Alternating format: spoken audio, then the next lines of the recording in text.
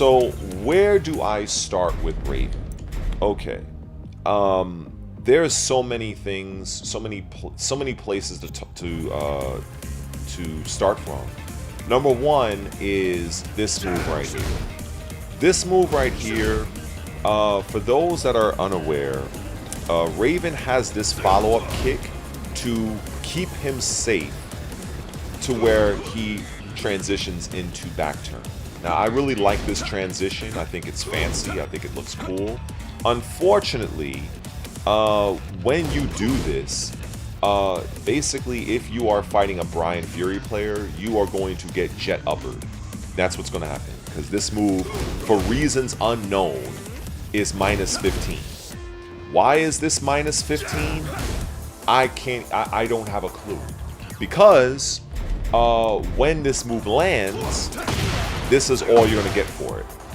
40 damage. That is what you have guaranteed, is this. Because you don't have enough time to really do much of anything else.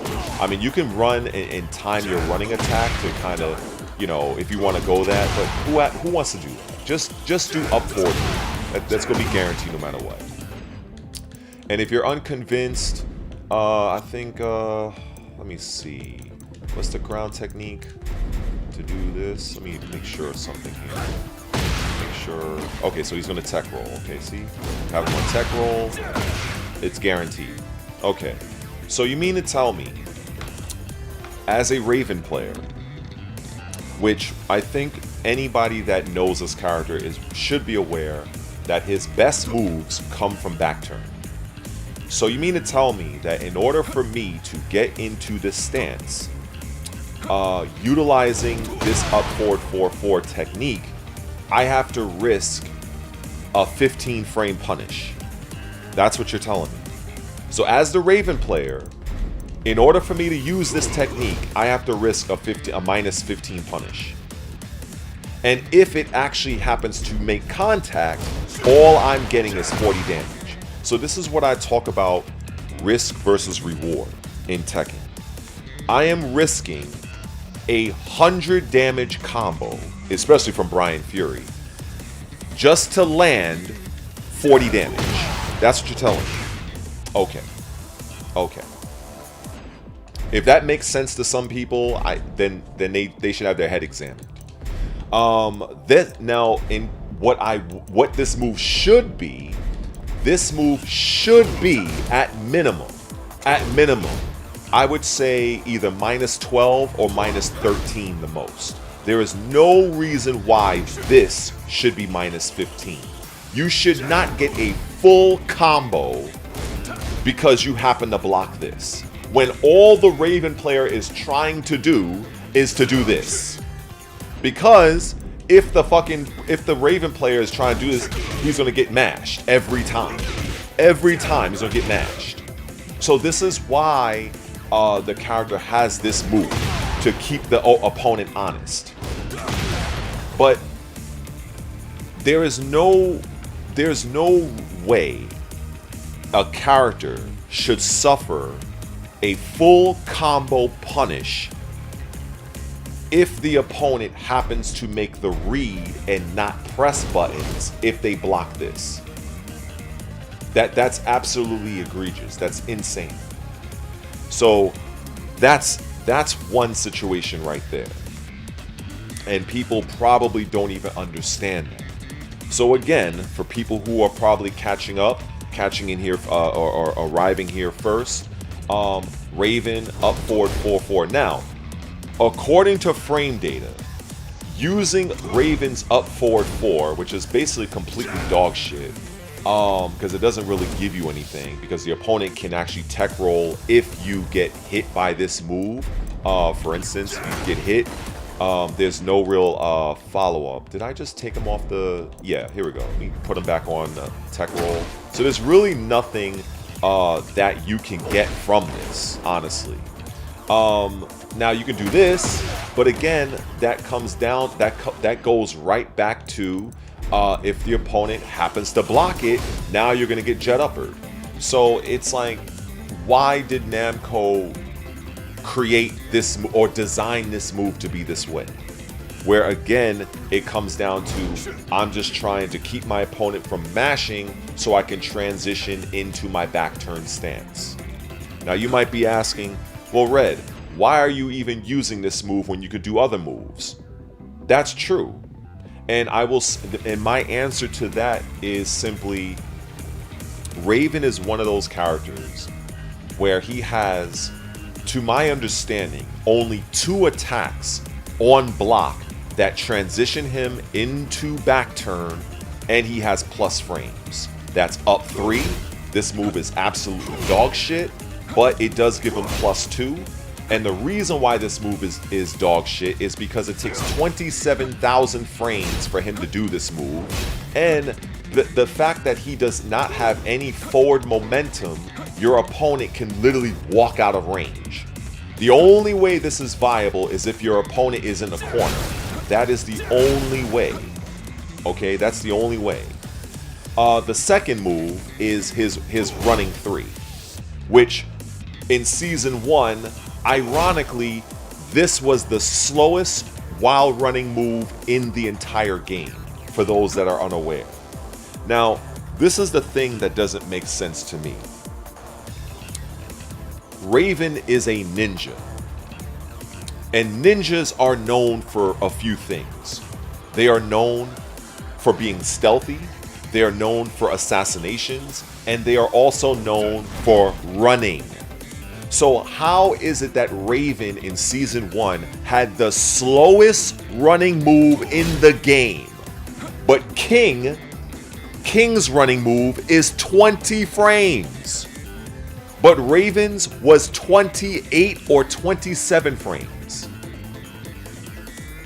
So now in this Season 2, they reduced it to now being 22 frames. As far as I'm concerned, this move is still not fast enough. For Raven, this move should honestly be below 20 frames.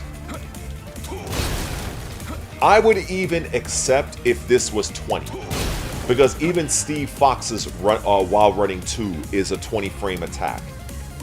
And the thing with Steve Fox is that when the move hits you, it's a heat engager, and Steve is actually +6. Raven is +4. So with Raven, the only real option you have from this is a G-Clef cannon, which if you want to risk that, you can go and do that, right? If they're gonna mash, that's pretty solid. I'll say that, right? It's -13 solid damage. Or you can just do this move, which is more preferable, because from here you have your other options, your 14 frame options. You know, if you want to do that, it's all guaranteed. For me personally, I think the best option is back 4/4, because it does 43 damage and you're still at +6. If you want to go for full damage, naturally you would do this. That will get you your most damage, especially if you're near the wall, which is also very good. You know, if you want to go and do that. But I'm the type of player, I would sacrifice damage to keep my opponent in a mix-up and be at plus frames. That's what I would prefer to do, because if you really look at this is doing 46 damage. So I'm only losing 3 points of damage. Now at this point, the situation has reset. This is the distance that we're gonna find ourselves in. Now what you could do this. Now if you notice, I had to pause it, you are +6 at this point. You're +6. At this range, you can threaten with Soul Zone type situations where you can do this, bop, bop, Soul Zone, and then now at this point, at this range, you can threaten with the slide, because at this range, the slide will be it won't be as punishable as if you were to do it up close. Up close, it's going to be -14. At this range around here, it's going to be about maybe, what is it? Probably like -12, if that. Let's see, about -12. Yep, -11, -12. So when you do get that particular situation I'll just run it back again. Oh, let me go this way. This, bop, bop, bop. Right. Now from here, if we set Brian to now block low, right here you see it's minus 12 from that situation. And that's only assuming if the Brian player or the opponent does not hold back to roll away. But even still, if they roll away, you're still going to be safe, because by the time the opponent can recover from the back roll, Raven will have recovered from his sweep or his slide. So you can do that. But I don't bother with any of that. If I'm in open space, I'm always going to do this to my opponent. I'm always going to do that. I'm going to get my 43 damage and my +6 advantage, and I'm going to mix up from there. But the whole point of that is to illustrate that Raven, the only moves he has that's going to put him in a plus frame situation on block is this, because he's +2, right? This, bop, bop, bop, he has that. Or this, bop, bop, or the running attack. That's it. Everything else that Raven has, in order to get plus frames for his back turn, you have to make direct contact on your opponent. That is what it is. There are other characters that do not have to go through that, because they have far better tools on block that will put them in that situation. Raven is not one of those characters. I make the suggestion where, one, his back 3, which is absolutely fucking stupid, in open field, in the neutral, this pushback should 100% be eliminated. Why is this move designed to give this level of pushback? It's beyond me. It's beyond me. It's almost, you're almost at the range of round 1 fight. In fact, it's even further, because, see, the reason why I use Brian here is because Brian doesn't really move. So if you look at distance from opponent, if you pay close attention to this number, you're going to see this number go from 2.00 all the way up to 2.05. If you pay close attention on your screen, I understand this is not a sexy video, but this is very informative. And again, I'm not responding to the chat right now because I'm trying to stay, I'm locked in on this. If you guys want to super chat, I'll appreciate it. I'll read the super chats after. But anyway, greetings to everybody. Now, so if you look at the distance here, it goes from 2.00 to 2.05, right? You notice this, right? You look at distance from opponent. Now, if I were to be up close to Brian and do back 3, look at the distance here. The distance now goes from 2.39 all the way up to 2.43. 44 actually. That's a very important distinction. So basically, that move pushes you further away than when you start round 1 fight. Now this move is +4. Okay, that's fine. +4 with Raven, I don't have a problem with. What I do have a problem with is why the idiot developers decided to give Raven this level of pushback. In fact, there was an old Lei Wulong move that I had the exact same issue with. It was called Twin Snakes with Lei. It was forward 1+2 with Lei, where Lei would do like two snake strikes. It was a high attack. It was literally +11, if you can believe that. But the pushback was even further than this. And the only way to effectively use that with Lei, as I found out, is I had to run it in the corner. And with Raven's Hades Heal, which is the name of this move, this is how you're really supposed to use it. Because in my opinion, this move should be, the way it operates in the corner is how it should operate here in open field. But instead, they give you this insane pushback, which doesn't do anything for you, because the only viable option you have to interrupt your opponent is down back 2. That's the only thing that's going to reliably reach your opponent. From here, standing 4 whiffs. From here, Let me see. Down forward, if you want to try to mix them up with that, let's just say if they happen to want to duck. If they're ducking, this is not going to reach. So that's ridiculous. So the thing is, if your opponent happens to be pressing buttons, however, now you can do certain things, right? But the only reason why that is making contact is because the opponent is pressing buttons and he is reducing the distance between the characters. That is the only reason why that is even working.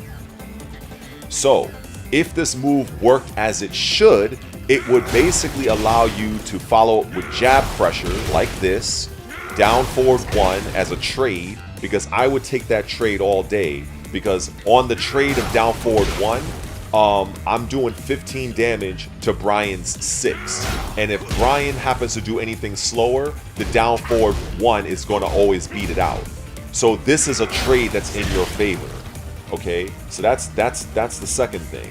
The next thing over here, I have standing 4-1, okay, which is an excellent move from Raven. That does 32 damage on counter hit, and I am also back turned at +7, which is insane for Raven. Okay.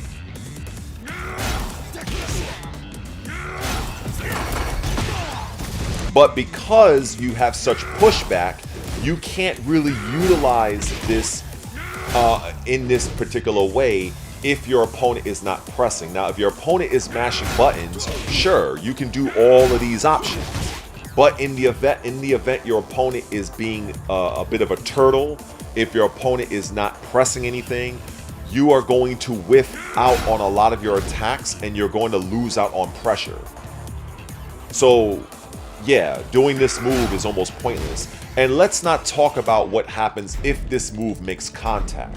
So, okay, so on contact, it does decent damage. It knocks you down. Now, you are at +15. +15, you can do certain things, right? As you can see, I have Brian set to tech roll. So you can land another one of these, which is decent if you want to go that route. And at that point, I believe you are +6. So you have enough time to kind of run up and follow up with a running attack or something of that nature if you so choose. Or you can go and do this. Now you're further away if that's what you want. If you want to, you know, not, if you're the type of player that wants to, you know, if you're the type of player that wants to be at a distance, you could just opt to do this instead. There are different options. You can play around with that. It's at your discretion.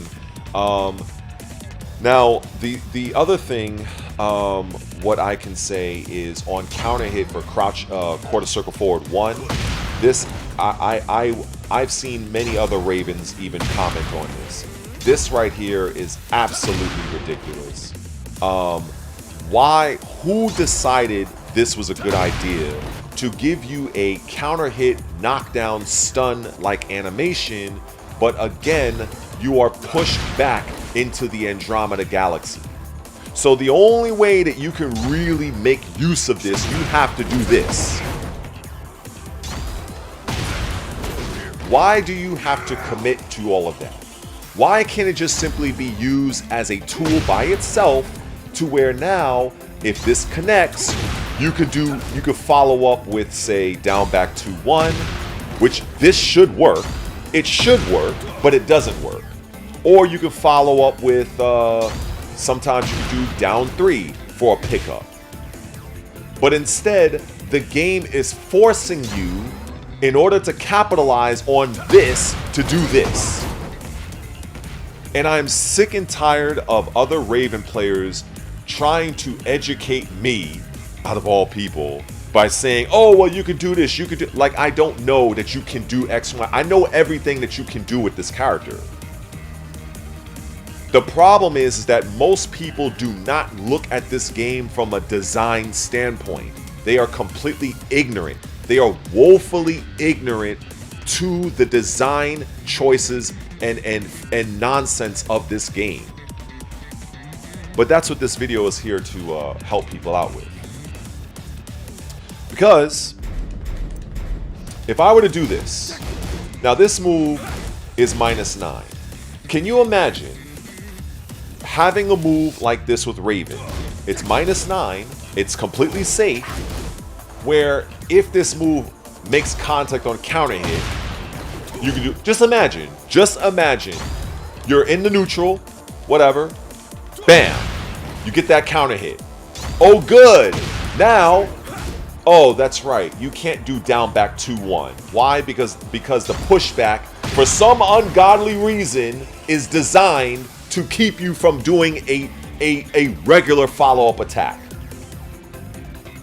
Now, if we were to juxtapose that with the other half of the roster, this same move that Raven is hitting you with, I can guarantee you another character will have a full combo opportunity from that situation without risking a 13-frame punish, because that's exactly, quite frankly, what you have to do. Now, of course, could you just do this? Could you just, come on, Red? Could you just do this? Sure you can. You can do this, right? Because this is safe. The problem is, as I'm going to demonstrate, let me see. I think I have him set up here. That's the problem. This right here. There's no way for you as the Raven player to truly know that you're going to get the counter hit to where you can follow up like that. And why is that? Because the Raven character cannot delay that move. For those of you that do not understand, I'm going to do this again. Because like I said, this is going to be a long-ass video. If you do this, in order to have a real combo follow-up, you as the Raven player has to commit to Soul Zone to where you're either going to do one, you're either going to do this, you're going to do that, or you're going to do this. Oh my god, this controller. Or whatever follow-up you want.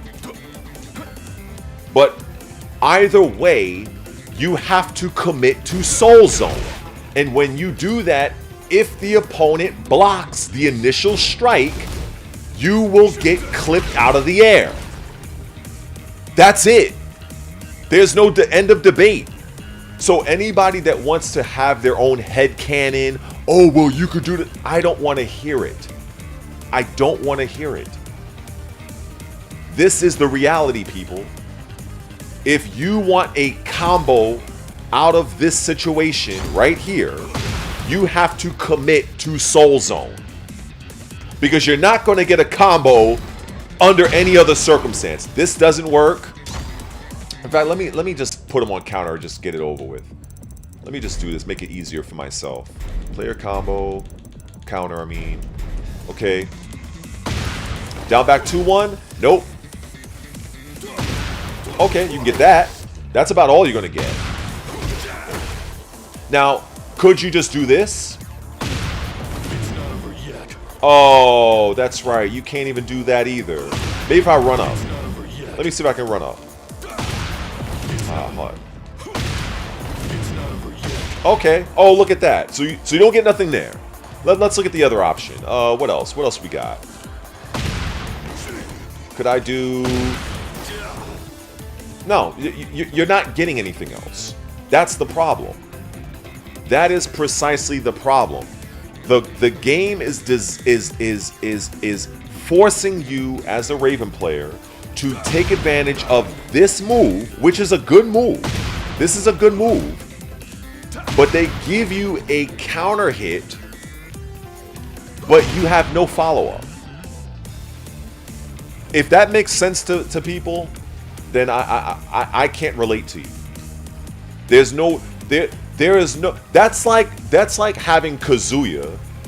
He lands a gut punch on you, down forward 2 with Kazuya, But because he made contact, he is pushed back so far that he can't effectively follow it with a combo. That's the thing. That is the thing. That's the thing. That's the thing. You're not going to follow with no viable combo. People don't understand. They don't understand.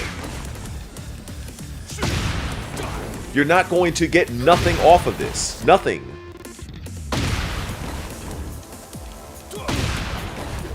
So I think I proved my point on that, and I will put a pin on that. So the solution is Namco, Nakatsu. I know this dumbass game is your vision, but please, for the love of God, eliminate the pushback. What is this flying gnat that keeps flying? Don't you hate when gnats are flying around you? It's fucking annoying. Eliminate the pushback on counter hit so that this is when this move lands, right? Let me see if I can kind of illustrate this. Actually, no. I got a better idea. Watch this. We're gonna go to photo mode, right? I want people to watch this. Here's the impact. Watch the impact. Now the move has made contact. Now look at how Brian Fury literally Akuma warps backwards. Watch this. Okay, made contact.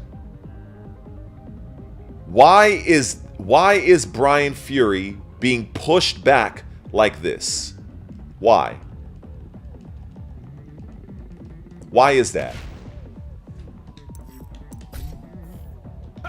There should be no pushback. It should have the same hit animation, but the character should fall right at least here, not all the way out here.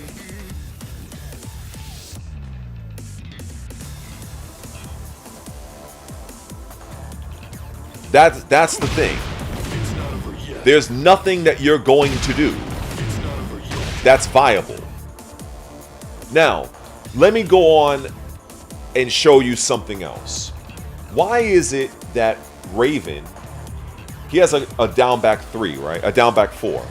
Why is it that on counter hit, no combo? No combo at all. So I have to burn my heat. I have to activate heat to make something happen here. That's what you're telling me. I have to burn heat to actually do something here.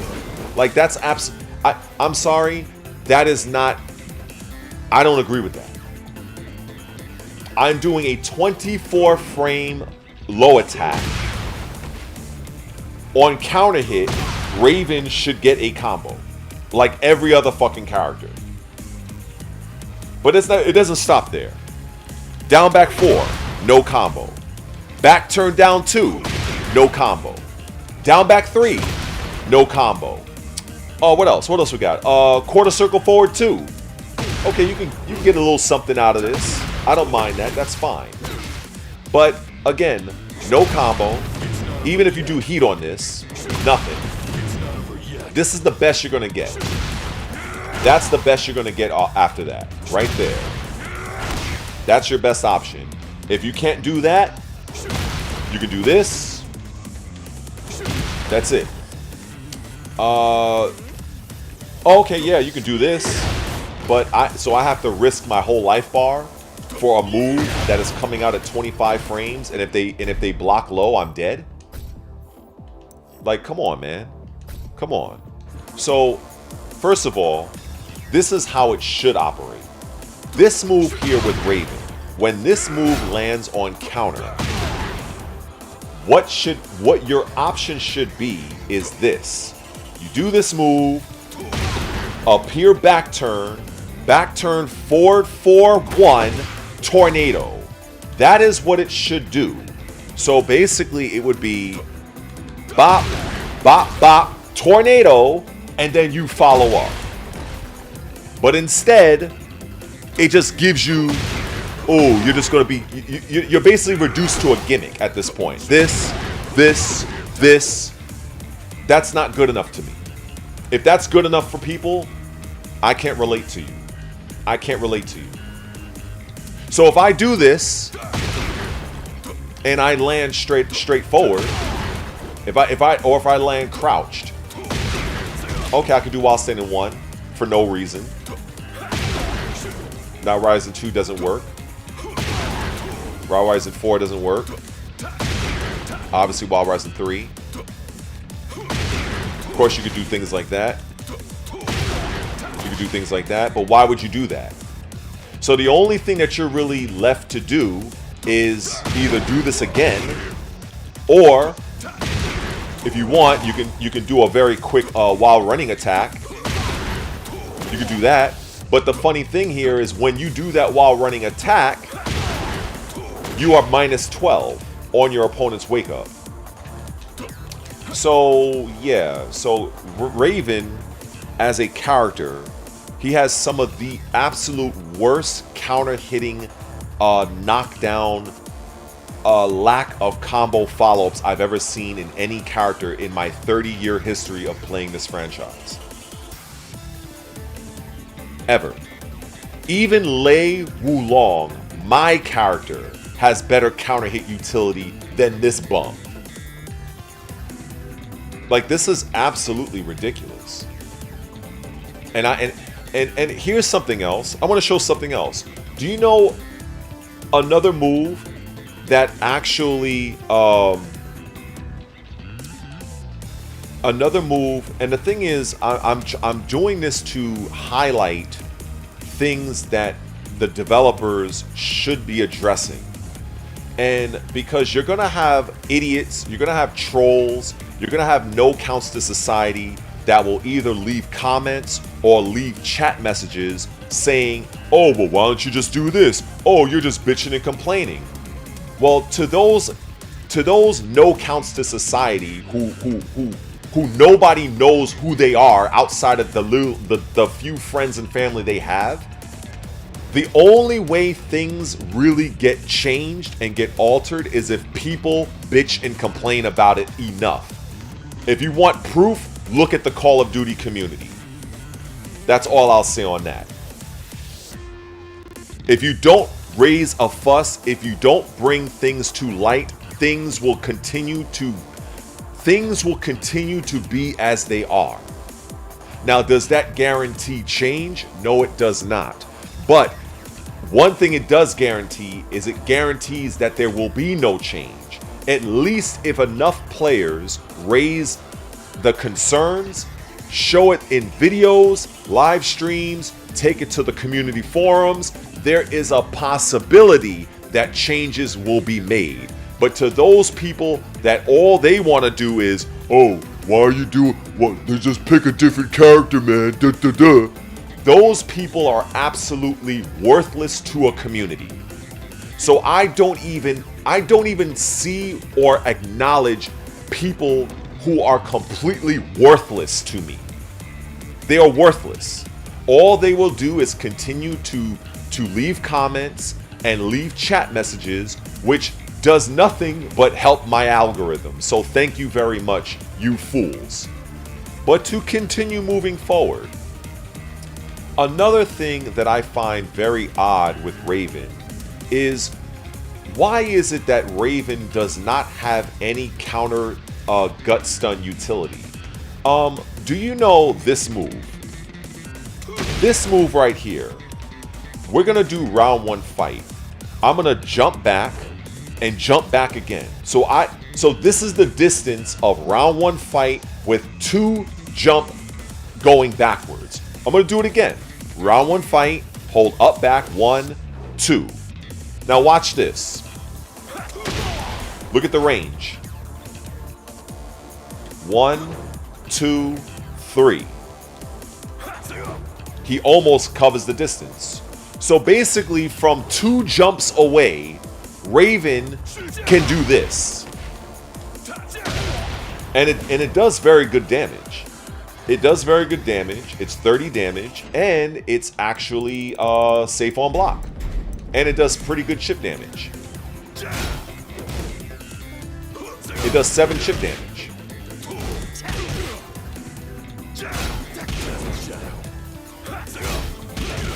The problem with this move, as I see it, is since you are risking, because this does take quite a while to come out, why is it that on, you know what I'm about to say, why is it on counter hit, if there was a move that should give a gut stun, it damn sure is a move like this. There is no reason why a move like this, if I'm running the risk to do this move and it lands on counter hit, I'm not talking about if the move, if you happen to mix your opponent up and they're ducking, because basically that's the whole point of the move, is to do this. I'm not talking about normal hit. I'm talking about counter hit. If this move lands on counter, you as a Raven player should get a crumple stun off of that. Why? Because you have other characters. I love doing this. You have characters like Brian that get a crumple stun for nothing. A 1-2-1 combination. Free crumple stun. Oh, and mind you, it's only -6, by the way, folks. So the Brian player can just run this ad nauseum. Oh, and also as a Brian player, you can literally delay this. Look at it. Full speed. Full speed. Full speed. Delayed. Delayed. Delayed. Brian Fury gets a full, unescapable crumple stun off of that. You cannot mash in between it. It is completely safe at -6. Oh, and that's not the only thing Brian can do. Brian can do this. Brian can do this.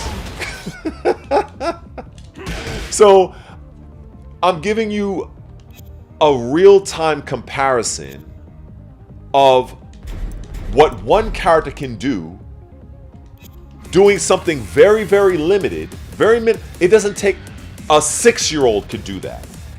But yet and still, we have a move that takes forever and a day to come out, but on counter hit, you can't give Raven a crumple stun similar to what I just shown from Brian Fury. This is, no, believe me, I have a lot more. I have a ton more. Like I said, this is going to be a extremely long video of me exposing this character. And rather exposing the horrible design decisions of this trash game. Because again, why is it let me put him back. Why is it with Brian Fury, he can literally run this all day. And if I happen to mash, I'm gonna lose. How much damage do you think a Brian Fury player? Ask yourselves this.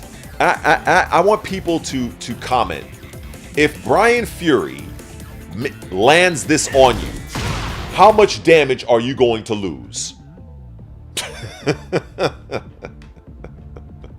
So literally, all the Brian player had to do was do 1-2-1.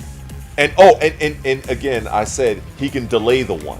So what that means is you're going to be in a situation against a Brian player where he can literally do this, right? He can do this, and you're not going to press nothing. Why?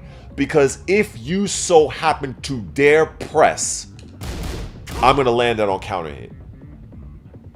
And I'm going to get you to respect this move. So it's going to allow me to just simply do 1-2-1, 1-2-1, 1-1-2. Oh, good. Now I'm going to do grabs. Okay. 1-1-2, 1-1-2-1. Counter hit. That's the fucking game. That's the game right there.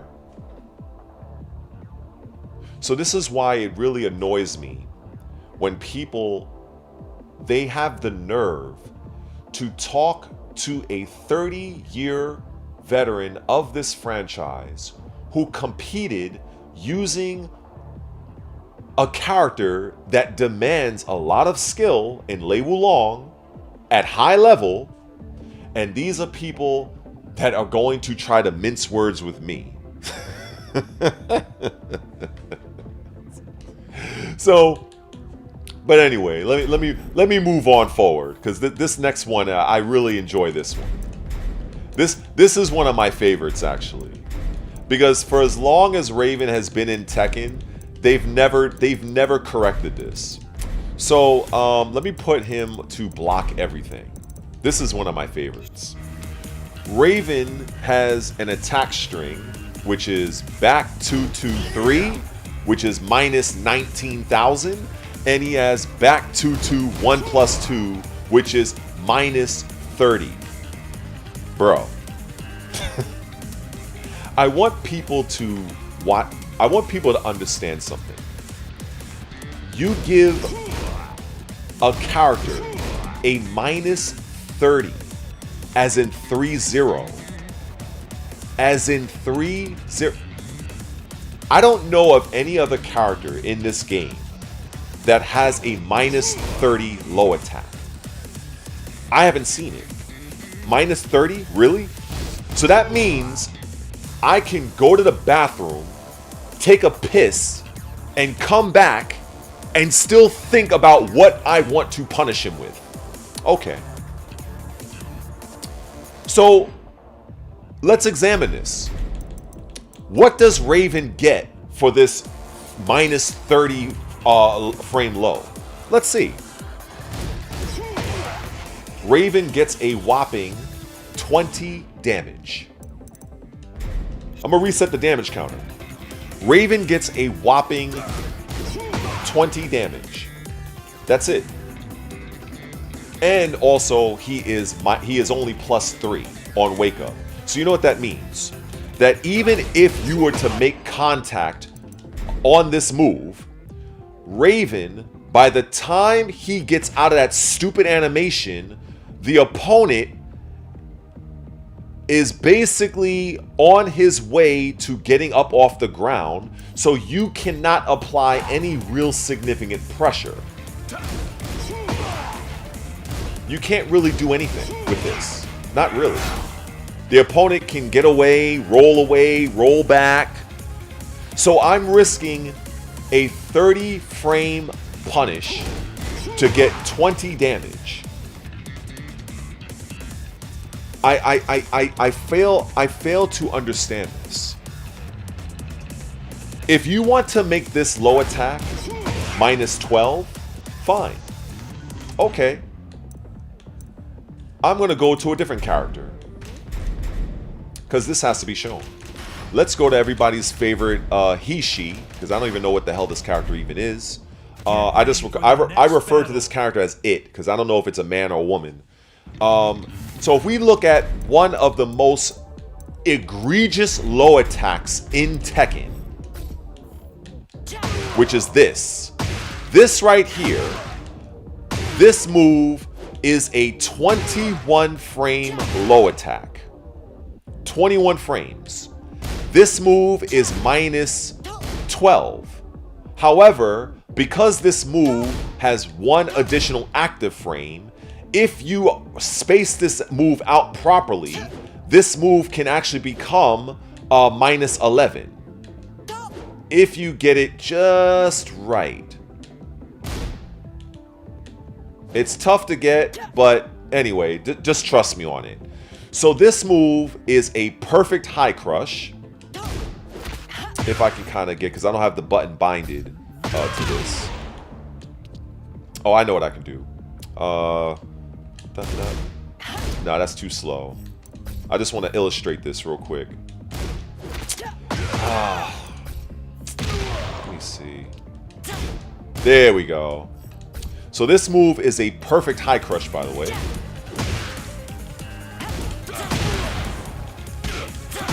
Okay. Now, this move, if you notice, at that point, the frame advantage is plus 21. Plus 21. So the Leo player can follow up with a variety of pressure mechanics or options. Now, I believe, if I'm not mistaken, I think on counter hit, hold up, I think you can actually follow up with a combo, if I'm not mistaken. Yep, you can follow up with a combo. So let me see if I get this straight for those people that might be watching. You give Leo a 21 frame perfect high crush attack that this character has access to at any point. The move is minus 12, or it can be minus 11. It's plus 5 on regular hit. Plus 5. So now the Leo player can do damn near whatever it wants. On counter hit, it knocks you down for 21 frames of animation. So if I were to go back to Raven, Raven's comes out at 20 frames. I only get plus 3. I only get plus 3. And on counter hit, if we do this on counter hit, hold on. So counter hit, same thing. The only difference is that this move does 24 damage. So I want to show somebody. I want to show something to somebody here. This move, 20 damage and 20 startup. You know what other move has the exact same copy and paste properties? This move. This move has the exact same properties as this move. This 20 damage and 20 startup frames. This 20 damage and 20 startup frames. Now, like I showed with Leo here, if you get this move on counter hit, you have yourself a full combo. Not a tornado, a full combo. But with Raven, see, I guess if I did have this as a video, I would kind of cut and edit all this. So with Raven, on counter hit, where's my combo? Where's my combo, Harada? Where's my combo? Where's mine? I can't combo. And I'm doing basically the same move. This move, like Leo's, is a perfect high crush. For demonstration purposes, I'll demonstrate just for the hell of it. Why not, right? Perfect high crush. Right? See, we're exposing this today. We're exposing it. See? Perfect high crush. Where's my combo? Where's my combo, Harada? Oh, that's right. All I can do is that. Okay, yeah. All I got is just another poke. But yet and still, going right back to good old the It character. If this character lands this on counter hit, it gets a full combo.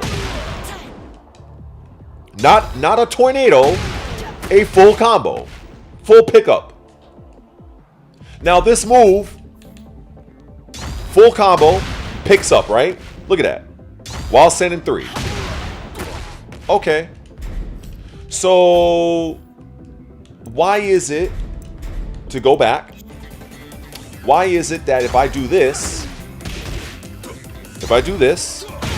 why doesn't that pick up? Why does this not pick up? Why? Why does that not pick up? I would love to know why. Because if I were to do, let me see.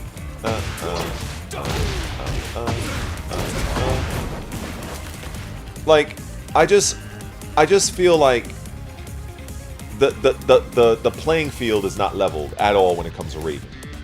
It's just not. And everything that I'm exposing here today is proof of that. So another move. Oh, actually no, I'm not even done yet with that. So how to fix this? First of all, this right there should be minus 12. That should be minus 12. Because Raven is not getting anything significant if you get hit by this. So why in God's green earth is a move that does not give you any real significant Oki options or additional pressure on wake up? Why is this move that only does 20 damage, 24 on counter hit, mind you, that's it, 24 damage on counter hit, why is this move minus 30? Why? Why is this move minus 30? This is why I say that most players that happen to be good at this game, you guys are good at mashing buttons, but you guys do not know how to analyze and break down the game from a design standpoint. I'm just calling it what it is. There's very few people that have my ability to do this. There's very few people. And sucks as that might be for some people's ego, it is what it is. There is no way this low should be minus 30. Impossible. If this move led to a 100 damage combo, I might be like, you know what? Maybe not minus 30, but I would say it may be launch punishable. I can accept that. But this is only giving me 20 damage. Okay, now let's look on the flip side. The mid option. The mid option is basically launch punishable. Both options are launchable. You're gonna die on both options for those that are unaware. So now this kick, I have the way I would look at this. I'm more inclined because I'm a very fair individual. I'm more inclined to keep this at minus 19. I don't like it, but I can see the argument. Why? Because the way this move works, I'm going to show you how this move works. Okay, so basically, for those unaware, this is like an old school Raven tactic. This move right here, back 2-2. This is one of the moves with Raven that you can delay like nobody's business. I think this is one of the moves that you can delay the most. Look at the delay. Show me a move, a string that has this level of delay. I'm delaying this almost to the very frame. Almost to the very frame. Now, this is minus 3 on block, so it's a very good string. The only part about this I don't like is that back 2 by itself is minus 14. I don't agree with that. I think that's really ridiculous. But it is what it is, fine. Now, if your opponent is pressing, that's going to be a counter hit, and that's guaranteed. So naturally, near the wall is where this really shines.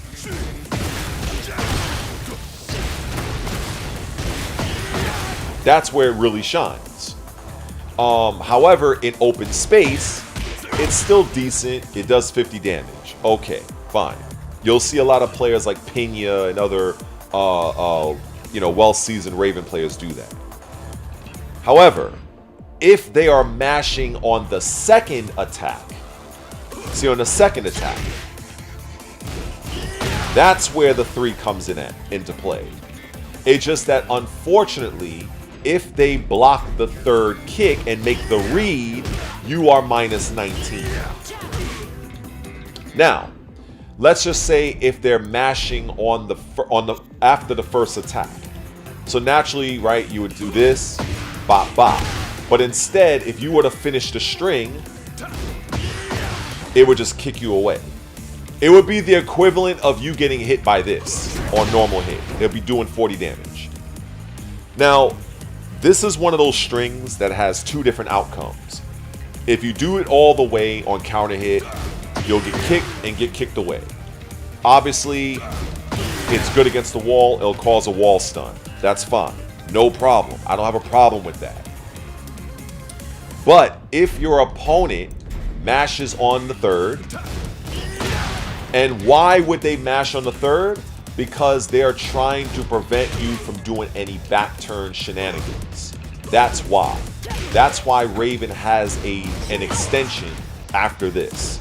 That's why he has that. Now, of course, you could just do stuff like this. You could do stuff like this. We all know that. However, though these can be baited out. These can be baited out, okay, by a seasoned player that understands the Raven matchup. So, if you want to be more aggressive, this is where you would add in the 3 to get yourself, you know, an extra bit of damage. That's where that comes into play. So, because on counter hit, you are getting yourself a free launcher, I don't mind so much that this move is minus 19,000. I don't mind it to a degree. In a perfect world, I would have both options not be launchable. But to be fair, I would be like, okay, fine, I will give you that. But no way in hell is this should be launch punishable. You don't give a character a string that ends with a mid or a low option and have both options be launch punishable. Bro, you don't do that. That's horrible game design. That is horrible. No, that's horrible character design. You don't do that. You don't do that. There's a very clear reason why Kazuya can mix you up with a hell sweep versus a forward 3. One option is safe and one option is launchable. You don't make both options launch punishable. Oh my god. It's just wild to me. It's wild. It's wild. You don't give both options launch punishable. Regardless of whether it doesn't matter what people think about what this move should do. It's irrelevant. It's irrelevant. The point is, both options should not be launchable. That is the point. That is the main point. Given the fact that this move only does 20 damage, that doesn't, no, that it shouldn't be that way at all. It should not be that way. So anyway, I think I spent enough time on this, so I'm going to move on. Now, another sequence of moves that I find really, really dumb is this. This move right here. Right here.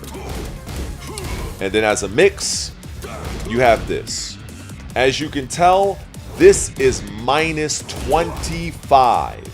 Why is this minus 25 on block? What does this move do?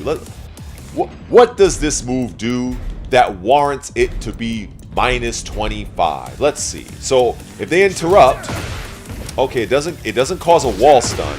Okay. Let's see. It only gives you +6 advantage. So really, the only thing that I found, I mean, let me see. You can kind of do that. I mean, I personally just like to do this. You know, that's my thing. That's what I do.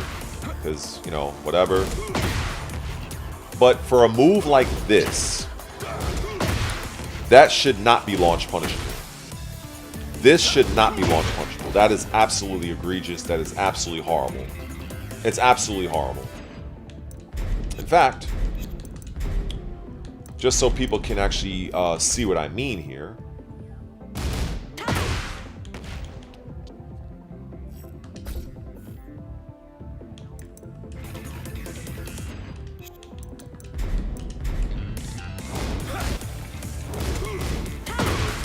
There's no reason why this should be launch punishable. Just like I said, this, well, depending on the hop kick, by the way, because some people's hop kicks have different ranges. But, yeah, there's no reason. In fact, hold up. Can its down forward 2 reach me? Let me see. Probably. Let me see. Yep. Oh, poor Raven. Poor Raven. Jesus Christ. Just to have fun here. Let's see. Oh, wait. I gotta do this. Oh, that's right. I forgot. I have to do it from a crouch position. There we go. All right, now we good. Yes. Yes.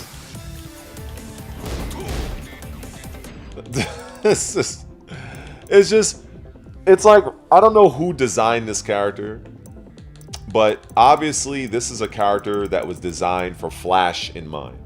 For Flash, just to be flashy. This character is poorly designed.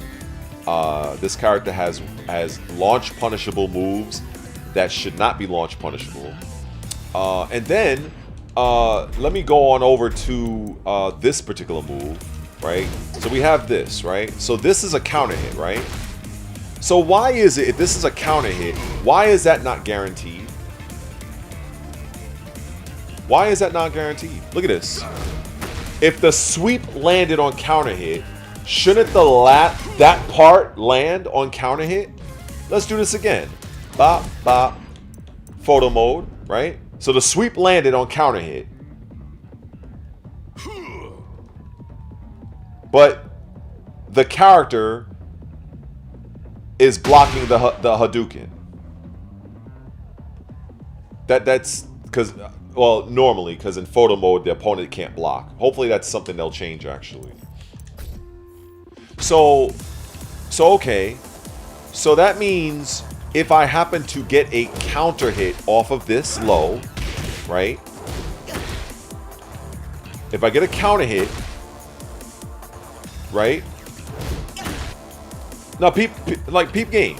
If I do a counter hit, why is this not guaranteed? And to make matters worse, I'm minus 13. Oh my god. Now, you might be saying, well, now this is how this should work. Here's an option from a seasoned Tekken veteran. Now, this on counter hit, you should have plus. It's one of two things. On counter hit, when this lands, that should follow up. So it should be a 2-hit string right there. Counter, and the 2 should be guaranteed. That's number 1. Number 2, if you were to just simply do this by itself, you should have at least some kind of plus frames. The fact that you are neutral here, I'm not a fan of that. I'm not a fan. And also, I'll even introduce this one. If you want, you mean to tell me they couldn't have Raven go back turn from here? Look at this. Watch the animation. I want people in the comment section watching this video to tell me that they truly cannot see this being a Raven back turn transition. I'm gonna put it in photo mode so you can see it frame by frame. Frame by frame. You mean to tell me that Raven can't just get up and end in back turn right from this point? To have an option to go back turn from that move? But instead, you're forced back into your default position. Now, if you were able to do this, let me show you how this could possibly look. And I would have no problem with this. If we were to give the lady boy here a while standing 4. Okay.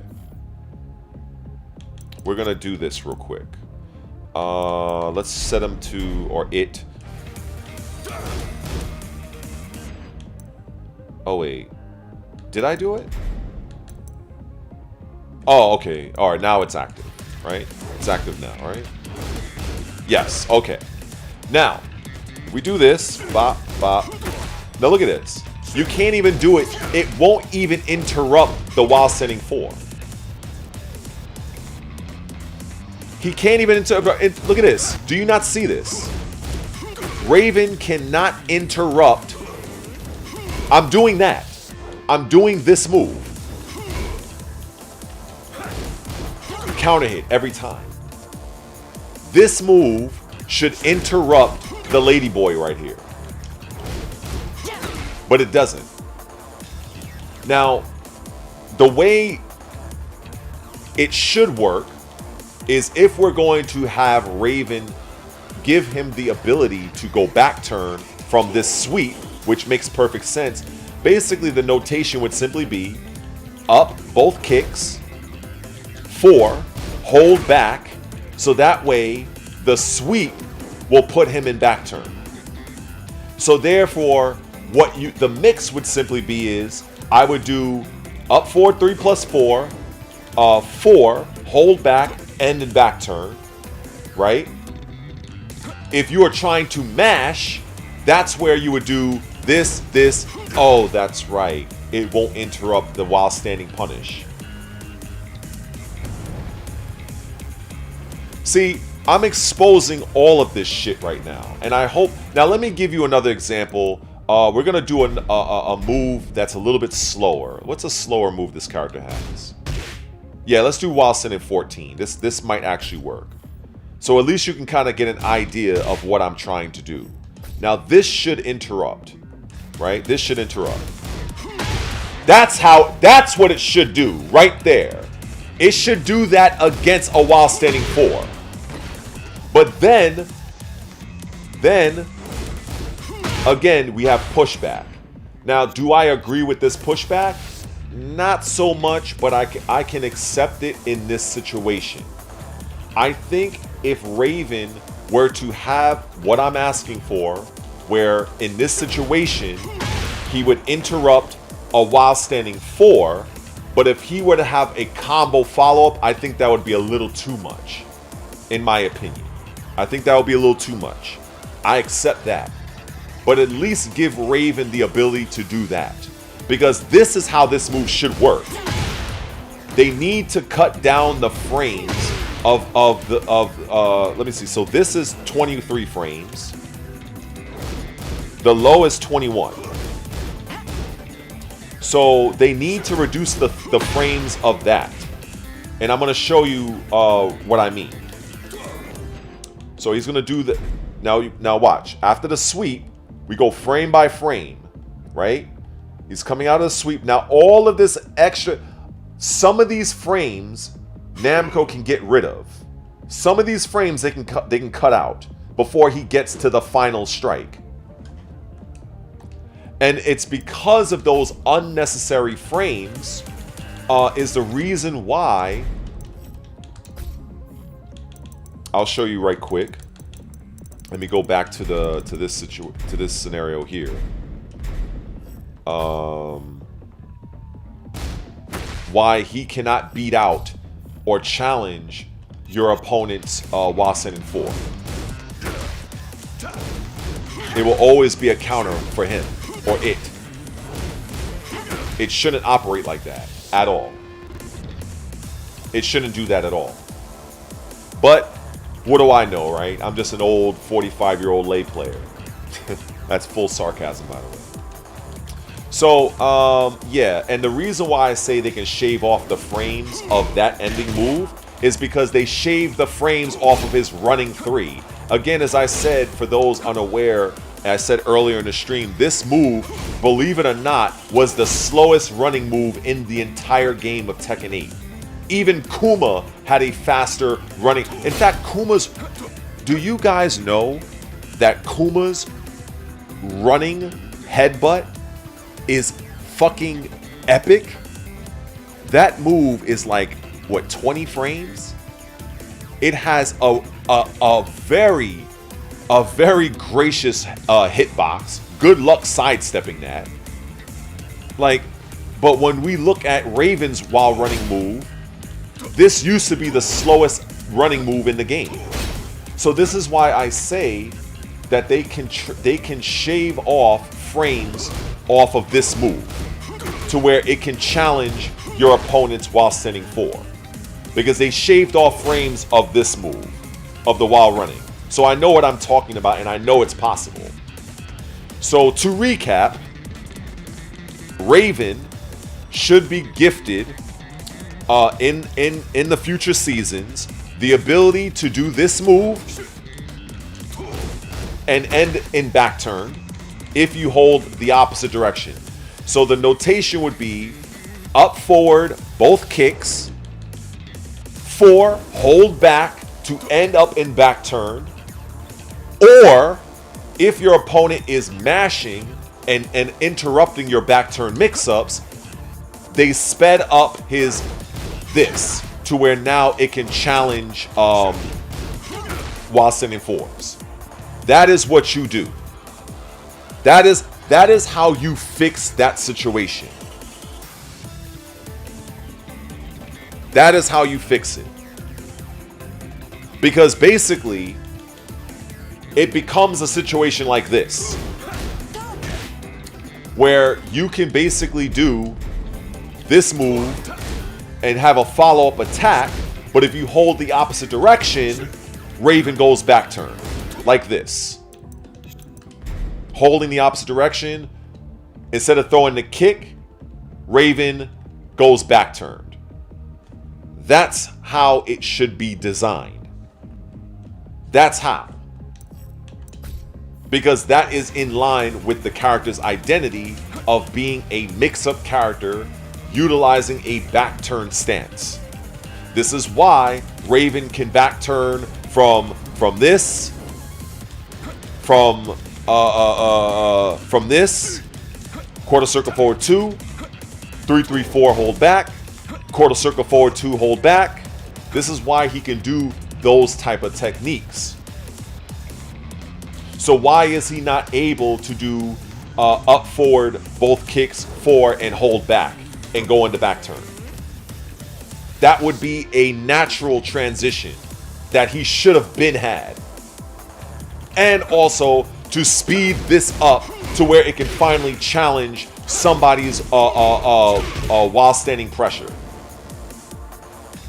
I don't mind this being a minus 13. It can still be the same frame. I don't mind that. Because it does decent damage. It does decent damage on its own. If we were to go and look at this one more time.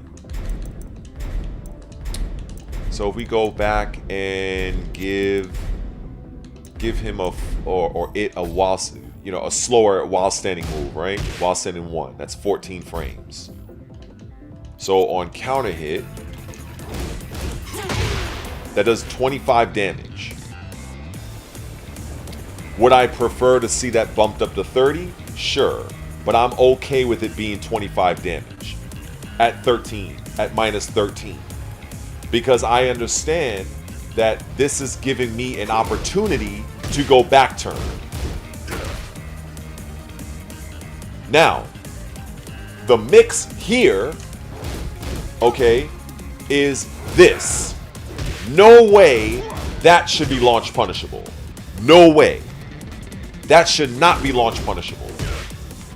At all. You should not get a launch because you block that. That's insane. That's insane. So there's a lot that I've covered so far, and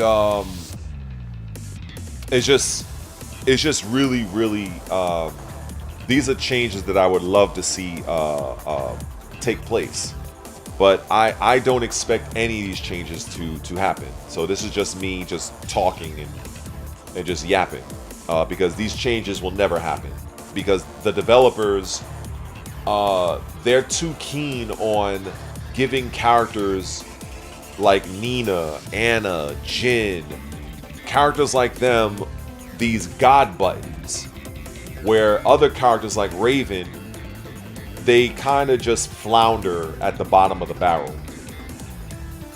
And it is what it is. It is what it is. It's sad. It's very unfortunate. It's very unfortunate. Very unfortunate. So yeah. So to kind of catch people up, so number one, let me take off the punishment. Number one, completely eliminate the pushback of back 3 on block. This is absolutely unnecessary and completely stupid.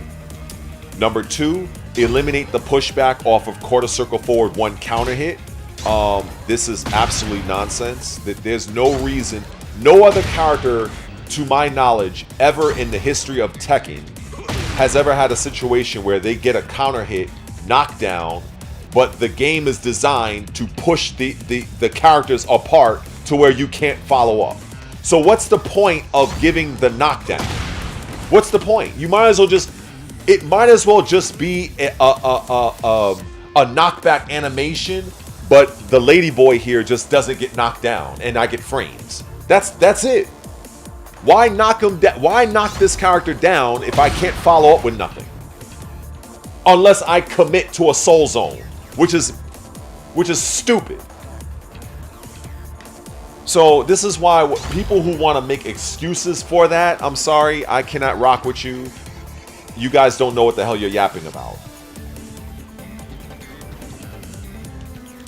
There's no reason why this should be pushed back, to preventing you from having a pickup of down back 2 or whatever move that picks up. It's absolutely ridiculous. Now, this is going to be my favorite section, because now we're going to move on to this. This worthless heat that this character has. This move that comes out at 18 frames. 18 frames! So let's see. There's you gotta forgive me, because Raven in Heat is such a joke as far as I'm concerned. And the way to fix this is actually very easy. So when Raven is in Heat, when you do one of these, I've shown this many times before. In fact, let's keep him in Heat, because I don't feel like activating and reactivating. Where is he at? Oh, where is it at? Player Heat. No, activate Heat, right? I think that's what it is. Sustain Heat, right? Okay. So if we're looking at a full stick of butter right here, right? So 1, 2, 3. Okay. So after that, that's it. Okay. This -3. Absolutely egregious. Make this bare minimum +1. I want to be able to pressure my opponent. What is the point? Isn't the point of this game aggression? That's number 1. So if the point of your game, Harada, Nakatsu, if the point of your game is aggression, and the further point of Heat is to make your character into a Super Saiyajin level character for a period of time, then why is it when I force my opponent to block one of these orange clones, why is it that my opponent can interrupt me? Why is it that my opponent can outpress me on my heat? Why is that? I want to know who in the Namco department thought of this. Now, you know what they want you to do. I'm going to show you what they want you to do. They want you to do this. They want you to do this. That's what they want you to do. They want you to further think after you main... So, let me see if I can explain this to people.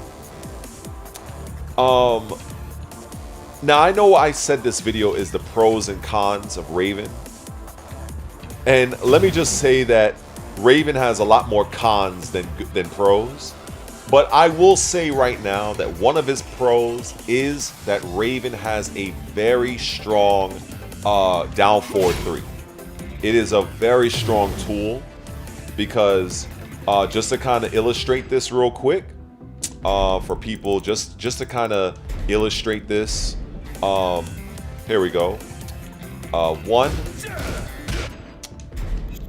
Oh, actually no, I gotta set it up to after the attack. So we got 1, counter hit, 1, 2, counter hit, down 3. Oh, well, he has to get hit by it. Down 3, counter hit, down back, down forward 1, counter hit. So I kind of like to go through them one by one. So 1, counter hit, 1, 2, counter hit, down forward 1, counter hit, down 3, counter hit, Soul Zone 3, counter hit. What's the other one I used to do? I used to do something else.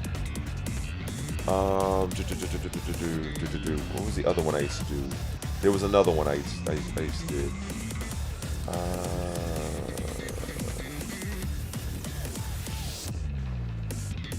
But anyway, it doesn't really matter. You get the point. So this is a very strong counter hit tool, and it's completely safe on block at -9.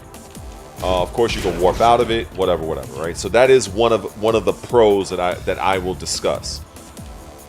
However, being forced to utilize this as a counter hit tool after you are in heat is absolutely ridiculous.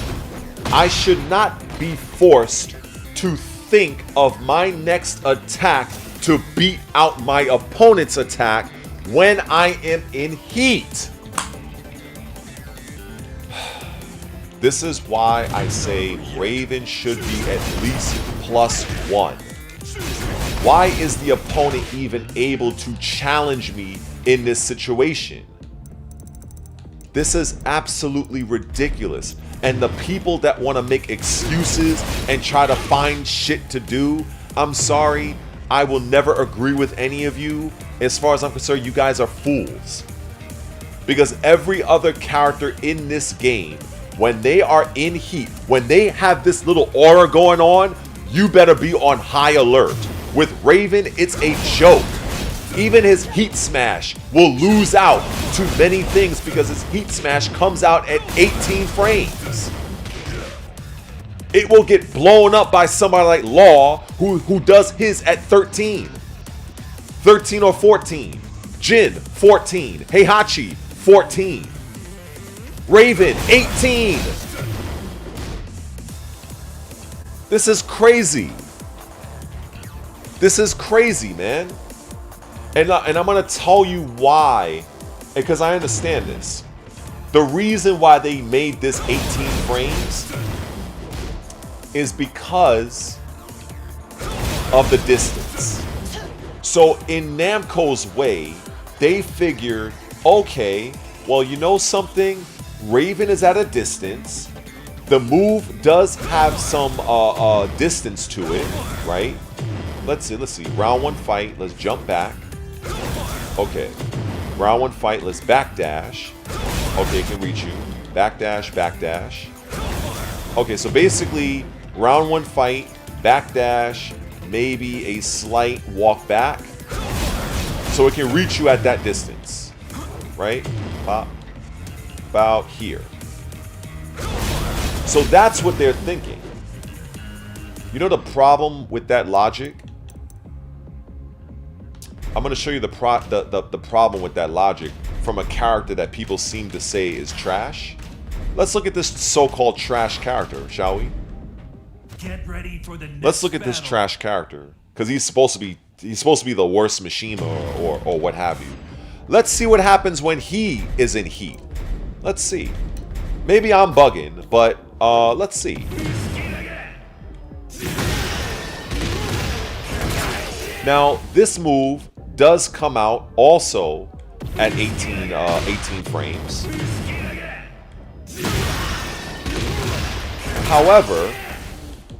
However, this is a much more effective move as far as I'm concerned. Much more effective move. But it just, sometimes as I try to break this down and I try to showcase the issues that Raven has, it's just really, really ridiculous. It's absolutely ridiculous. Raven has very poor counter hit combo ability. Raven has no unblockable grabs. Raven has no unblockable attacks like Steve or Heihachi or Feng Wei even has one. Raven does not have that. Raven does not have a generic hop kick that he can just rely on to get him out of pressure situations. He doesn't have any of that. He does not have a safe down forward 2 that he can just throw out like Law, Paul, or these other characters. He doesn't have that. He has this. And yeah, so when you block that, you are going to get hop kicked. If your character has a hop kick. Or you're probably just going to get electricked. If you're fighting a Mishima player that is pretty good. Let's see. Who should I put up? Let's put up Feng Wei, actually. Let's go Feng Wei. Get ready for the next battle. Now I want to show something else about now this is one. Now Feng Wei is a character that I do use. I am pretty proficient. I want people to understand that there's a difference between an attack and what it can do on hit, on block, frames, and so on. I won't say there's a difference, but I will say that there is something called utility. For instance, both Raven and Feng Wei, they both have standing 3-3. They both have standing 3-3, right? So I want to illustrate this. I want to illustrate something because I don't think people really recognize this. Okay. So 3-3, 3-3. Okay. I don't know how many people are aware of this. I don't think. I don't know if any people are aware of this. So Raven's 3-3 is mid-high. Feng Wei's is mid-high. You know what? I'm gonna ask the stream a question. And I want the stream to see if they can tell me what is the difference between Feng Wei's 3-3 and Raven's 3-3. I will wait to see if anybody can answer. And if nobody can answer, I guess I'll just continue on.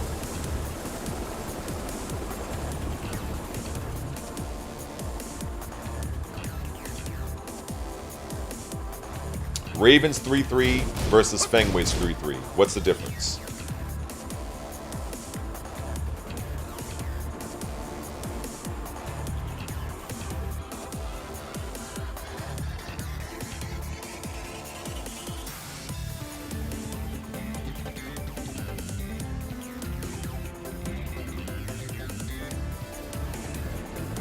I don't know what JEELL is. I don't know what that is.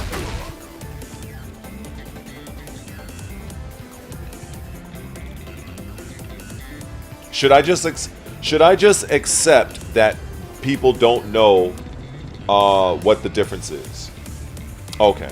All right, I got some answers. Okay. So I'm going to go back because I just wanted to ask this. Okay. So we're going to show, remember I said that there's a difference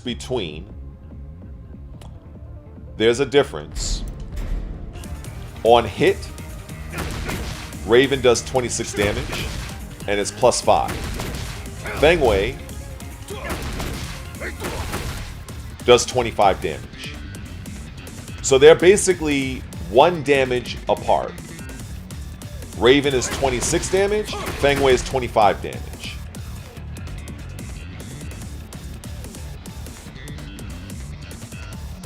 So I'm going to get to the point, but I want to establish this. So Raven 26 damage, Feng Wei 25 damage. +5, Feng Wei's is +2. So that's already a pretty sizable difference. Is that Raven's is +5 and Feng Wei's is +2. However, the main difference when it comes to utility, is that Feng Wei can delay his 3-3. Both have a 4 follow-up. So let me just, because I think some people may, let me just be clear with people. Feng Wei, 4-4-3, cancel. Raven, 4-4-3, cancel. There you go. Now that that's out of the way, before people start, oh, well, he can go back turn. They both can go back turn, and they can both cancel their back turn. We get it. The difference is that Feng Wei can delay his 3-3-3, 3-3, 3-3. Raven cannot delay his standing 3-3. That is the main utility difference, is that Raven cannot delay his standing 3. Raven has to commit.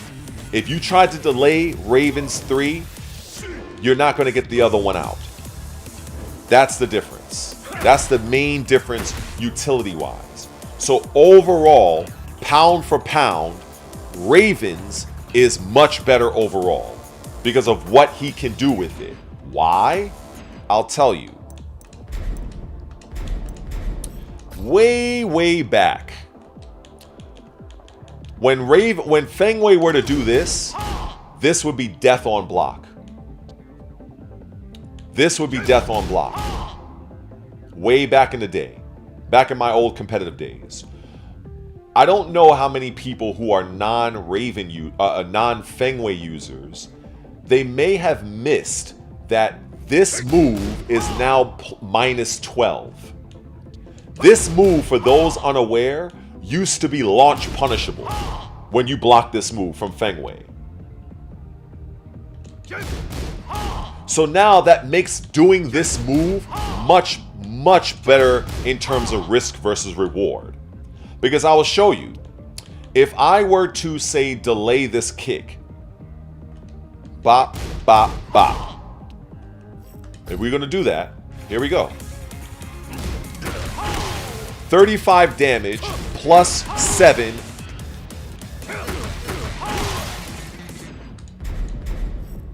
And given the fact that it's a low attack, the best thing that you could really do is low parry. And in this game, when you low parry, every attack that you do after that is heavily scaled.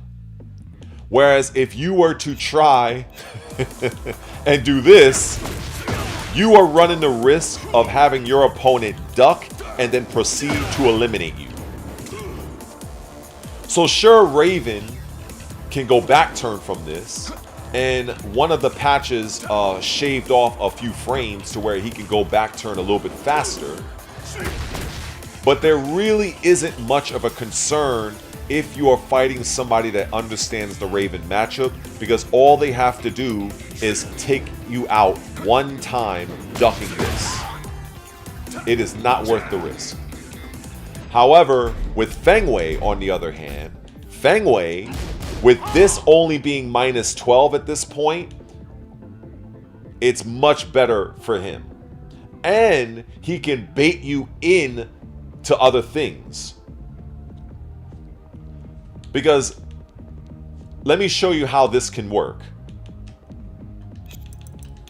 I'm giving you guys fucking gems right here. In fact, let me just put it on Feng Wei here. It's important for you to actually recognize this. Get ready for the next battle. I'm actually mad I'm giving this away for free. But it's all good. So we're going to give Raven something to mash. Okay. A lot of people really don't understand how good this is. Not even Joker himself, or whoever is the top Raven Feng Wei players. So, this move here. Now, this move says minus 11. However, this move has a very good range. If I were to do round 1 start and walk back just a little bit, it'll still connect. It'll still connect. Look at this. Look at that range. Does anybody know that? Do you see this fucking range? So essentially, a Feng Wei player can essentially do this.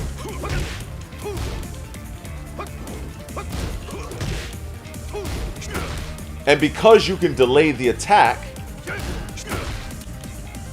the high will come out and snuff out the jab. And then that's going to be guaranteed because you can delay each strike. I want to show this. Pay close attention. Watch what I'm about to do right now. This is full speed. 3-3-4. 3-3-4. Now let me take him off punishment. I'm going to delay each strike. 3, 3, 4. 3, 3, 3, 3, 4. 3, 3, 4. Oh, canceled. Now back turn grab. Oh, that's right. Wasn't Raven able to have a back turn grab?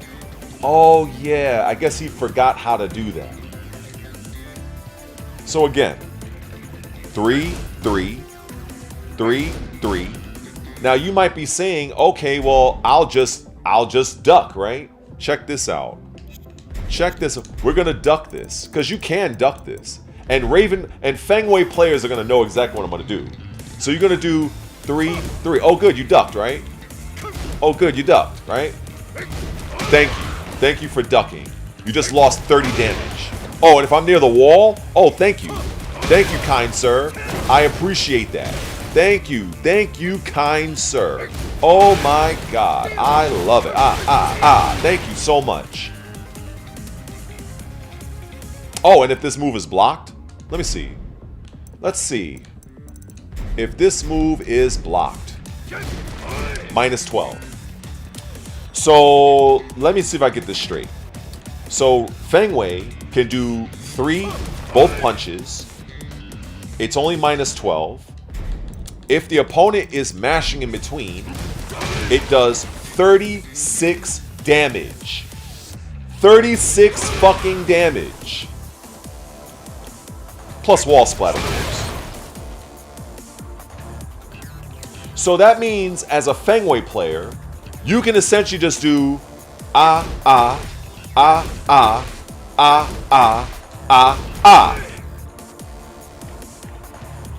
Can you run that game with Raven? No, you cannot. Should you be able to?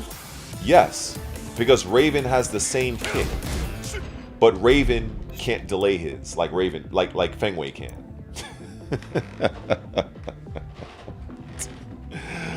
Oh my goodness. And I haven't even gotten into this part here where Feng Wei can just charge it up. So where now you have to be concerned, is he going to charge it or is he just going to let it go? Or is it going to... And he don't even have to do that. He can just do standing 3. And as I shown, look at the pushback. Look at the distance of this move. So if you try to punish... Oh good, high crush. Oh good, high crush. Oh good, sidestep 4. What else we got? Oh good, counter. Thank you very much. Oh good, another counter. If I time it right. Hold on. If I get it. Oh good. The fuck out of here, man.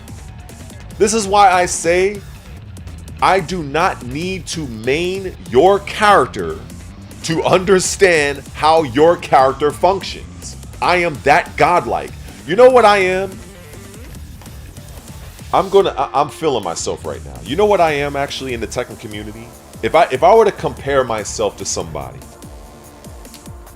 I may not be Goku, I may not be Gohan, but you know who I am actually? I'm like Piccolo. Because Piccolo always has a plan. Piccolo is arguably the smartest of everybody. He finds ways around things. If Piccolo had Goku's power, he would be a broken character. So I'm basically Piccolo.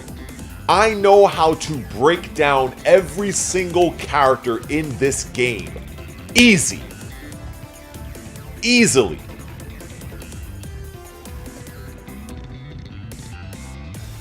I challenge anybody to find me a content creator that can break down things like this to this degree. Anybody.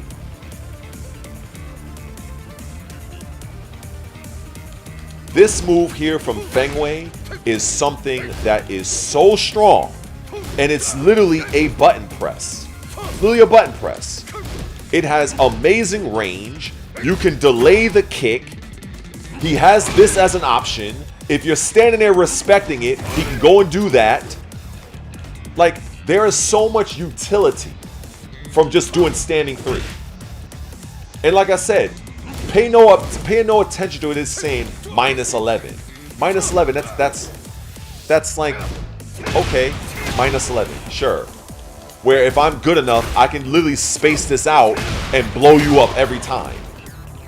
I can literally space you out. I can do standing 3, bam, bop, bop, bop, bop, bop, bop, bop, bop, bop, bop, bop, bop, bop. Like, Raven does not have shit like that.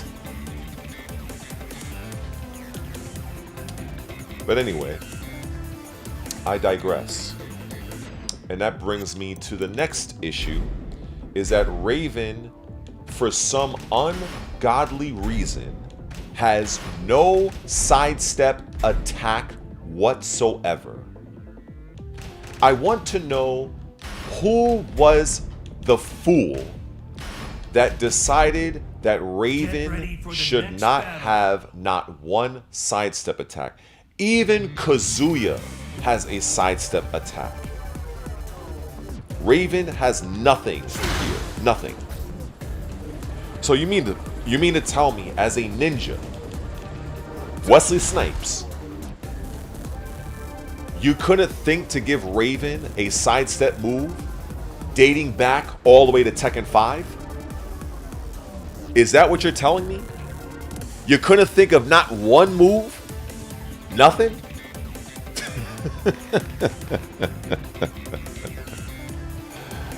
Oh my goodness. This is insane. So as I just illustrated, Feng Wei has a vastly superior standing 3-3.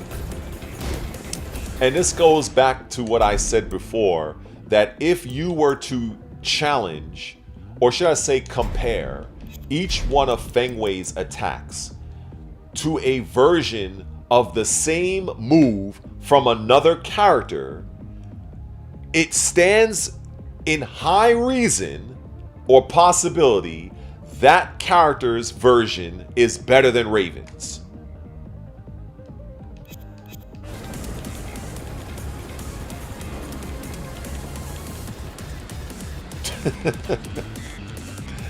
So you think, okay, you know what? Tekken 6 you said, right? You know the good thing about this stream, Mr. Finns, is I can do this. Let's see.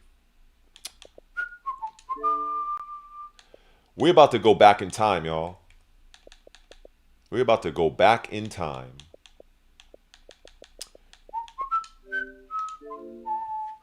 We're about to go back in time right now.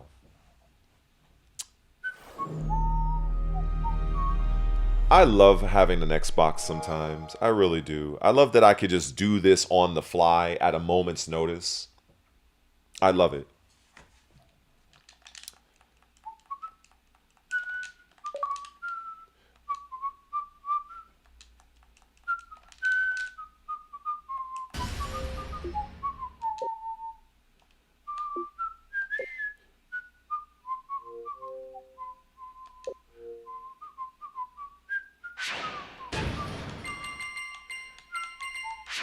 Ah, yes. I get to see Lei on the screen. Let's see. Where was this guy? Oh, here he is. Okay. Let's put my character on the screen.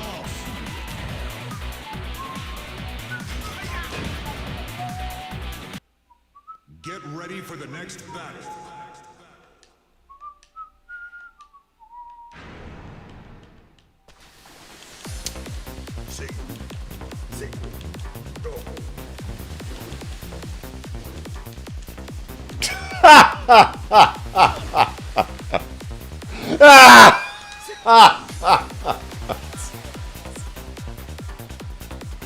Sidestep 3.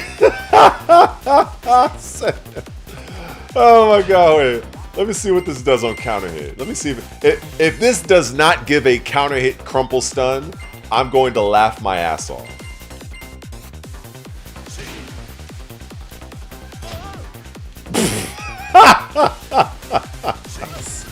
Oh wow!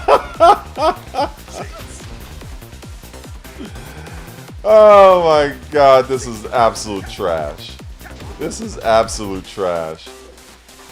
This is, oh my god, this is absolute trash. Oh, we got Aqua Spider way back in the day, 20 years ago. Oh my god, this is awful. Oh my god, that move is absolute trash. I forgot how trash these moves were. Oh my good god almighty. Good god almighty. Oh my god. Hold on, hold on, hold on. Hold on.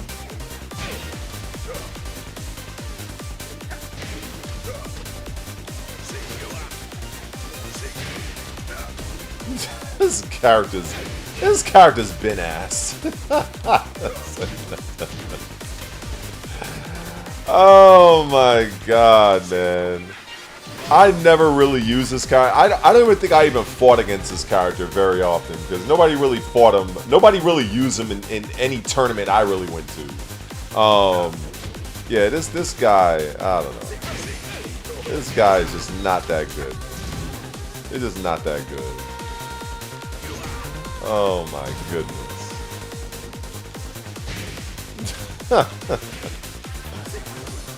Oh my god.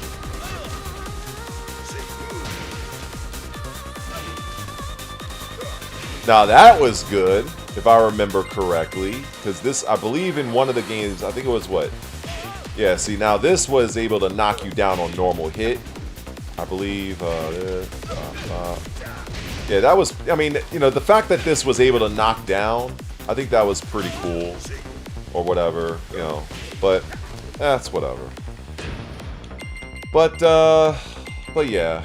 Anyway, getting back, we're gonna go ahead in time by like 15 to 20 years, like right now. I love quick resume for Xbox. I think it's one of the best things ever. All right.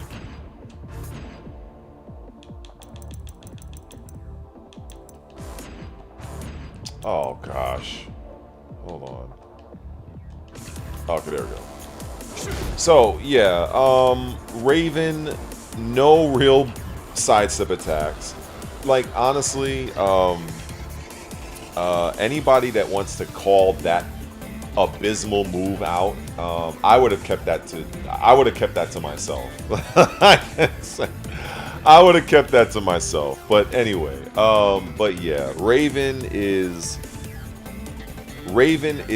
a dog shit character. He's a trash character in this game, and yeah.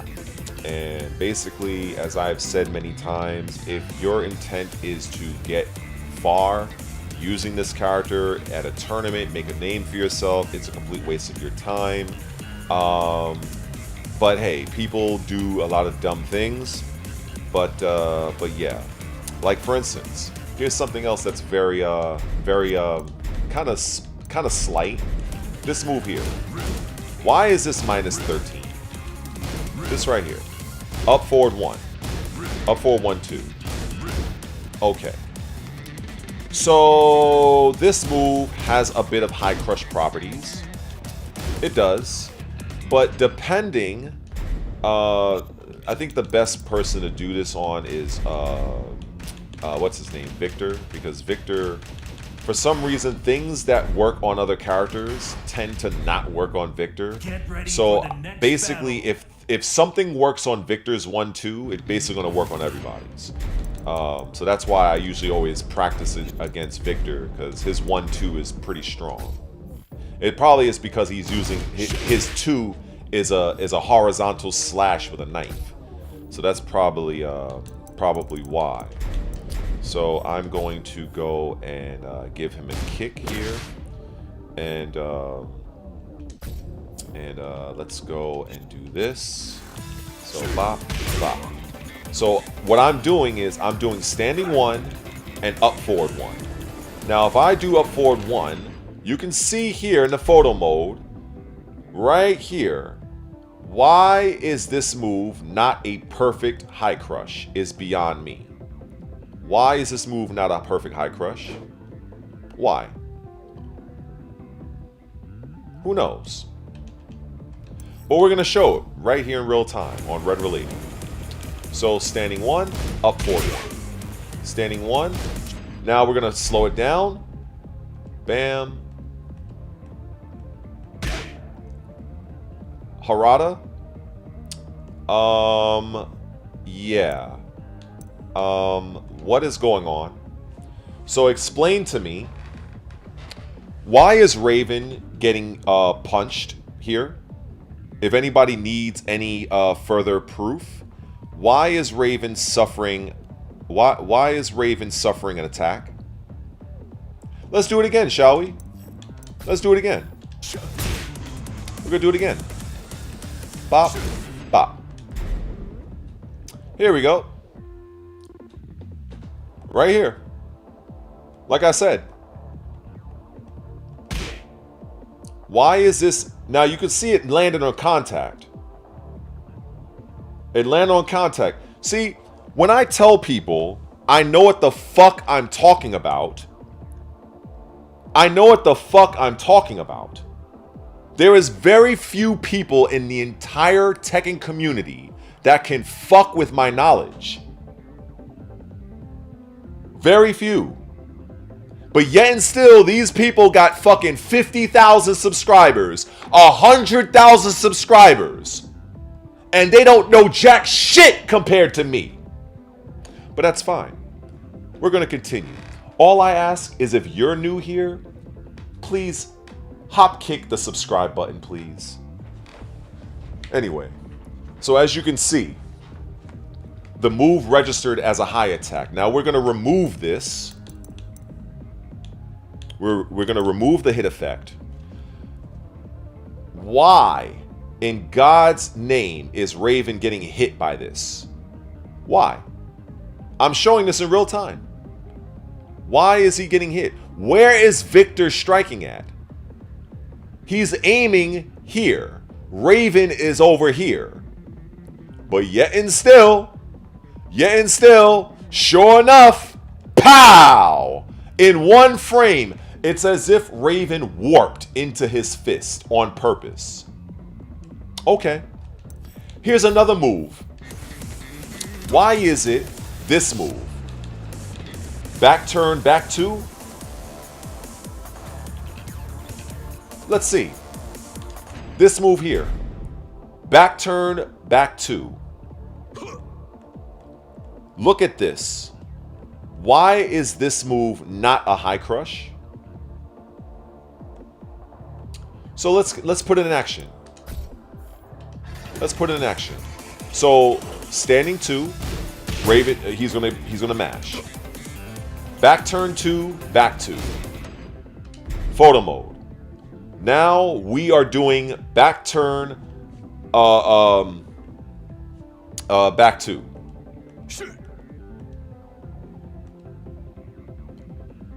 You mean there is no way that this should not be a high crush? Let's watch. And there you have it, folks. Another piss poor, horribly mechanically designed game that, for reasons unknown, this move is not a high crush. Why? Who the hell knows? Who the hell knows?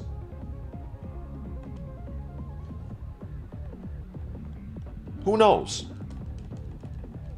So I just find this so egregious, because what would happen if this was a high crush is, since Namco decided to remove this, let me show you what I mean. In season 1, the mix-up for back turn off of 16 frames.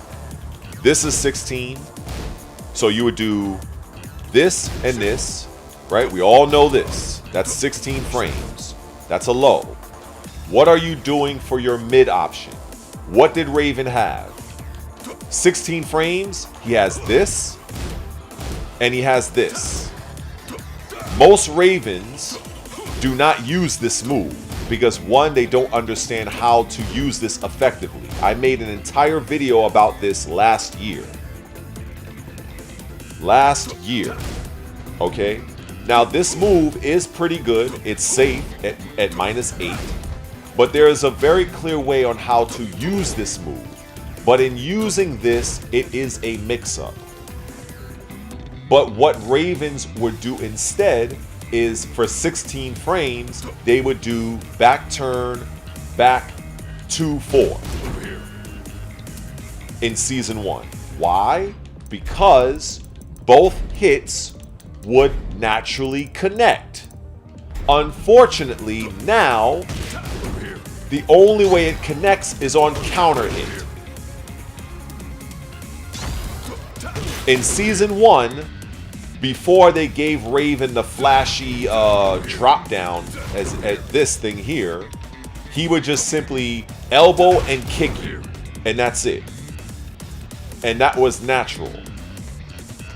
So that made the mix between this and this worthwhile doing, because at least you would have I would show you, let me reset the damage counter. So with Raven, the low 16 frame option, you would have 28 damage for the low option. Let me reset that. And for the mid option, well, I have to put him on counter hit. You would have 33 damage, which in Tekken Season 1, Tekken 8, I believe it was 30. So you would have 30 damage from this and 28 damage from that. That was the mix. That was the mix. However, in Season 2, they made it to where now you would get hit by this. So let's say if I have this guy to duck, because that's a real world situation, because they're trying to avoid this, right? They're trying to avoid that. Okay, well now they get hit by this, they block the kick.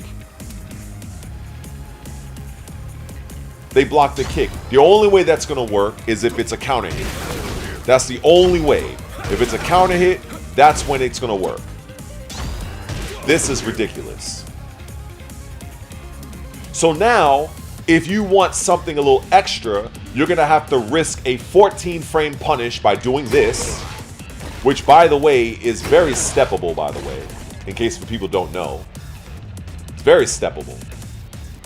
This right here, you can sidestep this very easily, and you'll have Raven's entire back. And it's minus 14. It's better. I don't mind it being minus 14, because before it was like minus 20 million on block. But you're going to have to mix that in, because if you want to maximize your damage beyond just doing this, this is only going to give you 14 damage. So that means all of the mix-ups between this, mix-up mid, that's all you're getting. That's it. What I would do is I would change this to go back to Season 1 to where this is a natural combo. To where now you're dealing with this. Because now if this connects, you're +5 coming back into Soul Zone, and which will allow you to do things like this. You will then be able to access up to 5 frame attacks with Raven after this. So it would look like this,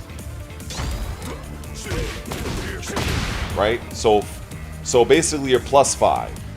So basically 5 frames. 15. What's a 15 frame move he has? Oh, okay, he has that. Now that will trade. This will trade. Bop, bop, trade. And then with it trading, you're at +40.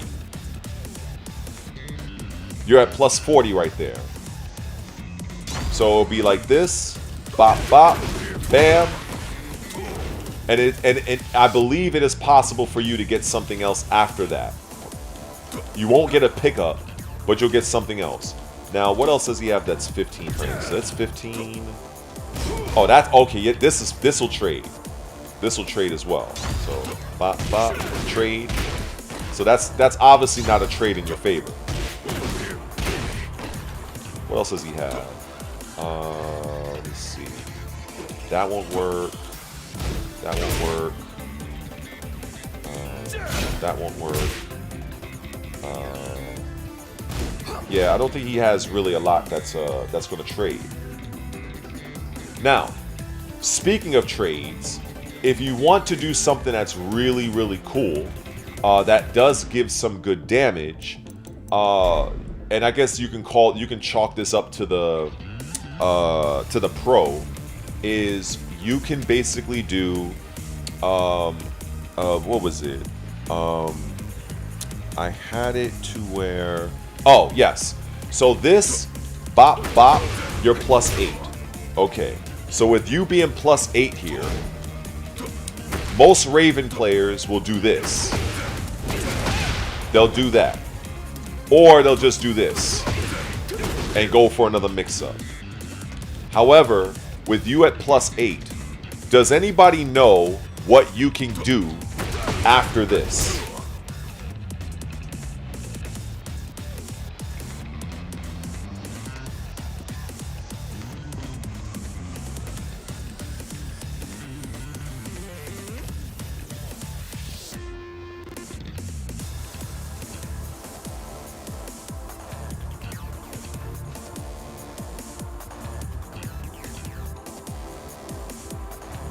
I guess I'll just show it. So, to really maximize things from a trade standpoint, with Raven, what you can do is you can do this. Bop, bop. That'll cause you a trade. So you can do Soul Zone 2, which will be a trade at 15 frames. At that point, what you could do is this. That's all guaranteed. That's all guaranteed. So it'll reset the damage counter.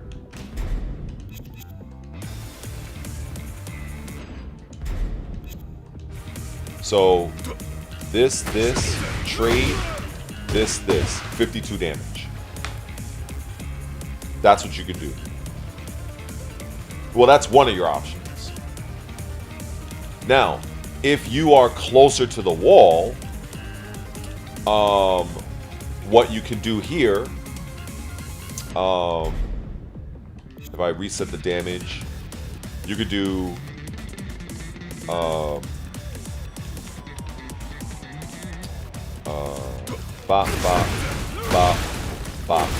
57 damage and plus 6 while back turn. Or you could do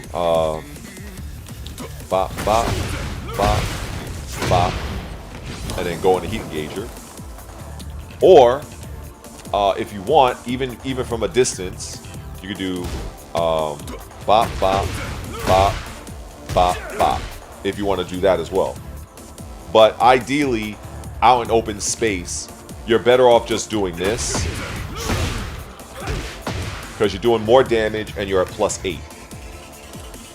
Now, you can't do this because you're too far. That would be really strong if you could do that.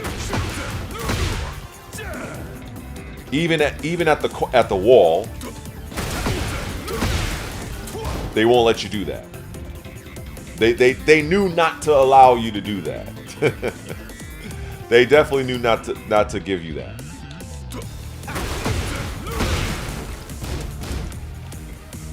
But definitely, for me, some characters, the back 4/4 will work. Some characters, but at the wall, I am definitely doing this because I want my plus frames and I'm getting 57 damage. You're not going to see many Ravens do that. Hell, I don't even think many Ravens even know this shit. But if they're watching this live stream, they know it now. Another thing is if you want,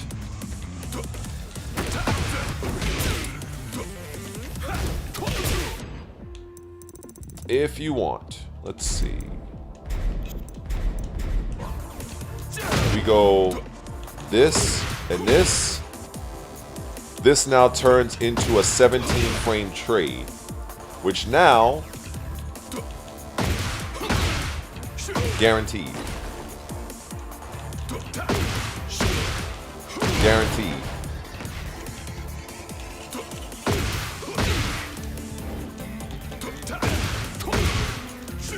I'm trying to do this one's a little more annoying to do. I'm trying to do that. This will work, but it's a 1 frame timing.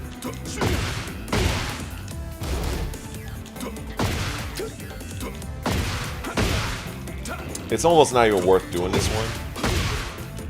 Yeah, it's not really worth it. You have to do 1 frame and yeah, it's not worth it, honestly. You might as well just do this.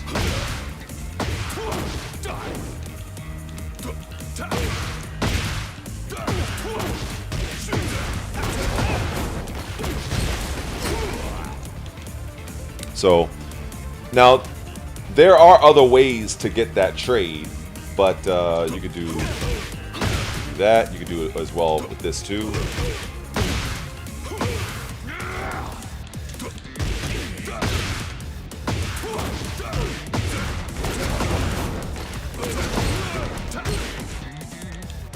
Like I said, man, there is very little that I don't know about this character, and it's funny that this is not even my main character. But, you know, this is why I laugh at people in my comment section that try to dictate to me something about Raven. I'm like, you guys have no fucking earthly clue what I know. Like, it's funny to me. It's really funny to me. If I cared about this game more, I would probably be at a higher rank. But since I kind of stopped giving a damn about ranked, given the fact that I've done Tekken ranked in Tekken 6, Tekken 7, Tekken Tag Tournament 2, and so I'm kind of over the whole ranking thing. I've been there, done that. I've been there and done that. But at the end of the day, people just, you know, they will say what they gotta say, and that's what it is. This character, Raven, he needs some work. And there are moves that Raven should be able to transition into back turn. So now I'm going to demonstrate something that I have not done live ever. So one of the things is this move here. This move here has a ton of utility, but it's up to the Raven player to take advantage. So what I'm going to do, I'm going to showcase all of the scenarios that I know of right now, live.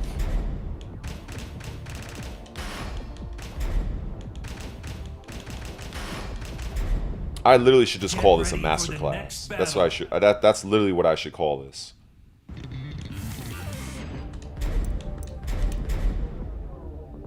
Yes, continue to take notes. Now, with this, I'm gonna show a few different scenarios. So I have to set everything up, and I'm gonna explain because I made a video about this last year. So we have, let's see. I think it was, let me see if I can remember. It was, I screwed up the recording. So we got this, right?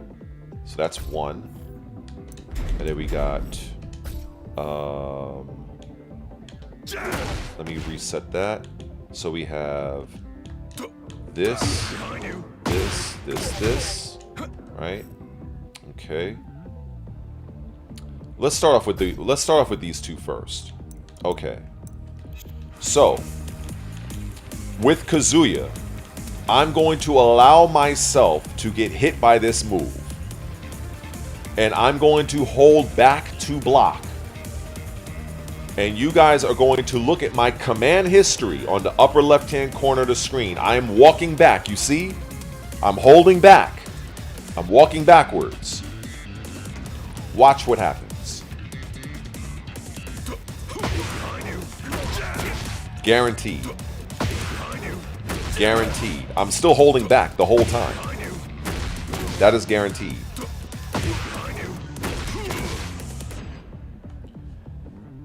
I want anybody to let me know. 1, did you know of this? And 2, do you know how to stop this? I will wait for some of the, because I know I said I wasn't going to interact with the chat, but I was like, you know what? Fuck it. I've gone on this long. Let's just have at it. I'll wait for somebody to answer.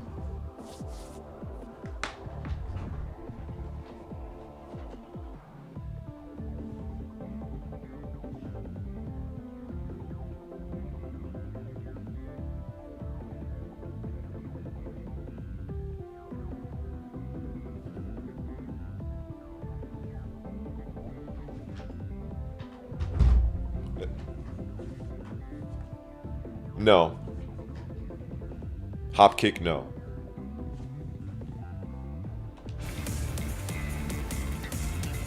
I'll show it again. I'm holding back to block. Up.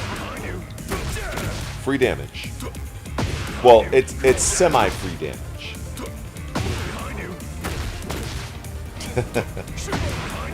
Not enough time. So this is what you do to get out of that. You have to do this. That's what you do. You have to duck the initial high kick.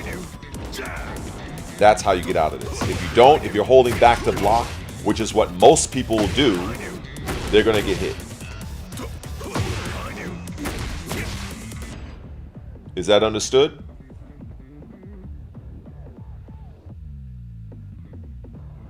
I want to make sure that's understood before I move on to the next phase.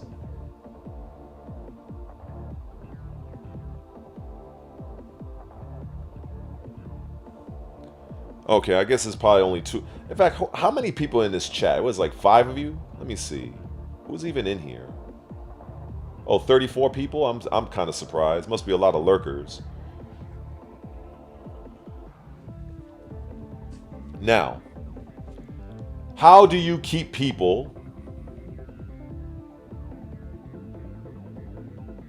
How many people know to eliminate this? Because you're not gonna mash your buttons out of that, because I'm mashing on 1 right now, and you're not getting out of that. You have to duck out of this.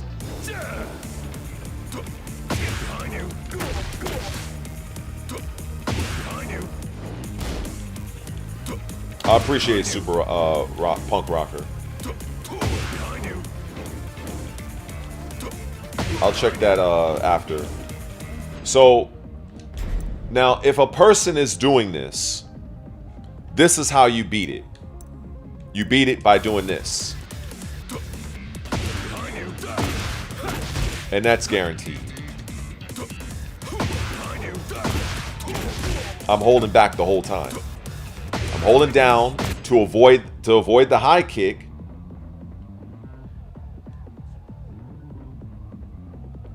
Like, I already know that there's nobody really knows about this. Like, I'm calling people's bluff. Nobody else knows about this. Nobody does this. I've never seen anybody do this. So I already know if anybody lies to me and say they know about this, it's a lie. Or unless they saw my video from months ago. So, because the first part is, if you are trying to defend against this, if you're holding back, that's going to hit you. So you have to duck this kick. You have to duck this kick and hold down back. That's how you're able to escape that whole situation. In order to stop somebody from doing this, if you can time them, you do the knee, and it's the same situation. Then that's guaranteed. Thank you, Retro, for keeping it honest. Now, another thing, I remember, gosh, because that video was so long ago. Take care, Tarkovsky. So now you might say, okay, well, this is how I can get out of this. Watch this. If I duck, bam, and still I can get out of this, out of the 4-1, right? Duck and just stay ducking, right? Look, like right there, like right here. But you know what you can do after this? I tell you, it gets deep. It gets deep. You can do this. And you're back in the situation. Here we go. We're going to duck. We're going to duck again. Like, so this is what you do. Bop, bop, bop. And then from there, I have even more. But see, the thing is, many Ravens are not going to go and play that game. 1, because they don't know that this is possible. And then 2, many players, they don't look at moves for its utility. They look at moves for how much damage and how many frames they can get. That's the difference. That's the big difference. That's how it works. So when you have this type of scenario, you have to look at your character's move. What is the utility? For instance, I broke this down with Kazuya. This right here is a 25 frame attack and it's safe. However, the utility is that it is a built-in Sabaki.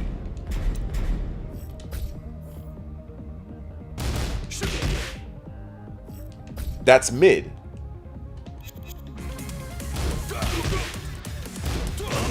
Sabaki. Down forward 1. Sabaki. What's the other move I used to do? I think it was... Could I do it from this? Oh yeah, Sabaki from there too. Bam. Bop. Look at that. How many people know about that with Kazuya? You Kazuya mains. You get somebody by the wall, you know they're gonna mash. Oh good, thank you. Yeah. Whatever the combo is. So basically, you can get this Sabaki with Kazuya at -7. Right here. Down forward 1, -7. Bam. Sabaki. What other move he has? -8? Nope. -8 won't work. But you can bet your ass you can do that. Oh, actually no, he forced him into a crouch. It was this. Oh, he had another move. Let me see. Yeah, side step 1. You can do it also. Bop. Sabaki. You can freaking let me see. Oh yeah, this move too. Just a slight delay. Sabaki. So bop, bop, bop, bop, bop, bop, bop, bop, bop. After this one hit, if you want, this,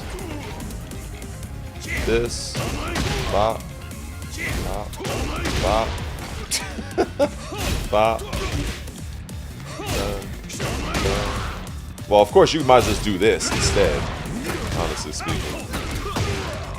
So, yeah, when it comes to what I know about this game, it's a lot. It's a lot. But yeah, it's just when I look at what other characters have and what they possess, you know. When you have moves, and I can remember when Feng Wei first, I even seen some Feng Wei players, they did not like the fact that he can do his knee into a crouch dash. I'm like, you guys are fucking crazy. Because even Feng Wei has a very good trade, and I'm about to show you something right now. Here we go. Y'all know about this? Bop, bop. At this point, Feng Wei is now +20. Do you know what you can do with Feng Wei at +20? Let me show you. To all you Feng Wei players out here. Bop. Wait. Hold on. Let me get some room. Bam. What? Hold on. Bop. Bop. Bop. Bop. Bop. Bop. Bop. Bop. Bop. Bop. Bop. Bop. All that's guaranteed, by the way. So again, and this is a real world situation. You can 100% land this in a real match using Feng Wei, because from this you have that. Some players are gonna mash. Some people are going to mash. It's a fact of life. So if they're gonna mash, oh good, I'll take that trade all day. I'll take that trade. I'll happily take that trade. Oh, and it's only it's safe.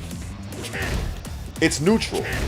So there's no point, there's no risk of you running this all day. Just do this. Bam. Oh good. Trade. Forward 4. Why forward 4? Because forward 4 comes out at 18 frames. Now sure, you could do other things. Now you can't do forward 3 because it's 21. That's 1 frame too shy. Now if you want, you can try to do forward 4. You can try that. It might work if you're depending on your timing. I believe. Let me see. I know there's a just frame for that. This requires a little bit more timing.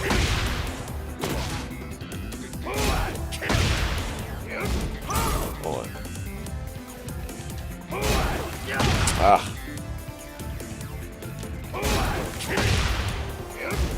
Oh my god, Red.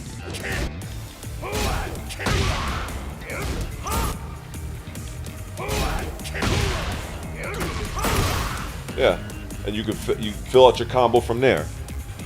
It's all guaranteed. All guaranteed. Yep. Yep. This is why when I look at certain moves from Feng Wei, first off, Feng Wei, a lot of Feng Wei players, they don't do this. This move is completely safe. It's a freaking free stun on normal hit. This is not counter hit. This is normal hit. 18 frames high. Okay, well I'm just gonna duck. No problem. Thank you. Another a safe mid launcher. Completely safe. Safe. What are they gonna do? Absolutely nothing. Safe. Safe. Safe. Sidestep. Down for 1. Sidestep. Down 2. Counter. Punish. All day. All day. Okay, no problem. You're gonna just duck. No problem. All right, I got you. Oh good. Oh good. Yeah. Yeah. Like, so when I look at other characters in this game compared to Raven, other characters have tools that they can use that would make them more effective at high level play. Raven is lacking in many techniques, moves from a utility standpoint and a frame standpoint. It's absolutely nonsense. The fact that Feng Wei can do this and it's completely safe. Why doesn't, like, you would think, okay, why is this? This is kind of like the same deal. It comes out a little faster. It's high. You mean to tell me you couldn't make this safe? Why is this move minus 12? Why is this move minus 12? They're both a combo starter, a tornado starter, but for some reason, if anybody's move should be safe, it's Raven's forward 4. This should be safe because it's a high, and Feng Wei's is the one that should be minus 12 because Feng Wei's is a mid launcher. But you give Feng Wei a mid safe launcher.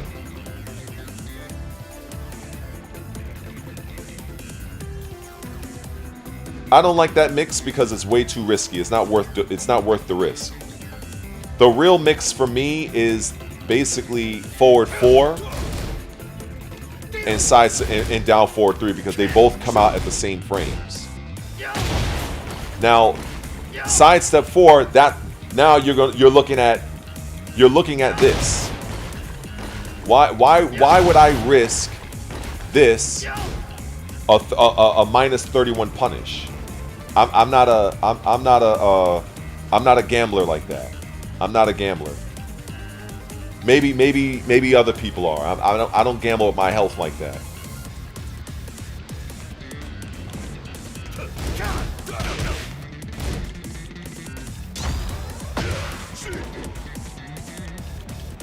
Now another mix-up I actually really like is this mix-up right here. We have this, we have that, and we have this. This is 18. This is 19. Now, unfortunately, this does come with a degree of risk because, well, actually, hold up. Or am I bugging? Oh, you know, for some reason, I believe in one particular Tekken, I could have sworn this move actually got block stunned. So they must have changed that. Because I don't remember this move. I remember it getting stunned like this. But now it just goes through the person's leg. They must have changed that. Okay. So yeah. So you got this, right? If they're trying to mash. So I really do like that. I like that, actually.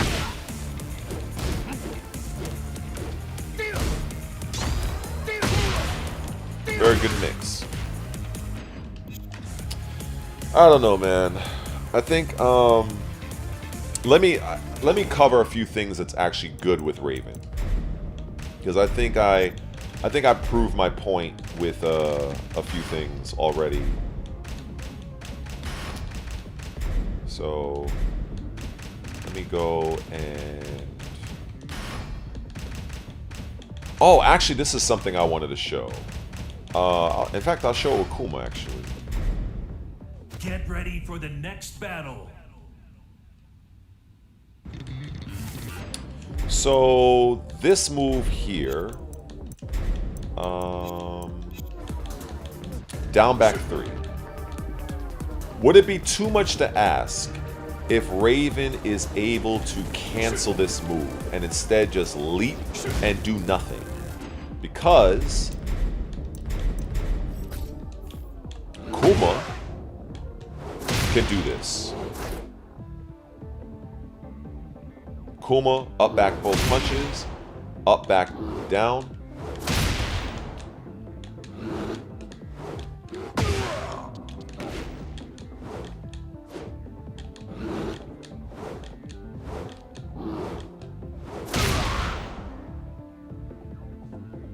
It's very interesting to me that Kuma is able to have the agility to leap up and do a low strike like this, right?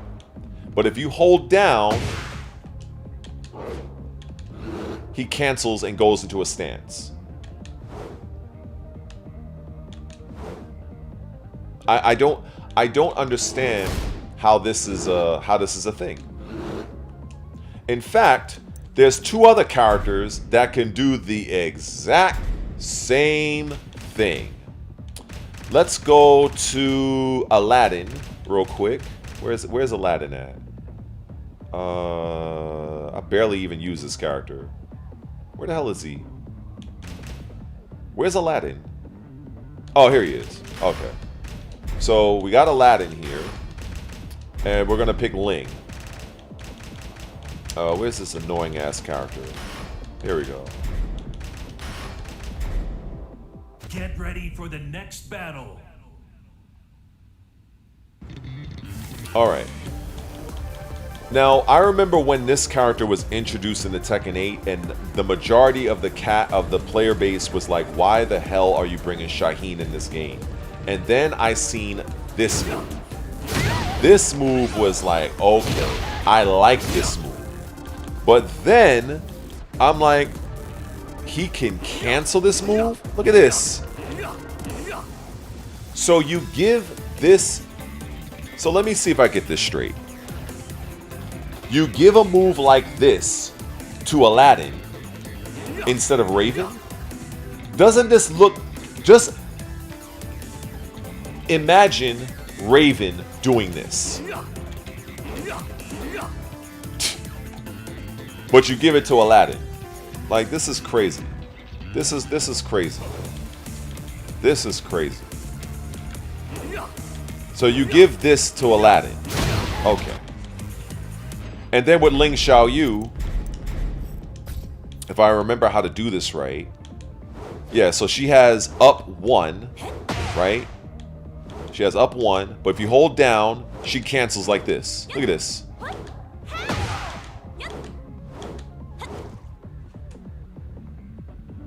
But Raven having a leaping attack where he goes toward the ground with a sweep. You mean to tell me they couldn't give him the ability to cancel that move out? Get ready for the Are you next serious? battle. Are you really serious? You couldn't cancel his animation out?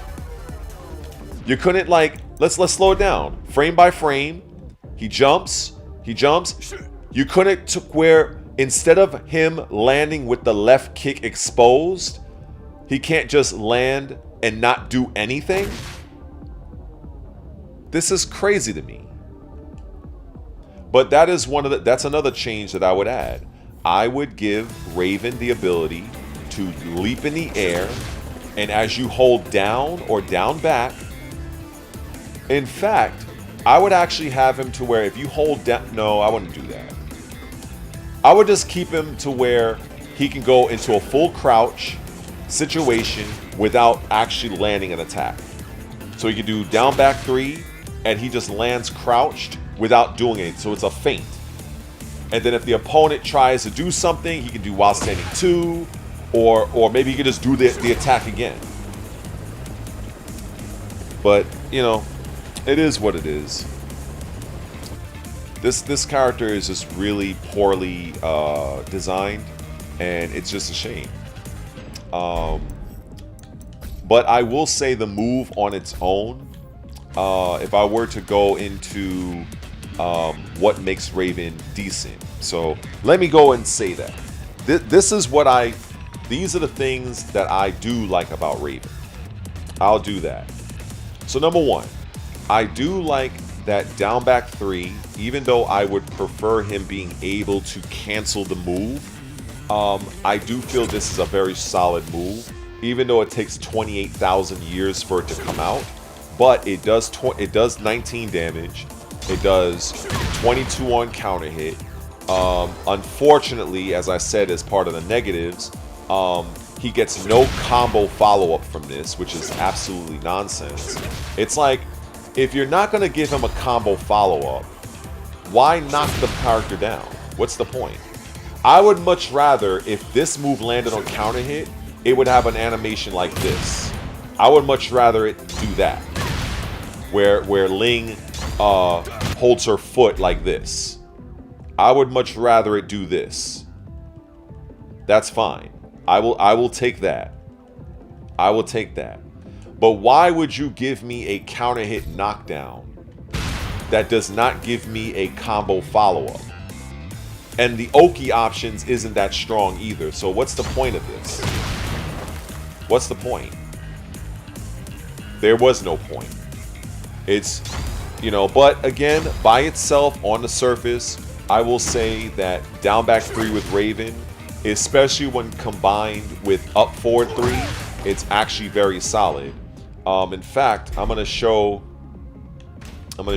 If you are using Raven, what I suggest is do the following. What I'm about to show you right now, so you can understand how effective this actually is.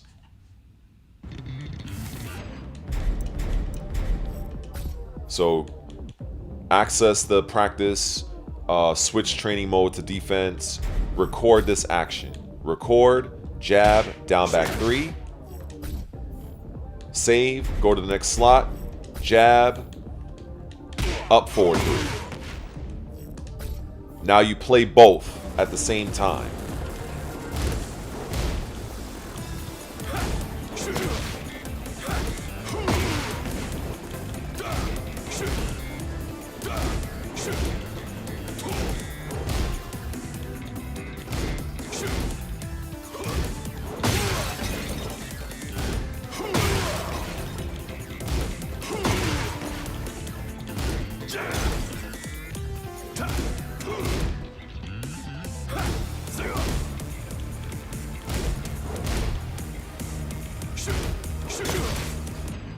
Very strong.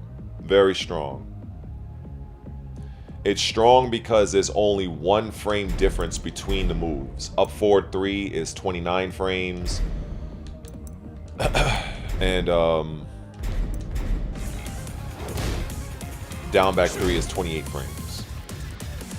So that's basically what it is. And so it's definitely a very good move. Very strong. This move, however, there was no reason to remove the +5 advantage. I feel like this is really ridiculous because at +2, the only viable thing that you're going to be able to do is a while standing kick or the command grab, which is a 1 break. When it was +5 for the little time that it was, Raven would be able to threaten with a counter hit while standing 2, which was exceptional. It was very, very strong. But unfortunately, now that has been removed. Why? Who knows? I guess they didn't want Raven being too godlike, I guess. I don't know. Because the mix with this, when you hit your opponent with down back 3, if they're mashing, they're going to get sent into the air. If they block it, this is completely safe. Now, there are some characters that can sidestep this move. I've seen Law sidestep going to Raven's right. I have seen that, but not all characters can do that. Some characters have better sidesteps than others. But then again, this is why Raven, if you are anticipating somebody that is going to be sidewalking, this is why Raven can do while standing both kicks, and it's his tracking move. That's why he's able to do that. However, when you are... I knew somebody was going to say this, so let's do that. See, sir, whoever you are, what ends up happening is when you are clipped out of the air in Tekken, you are doing far less damage than what you would do. So the actual risk of actually getting popped out of the air when you're airborne is very, very limited. Very limited. It's not really that big of a deal. You can take this. It's not a big deal. And most of that damage is recoverable. So that shuts that down, Mr. Insert, whatever your name is. So yeah. Now, if it was full damage, then I would see the argument. But this is literally most of the damage is going to be recoverable, and it's already scaled. It's not the same thing as if I just did a regular combo. If I did a regular combo, most of that damage is gonna be permanent. It's not the same thing as when you are clipped out of the air. That's it.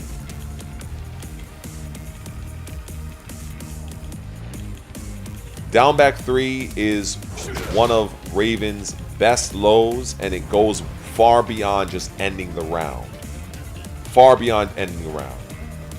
It's just that many Ravens... This is... I want to share something with everybody. There is something, and I'm going to put the camera on me. There is something that I've noticed about the fighting game community for the last several years. And that is everybody is literally dick riding everybody else. And what do I mean by that?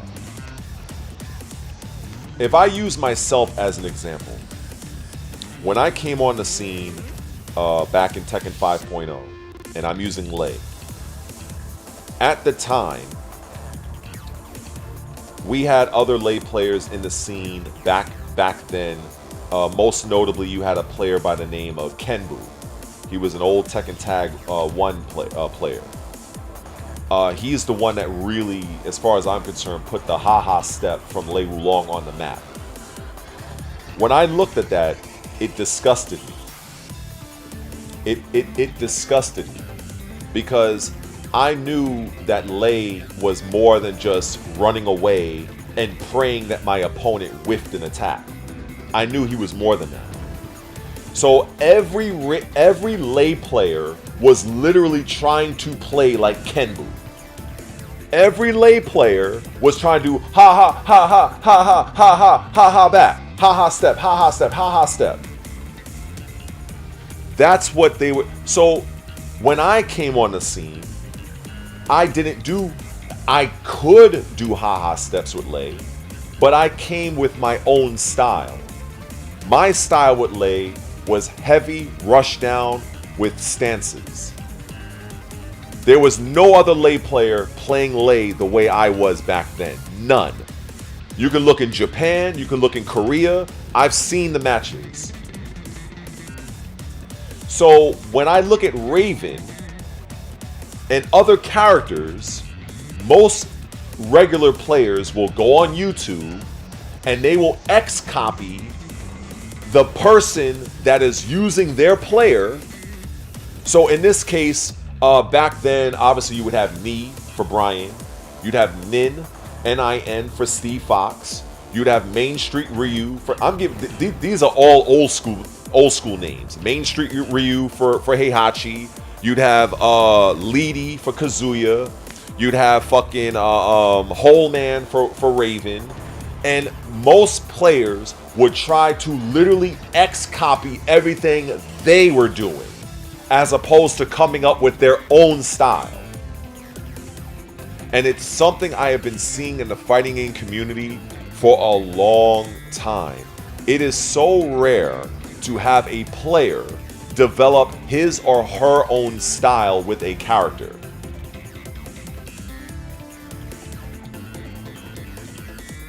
So when I look at this, when I look at down back 3 is one of the best lows that Raven has. Why? Because 1, it does a very good amount of damage. 2, even if you're clipped out of the air, it's only going to do heavily scaled float damage. Number 3, it's +5 on hit. Number 4, it's only -12. It's only -12. So all of those benefits you're gaining, plus it's only -12. The only thing that would make it better is if it was safe. So yeah, when I watch Raven players and I don't see them using certain strong moves, I'm like, okay, they're literally living by the sword and dying by the sword. They're trying to quicksand their way, and it might work against some people, but once that shit is blocked, goodbye Raven. So they're literally flipping the coin. They're literally rolling. They're playing the slot machine at the casino. That's what they're doing. Me, that's not my style. I was never a lay player that relied on doing down back 4 all day, which is what most lay players tend to do. When they're in a panic, you can always count on a lay player to down back 4. Just wait for it, block, and launch them and end them. I've seen so many lay players die in tournament in that same fashion. Many so-called pro lay players that I would literally smack in a mirror match with my eyes closed. But these guys are so known, and they've gone to tournaments, haven't really won much, by the way, but they travel, and bet your ass when the fire starts lighting up on their asses, they're gonna mash out down back 4, like every fucking lay player I have seen. I can't tell you how many times I've seen a lay player literally lose a crucial round because they just had to do that suck ass low. When lay has back 4, which is a vastly superior low attack. So when I look at Raven and I'm like, okay, so you want to do quicksand so you can get your 34 damage. But what happens if the opponent blocks that? Why didn't you just instead just do aqua spider? So even if they block it, the round would continue. Or maybe you just did down back 3. Because if we're being perfectly honest, if I do 2 down back 3s, which is very possible. Here we go. Down back 3, 19 damage. Down back 3, 38 damage. So 2 down back 3s is 38 damage. So basically, I took 38 damage using a -12 low attack versus doing a quicksand that does 34 damage, but will basically be death on block. This is why I talk to people about risk versus reward. It's not worth the risk. It's not. But you got these players out there, they'll do their own thing and they'll fucking get bopped and sent to losers bracket and wonder how they got there. That's fine. It wouldn't be me. I'll be damned if I would give my opponent something that they just blocked and took all my life. I would be damned to do that. If I'm gonna lose to somebody, I'd rather them either mix me up or just rush me the hell down. That's it. So then you're gonna have players like Finn's here that's gonna argue his case about a move that is only giving you 34 damage, and it's gonna be death on block. So you know something, sir? This is what I have to say about this, because I've had some issues with you going back and forth on certain things. I will say this: go to a tournament.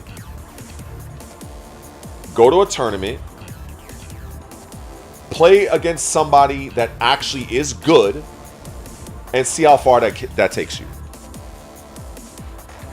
That's what I have to say about that. Because I literally, this is the thing that frustrates me. When I'm literally, and this is why I try not to pay attention to the chat, because then I get involved in these pointless debates, because it's really not a debate, it's a fact. Why am I going to do, I will show it again. Why am I doing quicksand for 34 damage, where when this move gets blocked, so when this move is blocked, it is what? Minus 23. Minus 23 on block. Okay. So, instead, I can just simply do... Let me take this guy off of walk, because it's like annoying me. I can instead do down back 3, and do 38 damage. There is no debate here. If you want to be unsafe and be a complete nut with this character, fine.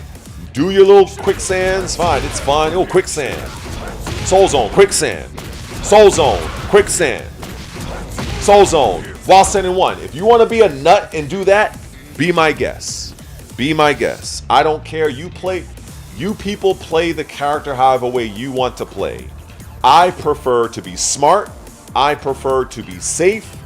I prefer to lose to my opponent, not because they happen to block a 50-50. Thank you very much. If they block an Aqua Spider, it's not the end of the road. If they block this, it's not the end of the road. If they block this, it's not the end of the road. If they block this, I'm losing 90 damage. End of fucking discussion. End of discussion. Anyway, let me try to wrap up with what I was going to say about what I feel is good. So, as I said, utilizing Raven's actually I was gonna get to this, because there was an additional point about down back 4 that I really like. So down back 3, let me see, on hit you're +5. if your opponent is mashing, you get a free while standing 2 on counter hit. And eventually what's going to happen is your opponent is going to stop pressing buttons, because they do not want to get hit with this on counter hit. So you have a few options. Either you could do down back 3, remain crouched, and if you want to be a nutty, reckless Raven player, you can go for a quicksand if you want to play that reckless game. Or you could be safe and smart and do a Aqua Spider instead. Or you can instead, if you know your opponent is conditioned to no longer mash after getting hit by down back 3, you can also instead go back turn.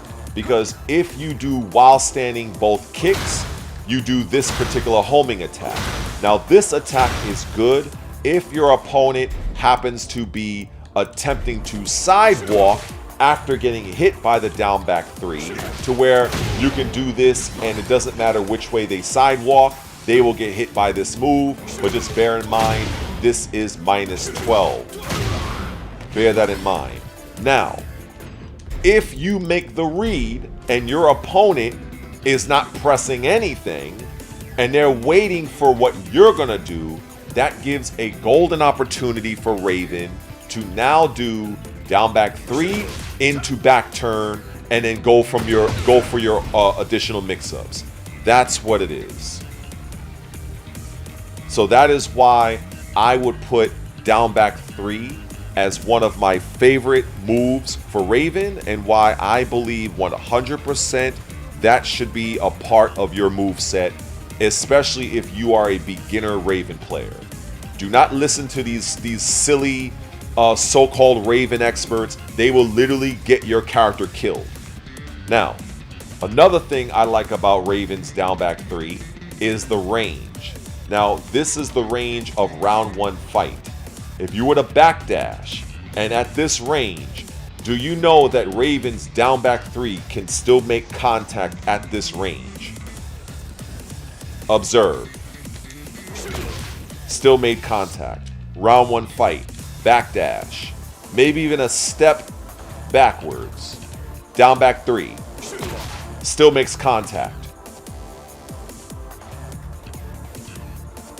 So again, people, if you are a new Raven player and you want to actually get solid with the character, don't pay any mind to these other Raven players that preach their other bullshit, because they will literally hamper your growth.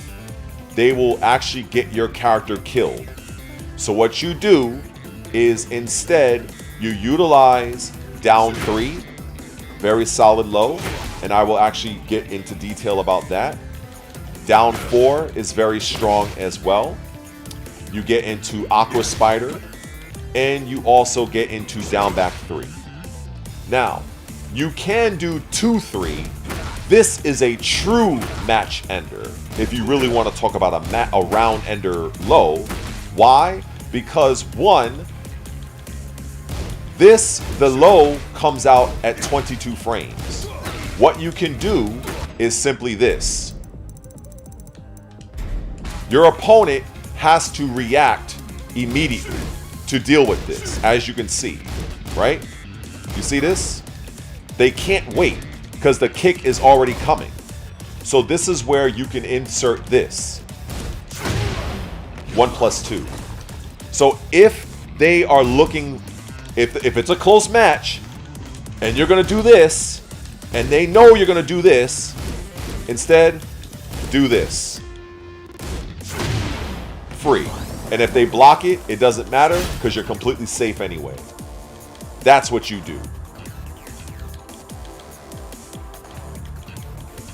Now, another thing that I like is utilizing down back 3 in conjunction with up forward 3. Up forward 3, you might as well consider Raven's orbital. Even though it comes out at very, very slow 29 frames, but 28 frames for down back 3, which I just covered. So you only have 1 frame to decide between either one of these. And I guarantee you, if you run this on your opponent, they will get confused. They are not going to be able to decipher either one or the other. They're not, because it's only 1 frame difference. Now, this move has ridiculous range. Ridiculous. Literally, round 1 start, jump back, up forward 3. You can still make contact on your opponent. Still make contact. Look at this. Look at this range. Up forward 3. Free. Free. And a combo. So you basically have a combo at half screen. This is why it goes in line with my theory, because I do say it's my theory, that Raven is better played at a distance. Now, that actually goes against my play style because I'm more of an in-your-face mix-up style player. But Raven has a range that he can take advantage of that other characters cannot. This is why he could do up forward 3. This is why he could do down back 3. This is why he could do a 3-4 slide. This is why he can do forward 2, which has a lot of range as well. Like, this is why he can do a lot of the things he can. This is why he can slide from damn near from the fucking the Andromeda Galaxy. He can do stuff like that. This is why he can also do Soul Zone 2 from a very far distance as well. This is why he can play at those ranges that other characters can't play. So, but the character, my style, does not lend well to this distance-based style that Raven can take advantage of that many other characters can't, with the exception of maybe, I know Alyssa can play this range. And I believe it or not, even Lee Chaolan can play at this range. Lee Chaolan has a lot of good options at distance. But a lot of your average players are not going to know this. They're not going to know that. So what you're seeing here, just follow my lead. Because anybody that's telling you to rely on quicksand and this, they're gonna get you killed. They're just gonna get you killed. You're gonna be gimmicking your opponent out, and it's gonna work up until the point when it doesn't work. That's basically what it is. Now, another move, as I was going to get into, is down forward 1. Now this move is especially amazing, and I'm going to show you why it is, because we're going to put in arguably the best sidestepper in the game, which is this annoying character here. Get ready for the next battle.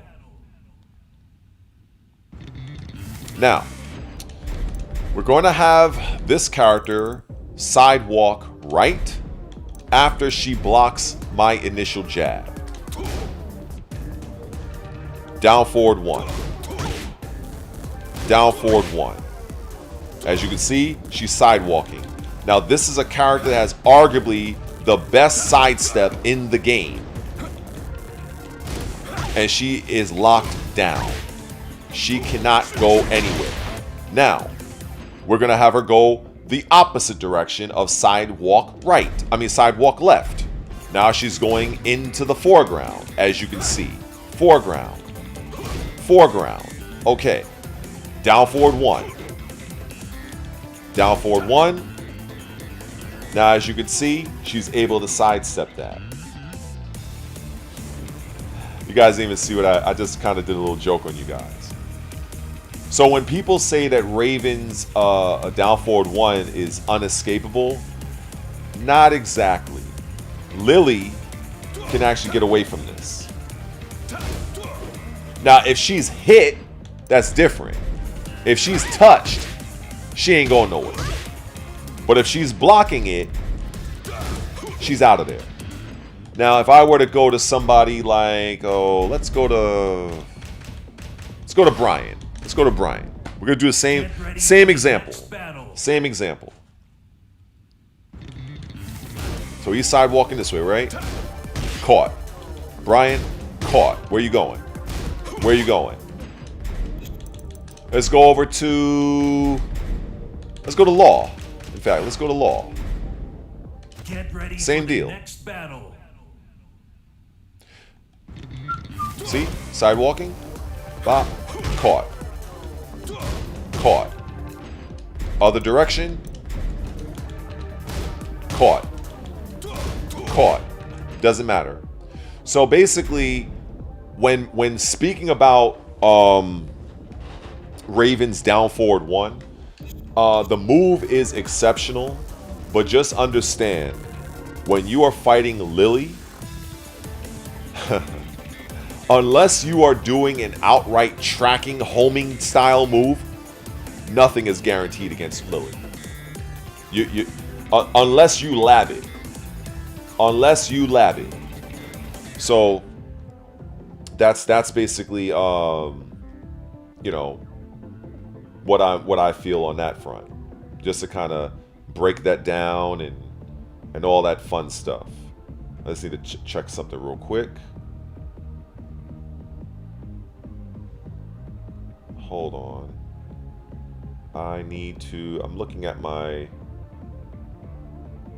Oh. Okay. Need to check something. Alright.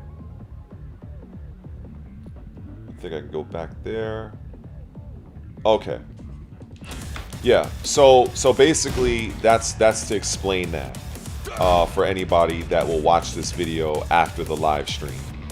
Now, that does make Raven's down forward 1 a very, very strong tool. The only thing that I don't like and that I would love to see changed is that Raven cannot delay his shadow clone afterwards. You have to commit to this. Now, even though this is only minus 13 from minus 14, it's still quite the risk. And characters like Jin Kazama can make you pay from a 13 frame situation. But you have other dumb characters like King that could literally have a wait and see approach to several of his techniques, while also being safe on top of that. It's completely egregious. Now, another technique that I actually like with Raven is his back turn forward 2. This move is actually very underrated, and I'm actually going to explain to you why. So this move comes out at 17 frames. Now, this is a viable mix-up alternative for your back turn forward 1. Of course, you know, I would love to have back turn back 2-4 natural on hit as it used to be in season 1, but I do feel that this move is still very viable, even though it does not it is not a 2-hit guaranteed string, but it does have very good range, as you can see. And if the opponent is blocking, naturally you are 0. So you do have some things that you can do. I'm going to demonstrate some of those right now. So if Law were to mash, which is basically the number one thing people tend to do, if you do, let me put him to attack after the second attack. So you do this, and you can do that, right? So if they're blocking this, right, they're going to retaliate. Oh, wait, never mind. I got to put him on punish. Okay. It's been a long stream so far, so forgive me on this. So, bop, bop, he's going to mash. Okay. So from here, bop, bop, counter hit launcher. And then from there, you can literally take a very good chunk of health from your opponent doing the combo of your choice. Now, okay. Another thing you can do is from this, you can crouch dash forward. Now you can either do crouch dash normal, which is basically a quarter circle forward motion, or you can use down forward both kicks. So from this, bop bop, once your opponent is pressing, you input your crouch dash. So you can kind of do this, crouch dash, or down forward both kicks. Now at this point, you can do a few different things. You can do that, and then follow up with your combo, or you can instead go for a low option.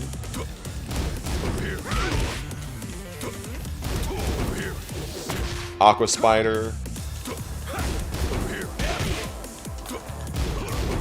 Quicksand if you want. If you want to risk that, it's up to you. Or while sending 1,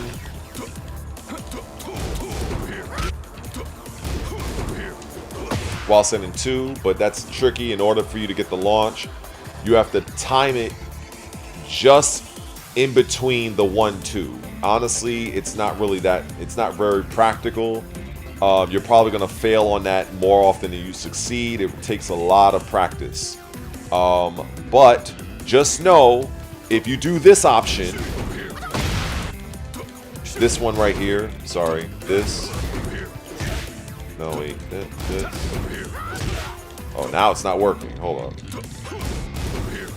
Okay, if you do that option, just know this here, at minus 14 with your back turn, a character like Law will shred your health bar. They will shred your health bar, and there's nothing you'll be able to do about it. Because the Law player, could essentially, let's see, one, he could just do this. That's going to be all guaranteed. Guaranteed. There's no getting out of that. As I'm about to show right now.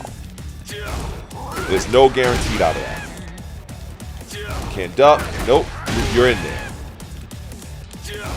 So just know, if you throw this out and you're fighting against a real law player, not these online scrubs that you guys probably fight online. We're talking about a seasoned law player. They will make you pay for every time you go for that. Every time.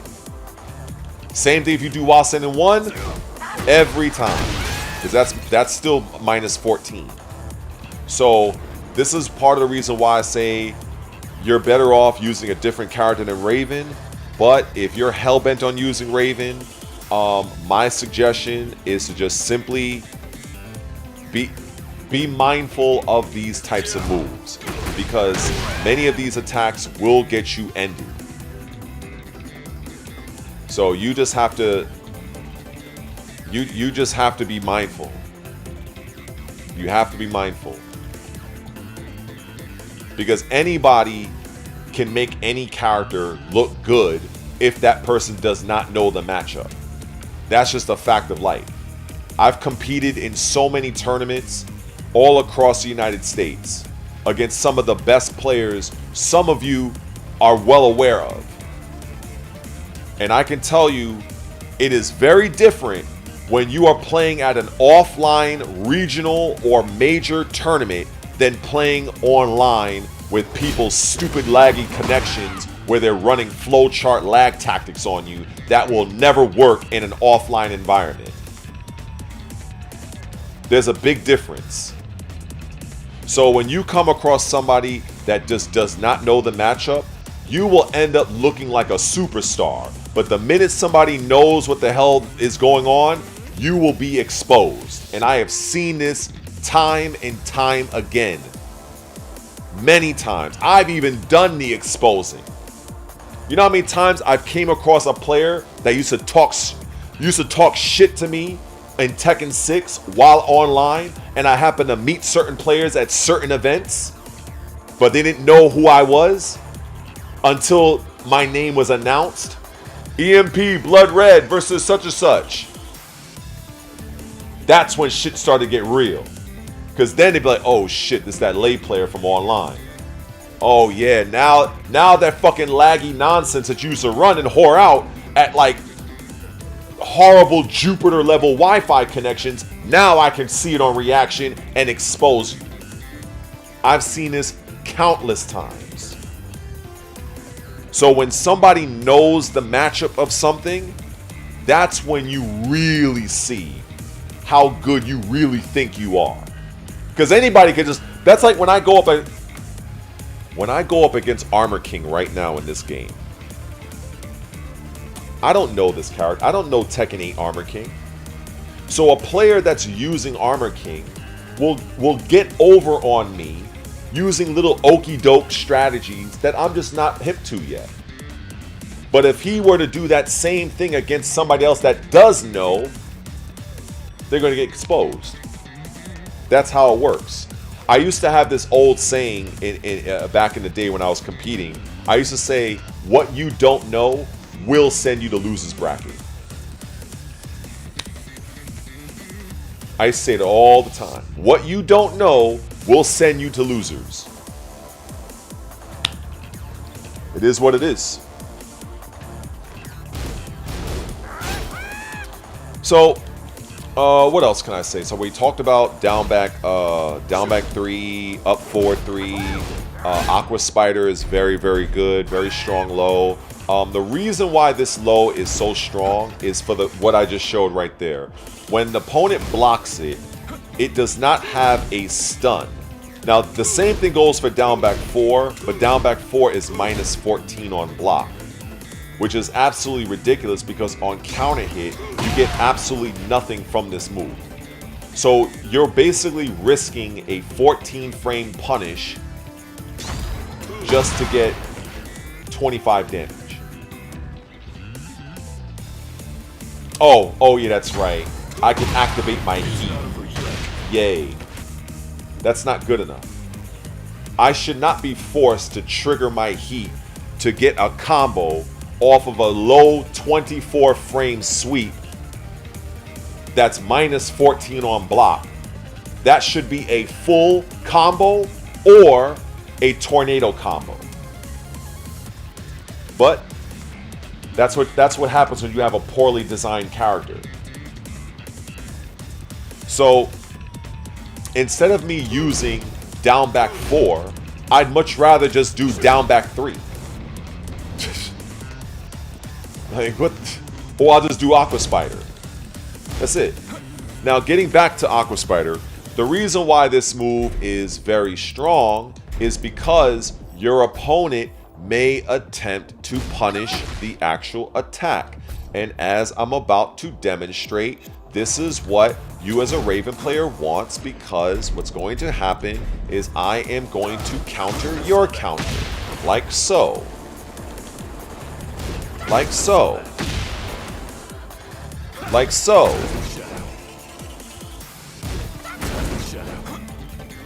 So, however, what ends up happening is when you're fighting actual skilled players, what's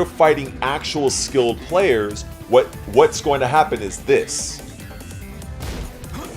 Now, the opponent waits for you to do it, and then they're going to punish you and take your life. So, it's a bit of a dance. But I still would say that it is a dance that is worth playing. It is worth playing, because I have actually landed this on several good players, but it's not going to work too often. Eventually, people are going to adapt very, very fast. Very fast. Now, on the flip side, what works in your favor is once you condition your opponent to no longer press buttons, because you're in this stance on block, now you have the opportunity to utilize your back turn attacks, because now they're waiting for the counter, a counter that never showed. So it's almost like an I know that you know that I know that you know. But again, that also is what makes Raven so much more frustrating to use, because you are having to execute far more mental gymnastics than a character as brain dead as Law. Law can just do whatever he wants. Raven doesn't have that luxury. Raven, you have to constantly think, okay, if I do this move, I have to visually see this move was blocked, because if I land the attack, I'm +2 and I can follow up with whatever moves I want. However, I have to be able to visually identify if the opponent blocked that move and they're going to do a punish, and then I have to change and go from offense to now parry. And you have to do that in the middle of a match in real time. That is very hard to do. That is the type of mental gymnastics another player does not have to do with more of a brain rot character like Law. They don't have to think of that. You as a Raven player has to. Well, if you want to get good, that is. That's just how it works. So it is what it is. So yeah, Aqua Spider, very good. I will say that this knockdown for counter hit, the pushback is too far. This move should allow you to do this into that for a tornado follow-up, but that's not where we're at right now, so it is what it is. Another move that is very good with Raven is to utilize these setups. I've done it earlier in the video, but I'm going to do it again. One, down. Oh, wait. I forgot. This is obviously assuming your opponent is trying to mash you with jabs. Okay, so 1, down forward 3, down forward 1, down forward 3, you know, things like that, down 3. So basically the move is down forward 3. This is a very good, strong move to utilize in the neutral, but I don't recommend just throwing the move out and hoping it'll land. Try to pepper your opponent with 1, 1, 2, down forward 1, and observe your opponent. If you see that your opponent is retaliating like this with high attacks, let that marinate for a bit. Let that marinate, right? Boom.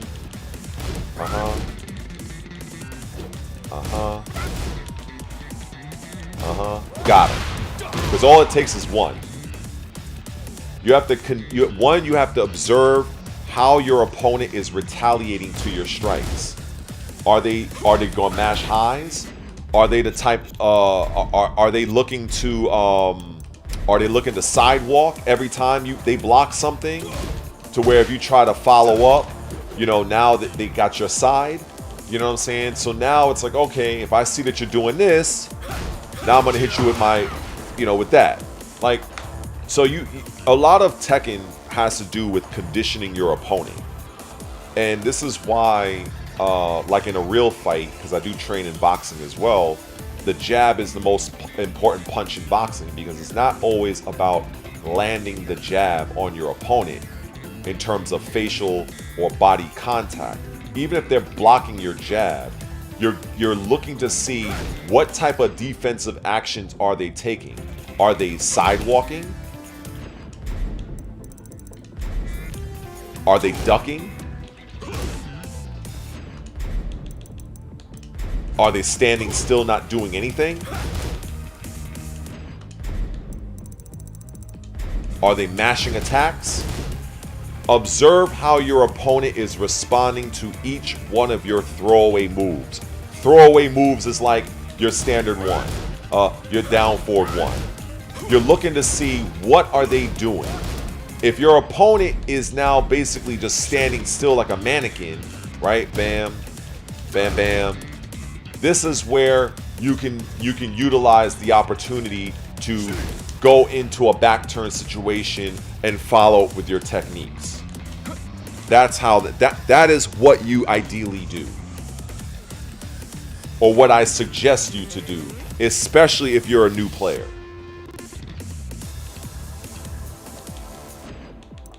Now, another move that I like, even though I don't use this move often, I will admit, is his forward 2. His forward 2 is a very strong move. It's a move that I personally don't do, but I'm well aware of how good it is. I don't use this move because, one, forward 2 like maneuvers were never a part of my style as a player, because again, I use lay. So if I'm using anything forward with lay, it will be forward 3. Forward 2 with lay was never really that good as far as I'm concerned. So it's not a move I used to do. So it's not a situation of me not doing it because it's a bad move for Raven. Me not doing it is just me not doing a forward 2 motion because I spent most of 20 plus years using lay. So yeah. So utilize forward 2. It's a very strong move. And then just go from there. Never mind about the -12, because the pushback is absolutely insane. It's -12, but I think that only comes into play if you're near the wall. If you're near the wall, now it really becomes -12. But out in neutral, you ain't got nothing to worry. No character is going to be able to hit you after blocking that move. So, moving on, another move that I actually like, and this move does not get enough attention, and I think I was just about to talk about it, but I got sidetracked, and that is back turn forward 2. Now, if you notice, the move is -5. Now, with -5, it is possible for you to avoid your opponent's retaliation. from jabs. For instance, you can do this, right? You see how he's jabbing. Of course, you can teleport away because Raven's teleport activates on frame 1. However, what you can also do, you can do this. You can literally do down, back, down, forward, both kicks, and go into your mixes from there if you so choose. Or, if you want, you can actually threaten with grabs. You can do forward, back turn, forward 2, down. You can do his command grab 1. You can do that. You can go for his this grab here. Or if your opponent is mashing because they don't want to get grabbed, right? They're mashing. This is where that comes into play. Forward 2, 3. And then that's guaranteed. Well, actually, anything from 14 frames and under is guaranteed. So you got this. Actually, no. Bop, bop. I think you could, well, it's because he's, yeah, that's not going to work. We got that. I personally prefer that because I can get my back turn and I can reset the situation. So I can do bop, bop, bop, bop. And then from here, I can either go for plus frames by doing back 3, get plus 4, and go for forward 3, and then reset the situation again. Bop, bop, bop, bop. Now we're back in the same situation. If I do forward 4, bop, bop, bop, bop. Same situation. You can use a heat engager, but since Raven's heat is absolutely dog water in this game, I won't even waste my time with that. But just for illustration purposes, you can do this, this, and this if you want to do that. Honestly, I really don't feel it's even worth it, but it's up to you as the player. Basically, what I'm showing is actually way more effective. So, again, from here, this, back 4-4. Now you're back turned at +7 at 41 damage. Now your opponent has to make a decision. What are they going to do? If they're going to mash, okay, you got that, which I haven't gotten to that move yet. So yeah, so basically, while you can do this, I would only do that if I'm near the wall. That is the only time I'm doing this, so I can get a wall splat and then go from there and do whatever combo I choose to do. But if I'm in open space, I am going to utilize back 4-4 every time. Every time.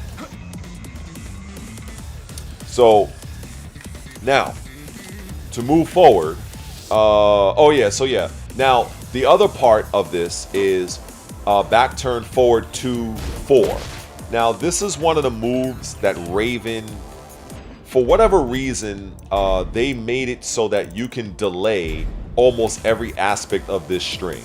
So you can do back turn forward 2-4. Look at the delay.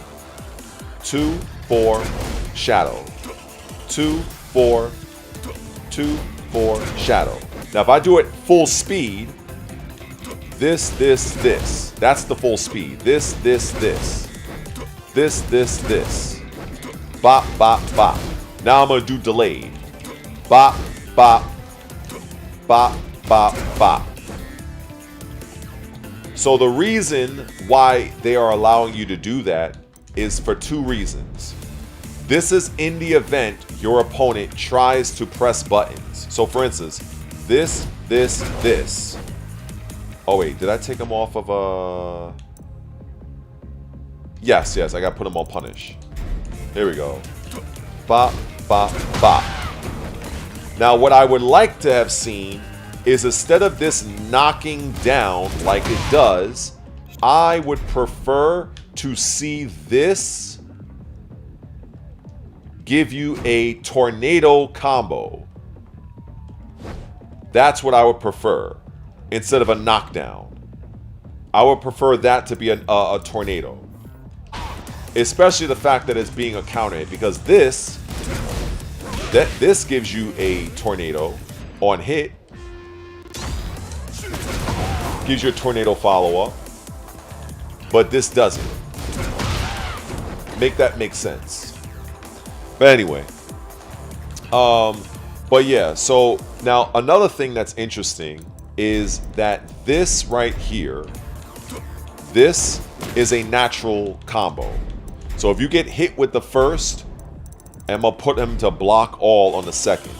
So, for instance, if I do back turn, back 2-4, it's not natural. It's not natural. It's natural only on counter hit. Only on counter hit. Even though this is still a good move, but I'm illustrating the differences with this string versus back turn forward 2-4. So as you can see, he gets hit by this, but he's going to block the second, right? He blocks the second attack. Now, after this, back turn forward 2-4, it's natural. Because the next opportunity for Law to block is the Shadow Clone, and he's able to block that. See this? So if you really want to mix your opponent with this, bop bop, bop bop, you would do that. However,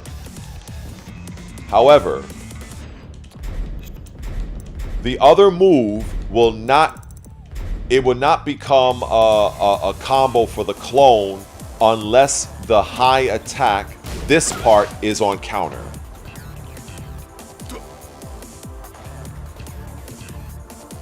That's it. But see, just because this move, see, this is why I say they screw over Raven, is because the problem here is even though it is a natural combo, it does not jail. That's the problem with this. But this is why you literally have to play 5D chess with Raven. You do not have to do any of these type of mental gymnastics with any other character in this game, because now you have to take into account, well, if they're gonna duck this, now I'm gonna have to mix this in. So that's the reason why if you have your opponent ducking like that and do forward 2-3, that's where you can get that. So from a design standpoint, Namco devs are thinking, well, you know something? This is how we can balance that. That's basically how we can balance that. When all they really could have just done is just leave back turn, back 2-4 as this. But again, that's my issues with these strings, but it doesn't mean that they are bad strings, especially back turn, back 2-4. This is very, very good. I'm just making the argument that this attack should be natural on normal hit, not just counter hit. So, but yeah, if you doing these mixes of back turn forward 2, not back 2, but forward 2-4, it does not jail. And if your opponent knows the matchup, or if you're not mixing properly with forward 2-3, your opponent will duck and launch and take all of your life. That's it.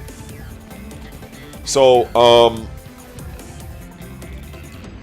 now another amazing move, and in my opinion, it is my absolute favorite move that Raven has. In fact, I would dare and go so far and say it's my favorite. It's one of my favorite moves in Tekken 8 period, outside of Steve's peekaboo options, because Steve Fox and peekaboo is like my favorite character overall. But with Raven, it is back turn 3, 4, and 4. So to break this move down, this is what is happening. So this move is a 10 frame kick at -11.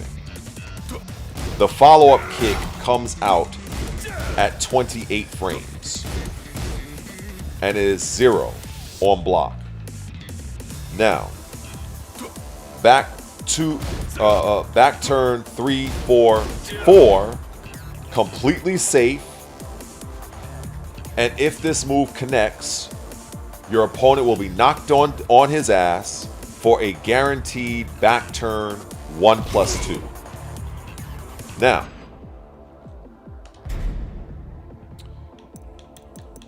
if your opponent is trying to mash after the second attack, or the first attack, the second strike will land on counter hit and it will trade, like so.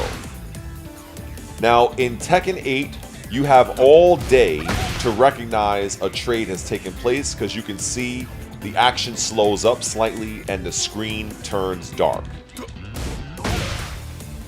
That is your cue to train your muscle memory to always go and do Raven's down back 2-1, which will always connect. Now, if you are near the corner, you have better options.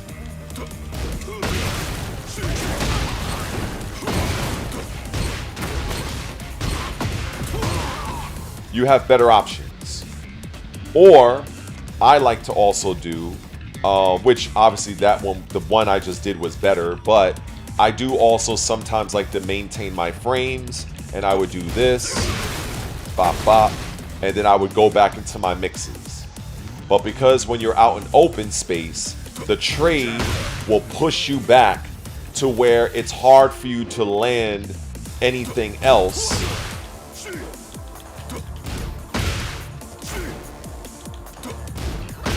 Aside from down back 2-1. Now some characters, you have to lab this yourself. Some characters' pushback is less severe than others. So sometimes you will be able to fight against a character in this situation where the pushback might have you like this, and you can do a heat engager if you want, or you can do back 4-4 if you want. But most of the casts that I've come across, the pushback will only really reliably give you down back 2-1. And that is still very strong, because if I were to reset the damage counter and do it raw, and basically do this, bop, bop, that is 48 damage. With plus frames, by the way. So it's a very strong technique. Now, if your opponent is mashing after the second strike, this is what happens. So now we're going to reset that damage. So this, bop, bop. Now you took 43 damage. So what ends up happening is this. When your opponent is getting mauled by this and getting mashed all to hell, and they're taking that all day, they are literally, and I have done this many times over, they are literally going to not press anything. You will literally see your opponent stuck like a statue. Your opponent will literally do nothing. Or they might try to sidewalk, but chances are they won't press anything. And with you at 0 here, at range 0, you are free to execute your grab game. You're free to do it again until they mash. Or another mix-up of your choice. Or what? The sky is the limit. But the one change I would have is being able to maintain Raven's back turn position after this kick. Raven should be able to go back turn right there. And he should enter the back turn animation. That's what they should allow you to do. But they instead force you to go back to your default stance. That is the one thing that I would really change with Raven.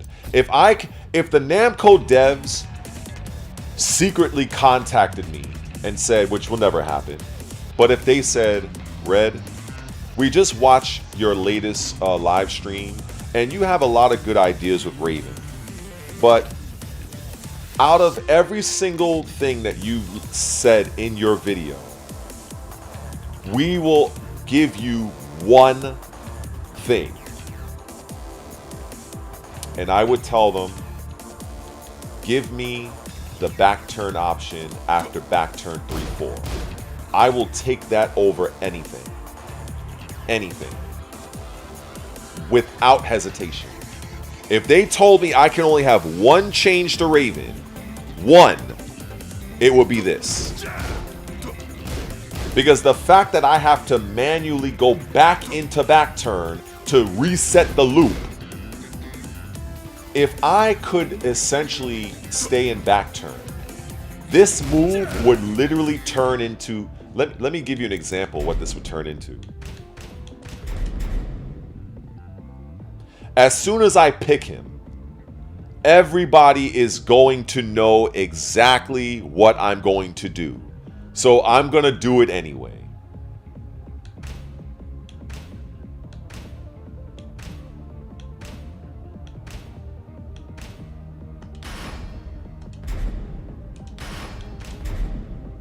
Get ready for the next battle.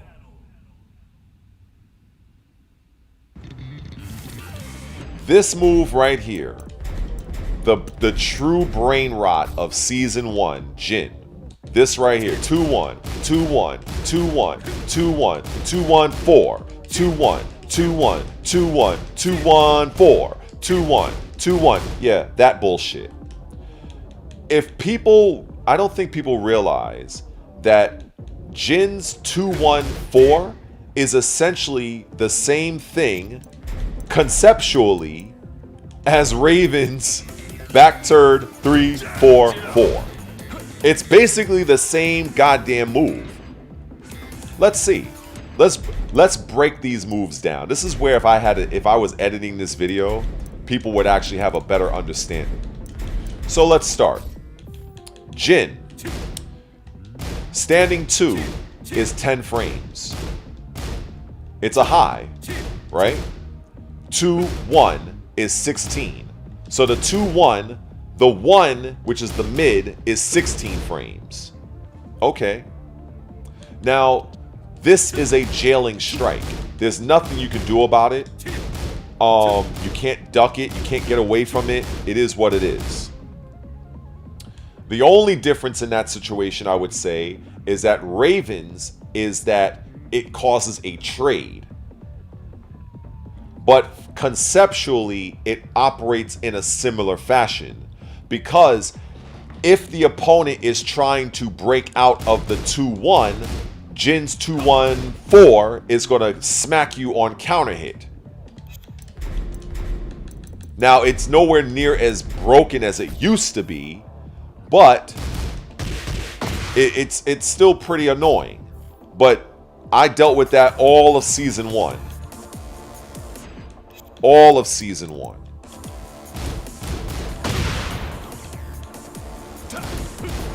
So if you're trying to mash, so basically what ends up happening with Jin is because you are fearful of that final kick, and also that final kick used to be -9. Now that's where you have the 2-1, 2-1, 2-1. Because you don't know when Jin is going to let go of that kick. You don't know. Now the same thing with Raven. Same thing. Raven. If they're mashing, but what happens if now they're respecting it? It becomes this. But I have to have that pause because I have to reset and go back into the stance. That's why I say if I was able to keep Raven locked into the back turn stance, I can literally do 3-4. 3-4. 3-4. Oh, you mash? 3-4. 4. And guaranteed back turn punches.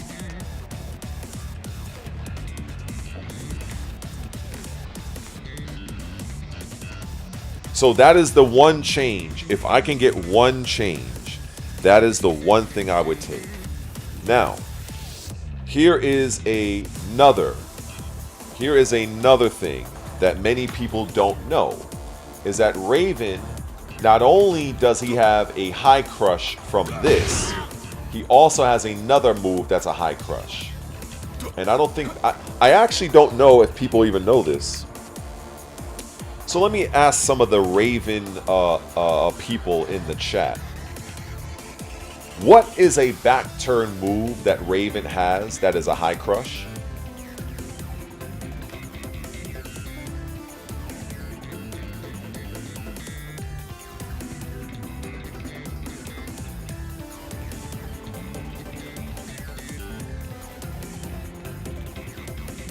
Don't everybody answer at once now.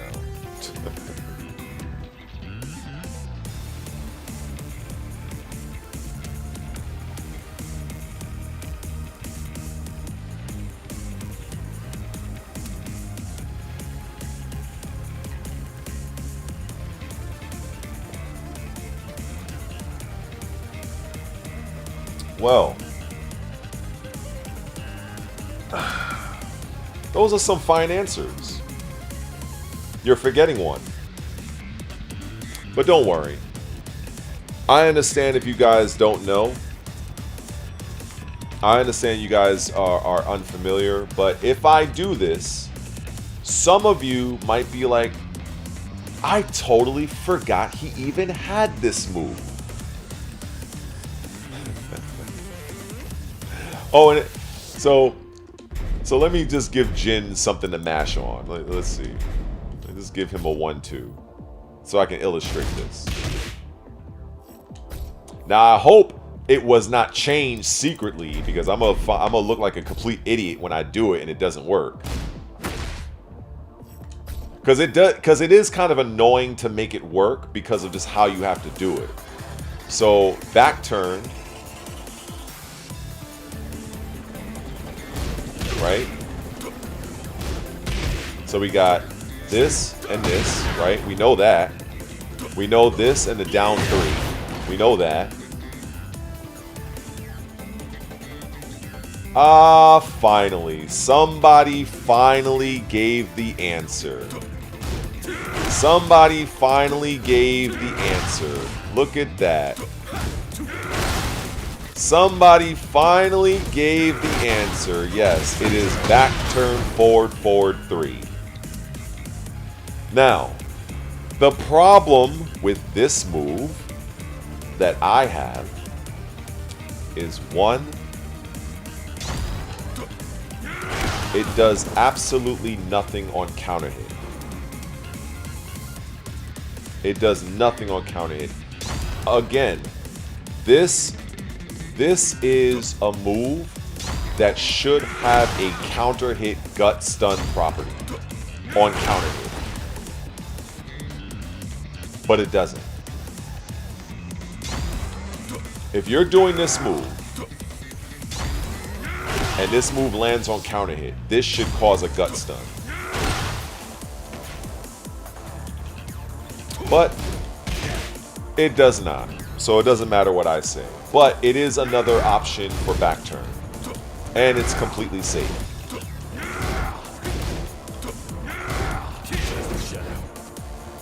So yeah. And so I think that is a pretty sizable move. Very good. Another move that is also very good is quarter circle forward 2. Now, this move, obviously,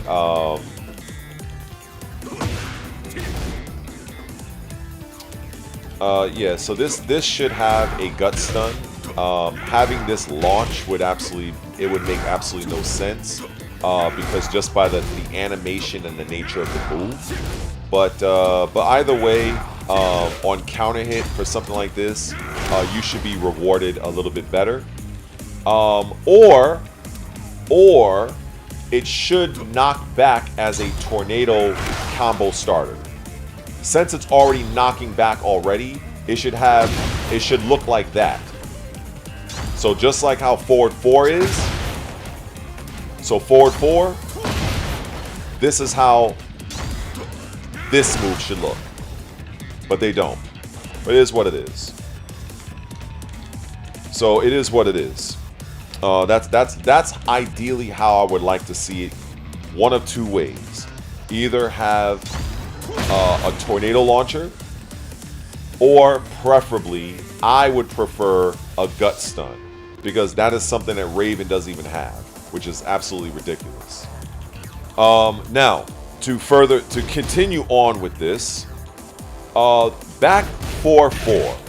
This move has been absolutely castrated. I want people to understand that way back in the day, probably before some of you were even born, back in the old Tekken 5.0 era, when Raven first came on the scene, this move was +8 on block. +8. +8. Back 4-4 was +8 on block. Now this move is absolute trash. And it doesn't have to be trash. If they don't want to give you +8 like it used to, at least allow you as the Raven player to turn around so you can block in time. Because you could do so with 4-1. You could do so with down back 2. Down back 2, stance cancel. You do that. 4-1, cancel. But you can't do that with this. I think that is the dumbest thing going. It's so ridiculous. You can't even do a back turn down 2. You can't even do that. You can do this. You can do this, but you can't do that. It's trash. It's one of those moves that's only good if it hits. This is why I utilize this move only in that capacity. That's what it is. That's how I use it. Because like I said, in 5.0, Tekken 5, way before some of you were even born, or maybe you guys were still sucking on your mama's tit, this move used to be +8 on block. It was absolutely god tier. Absolutely. And then if you look at this move right here, this move should be more of a block stun. Why is it, if you look at the animation that this guy is in, look at Jin. I'm gonna put it in photo mode. Look at his block animation. Oh, that's right. They don't block in photo mode. I forgot. But anyway, you see what I mean. Look at his block animation. There is no way anybody is going to tell me let me put it this way. If I did not know the frame data of this attack and somebody told me or asked me how much plus advantage do you think Raven is when Jin Kazama blocks this kick, I would 100% get the wrong answer. I would completely get the wrong answer. Because I would say this move right here looks like +4, +5, +3 at the minimum. If somebody told me this was only +1, I would look at them like they have a third eye. I'm like, so Namco, you need to increase the amount of block stun for this move. Because doing this move already carries a bit of a risk because it can be mashed and interrupted. This move right here, at the bare minimum, should be +3. Ideally, I would like it to be more, but since it is forcing a crouch situation, whenever you have a... here's a fun fact for some of you guys.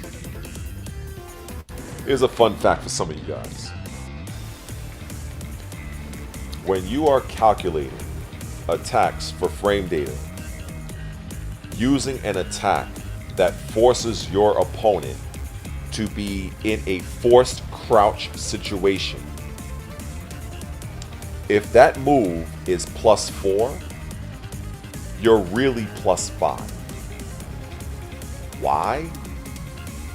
Because in Tekken 8, the fastest while standing move for 99.7% of the cast is an 11 frame attack. So, whatever advantage your move has on block or hit that forces your opponent into a crouch state, if you are +8 and it forces your opponent into a crouch state, that means you just add one more on top of that. Fun fact for you guys.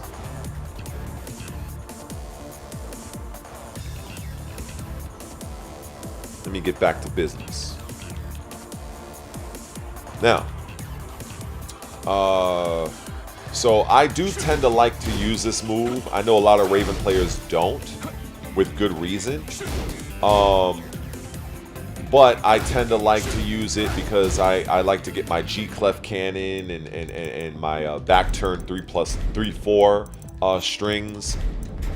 Because a lot of times people will mash after this. I've seen it countless times. They will mash after this over and over. Just like this. Bop, bop. Or bop, bop, bop, bop, bop. They will mash. That's it. Now, I think that's it for, let's see, what else?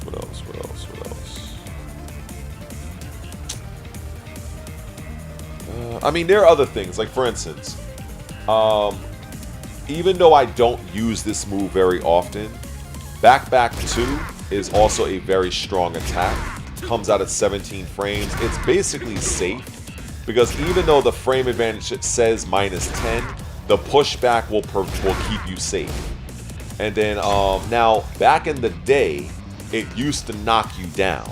So it had a lot of, to me, it was way better. However, this move, which is it operates in a weird way because it doesn't knock you down. However, it still carries a wall splat property, which I find to be very odd. So it will wall splat you, even though it doesn't knock you down, which is very interesting. Usually moves that wall splat you knock you off your feet, but this move doesn't. So if I were to put Jin to crouch, this wall splats. However, out in open space, it just knocks you back. So it's just kind of, it's a little weird for me.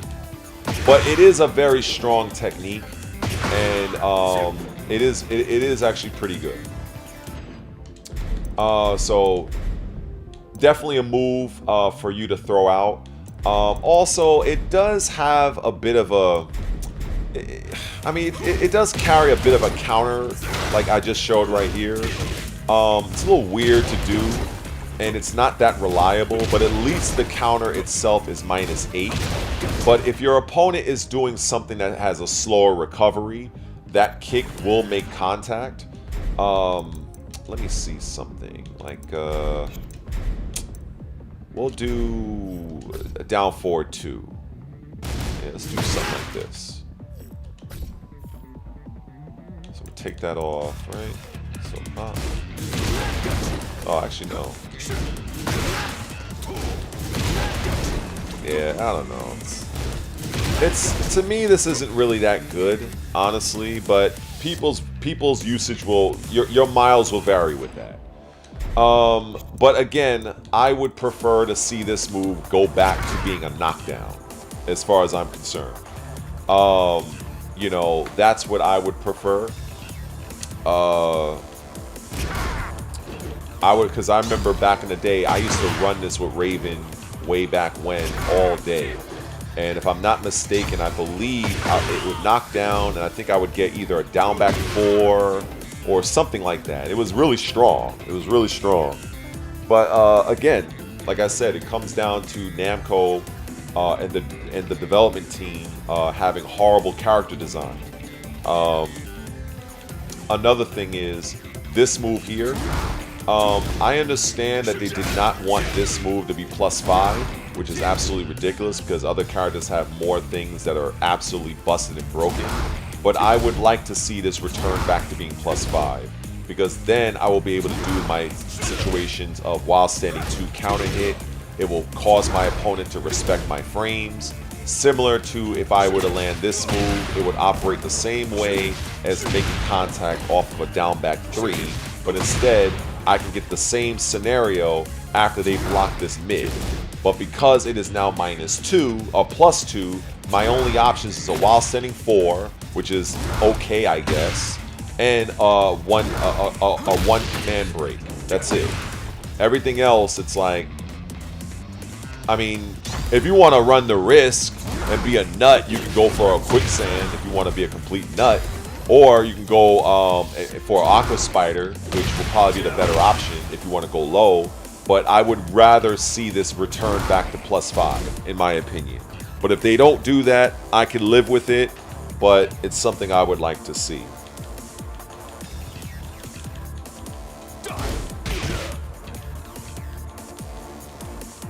Now, another thing, when it comes to Raven's heat, It's not over yet. this is something that I absolutely hate and I find to be an absolute joke. This move, when you get hit by one of the clones, you will receive a full heat segment in return. Not partial, a full bar. Because if I were to let the heat go all the way down to the end of a segment and then do, I'm not even getting a full half. So what ends up happening is, if I am going to get 2 heat segments for each orange clone, then this would give me back 2 full heat segments. But instead, it does next to nothing, as you can see, as the heat is just slowly going away and slowly regaining. That would give me 2 heat segments, 1 for each clone. Because that way it would incentivize the Raven player to utilize this in combos while they're in heat to extend their heat. But yet and still you have stupid characters like Lars that can literally spin around like a top and remain in heat indefinitely over and over and over again. Make sense. Or you can have King that can basically get a grab on you and get a full heat segment. But Raven on the other hand gets back 10%, if that, for even making contact using his orange clone. And that also goes in line with with this one as well. This should also give you back a full heat segment. Anytime the orange clone makes contact, your ass should get a full heat segment. Period. It is time. It is time. It is time. It is time for the suffering. It is time to watch me get annoyed and get frustrated. Because we know that's what everybody loves to see me do. Everybody loves to see me get frustrated. Who knows? I might not get frustrated. I'm actually in a good mood today. Get ready for the I can't believe I've been at battle. this for 4 hours already. That's wild. That's insane. This is absolutely insane.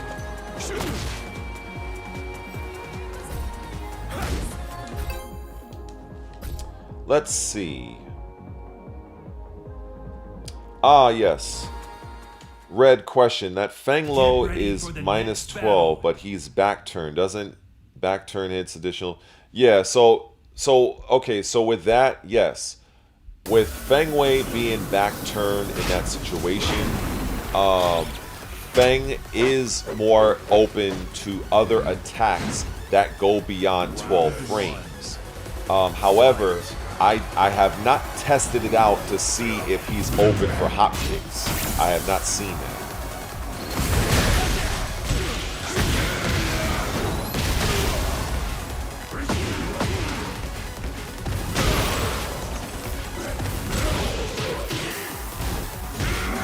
Alright, now I gotta focus on this.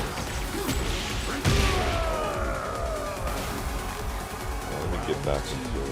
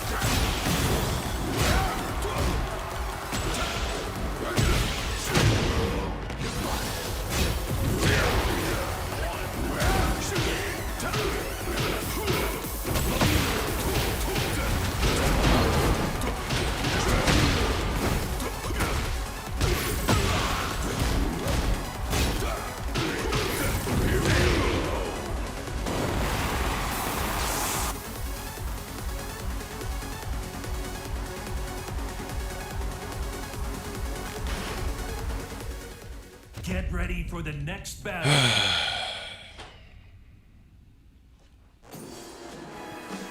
That's what happens when you have character with superior tools. Guard breaks, damage, bullshit cheap lows. What does that character not have? Oh well.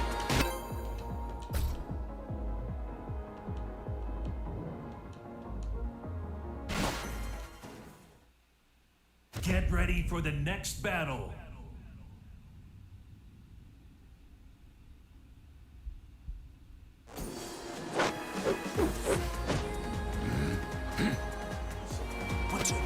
Round one. Fight.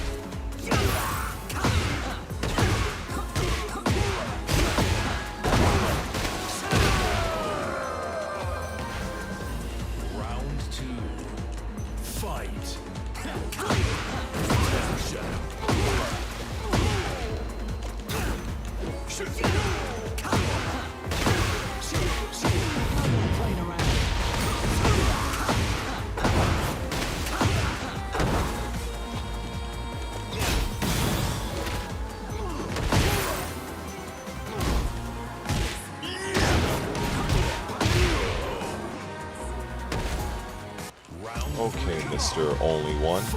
Alright. Must be feeling pretty good about yourself now. Okay. There's shit connection. Can't even react to nothing.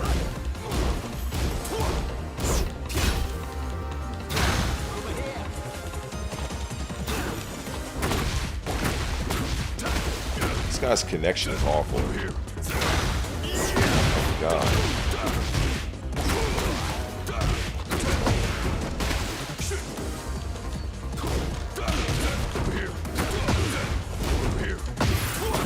Come on, man! The fucking shit-ass connection!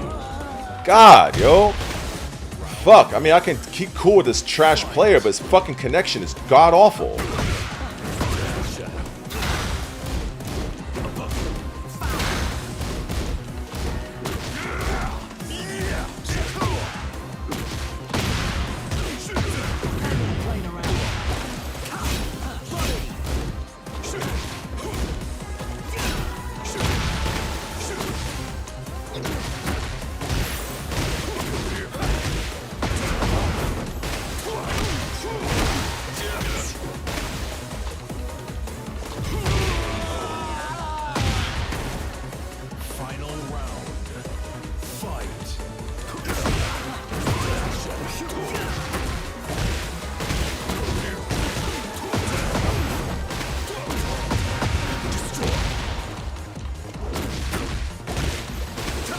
Bullshit.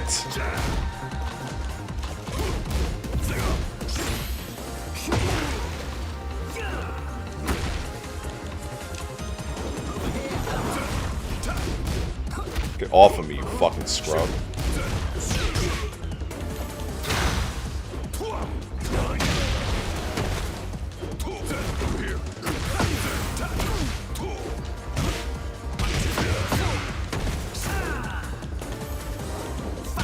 Aye.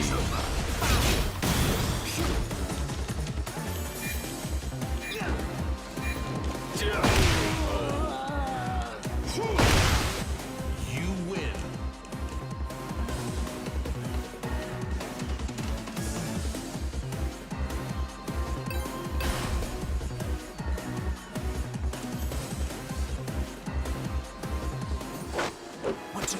Round one. Fight. This guy Steve sucks. His connection is strong in terms of ass.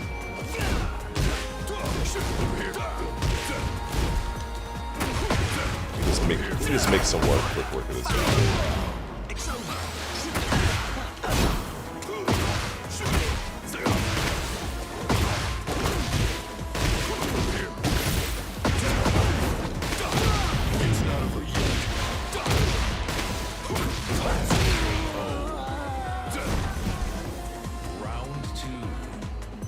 Fight.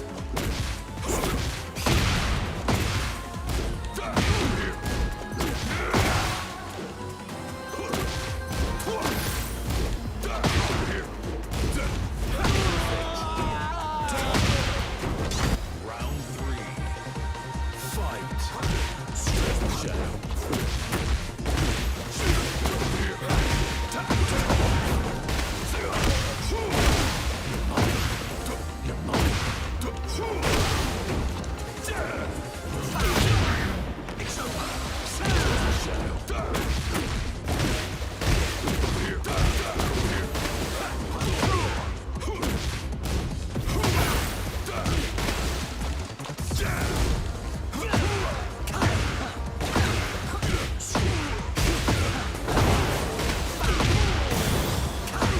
Now this is what I call fun.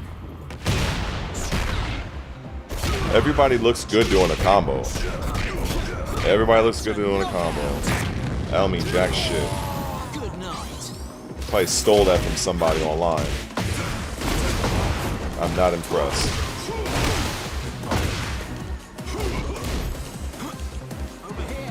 No, asshole. Over here. Over there. Fuck off my screen. I wonder which top level player he fucking X copied that combo from.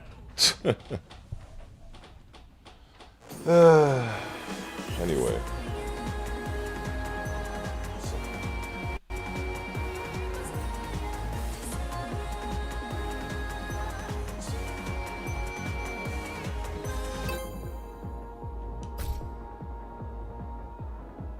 Alright, let's see.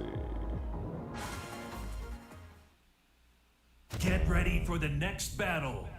Oh, this dumb character.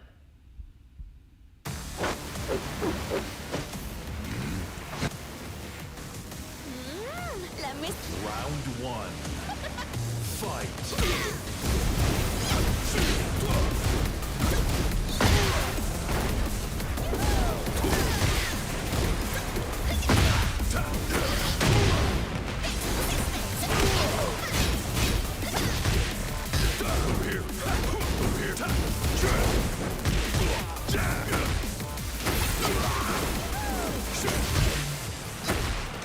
Yo, this connection is god awful.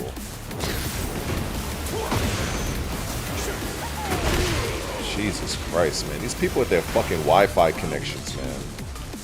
Fight.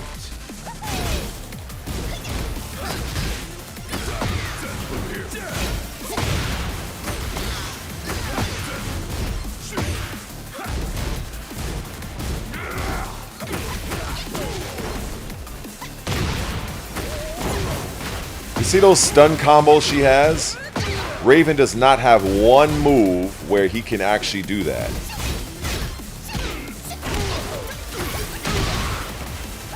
What if it was like a knee lift or something? I don't know. It's really stupid, man. Not one move in Raven's arsenal. Nothing.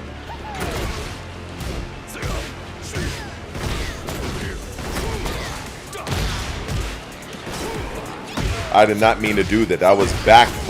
Yo, I can't deal with people with trash connections, man. Yo, this is crazy.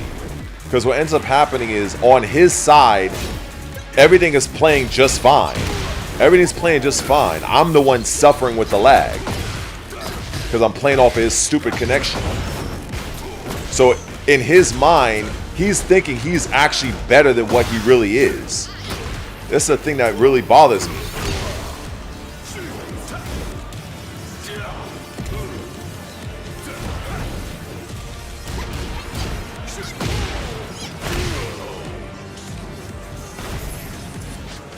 I don't know, how do you have a $600 console, but you're so cheap that you refuse to buy a goddamn Ethernet cord? Like, that boggles my mind, yo. How are you, like, there's no excuse to be on Wi-Fi in 2025. Like, that's crazy. And then using a brain dead character like this. Of course this character is mad godlike online. You don't see nobody do anything with this character at real events. Only online is this character worth anything. It's like, this is what you call an online friendly character. It's brain rot, simple, scrubby, no skill required. Just basically, it's the equivalent of like what's it called? What's that thing called? Shake and bake. That's all this is. It's a shake and bake character. I can't even do my fucking combos. But he can do his combos just fine. Because I'm the one having to deal with it.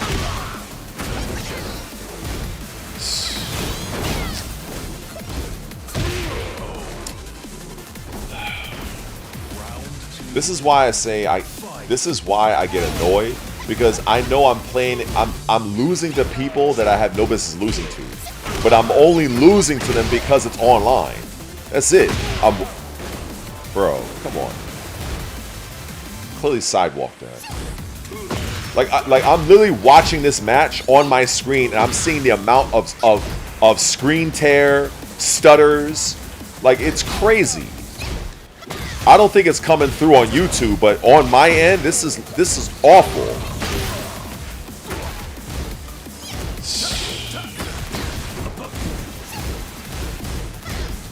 Safe. Nonsense, man. Wall saved him from damage. Come on, man. Damn, bro. I'm fighting him. I'm fighting his connection. Shit is wild.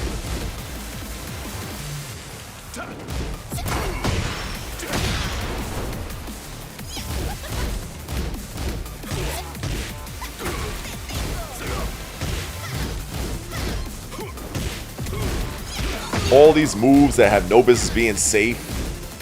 It's crazy, man.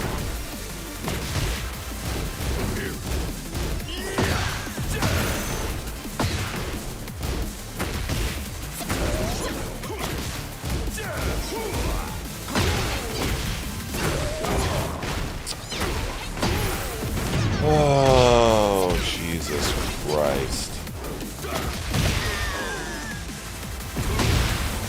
Round 4. Fight.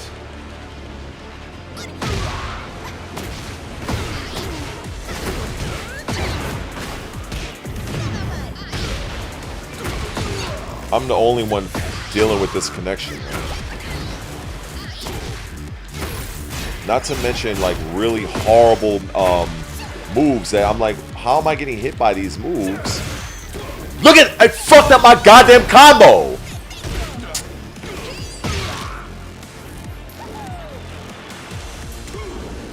Yo, do anybody...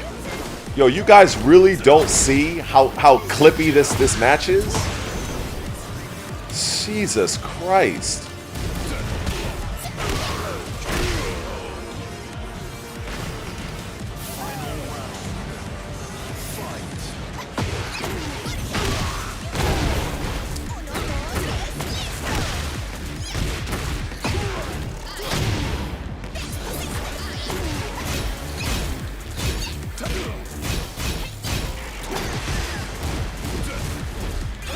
He just mashed that out.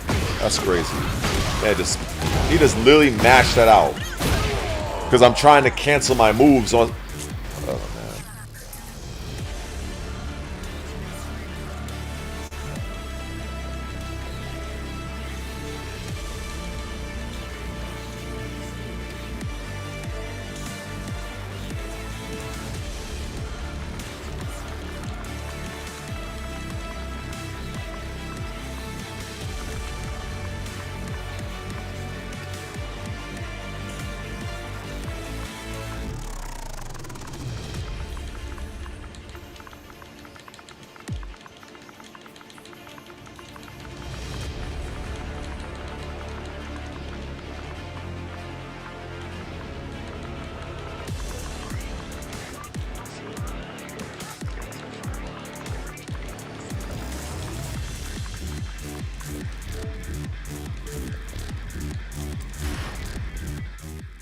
Get ready for the next battle.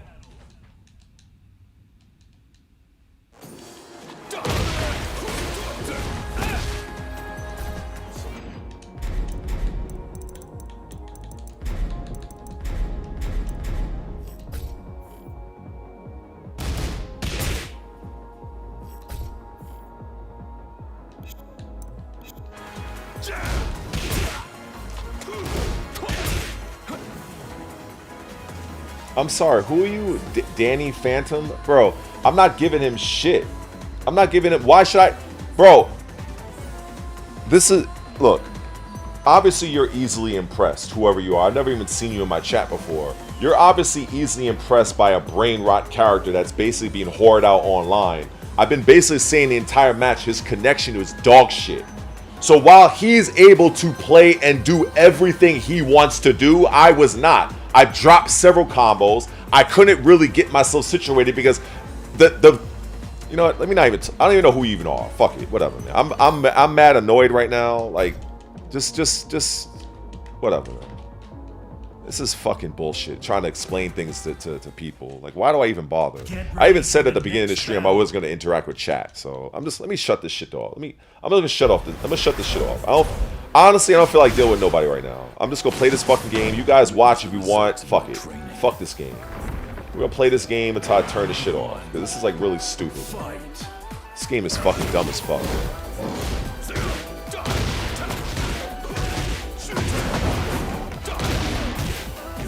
Like literally, I'm watching. Like this match right now, it's running smooth. There's no clipping. It's not stuttering. It's not doing anything. But the Azucena asshole, like, yo, the guy literally, the entire match was clipping, stuttering, freezing. It's like, unbelievable, man. Oh, he had good punishment. You gotta give him that. I ain't giving him nothing. What? For what? I ain't giving him anything. He's using Azucena. Who the fuck who can't use Azucena? Like, come on, bro. Get out of here.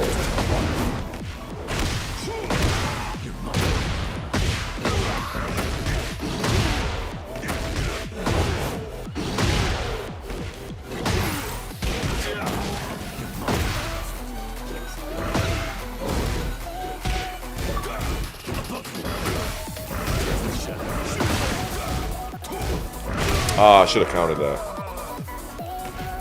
Round 3. Fight.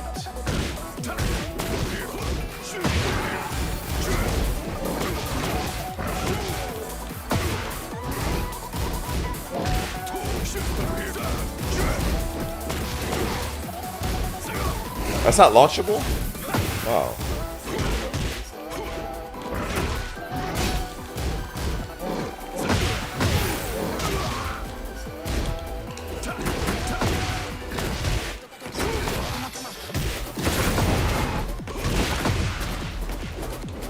Oh my god. Wow.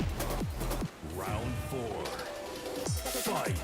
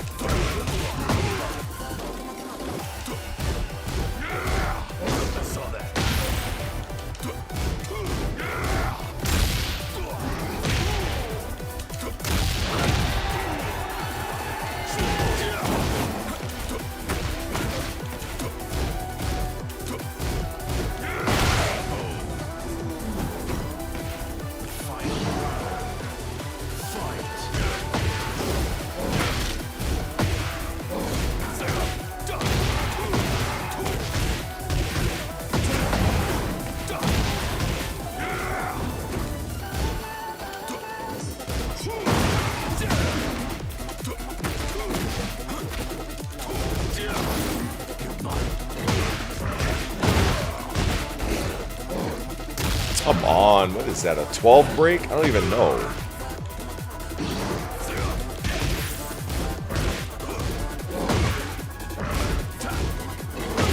Get up! Oh my god. Oh, Jesus Christ.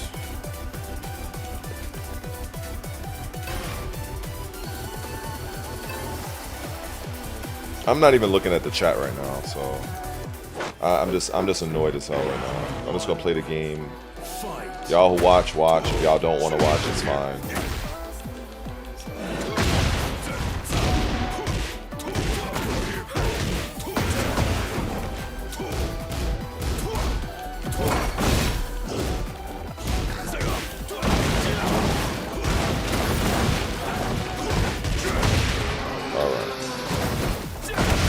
Round 2. Fight.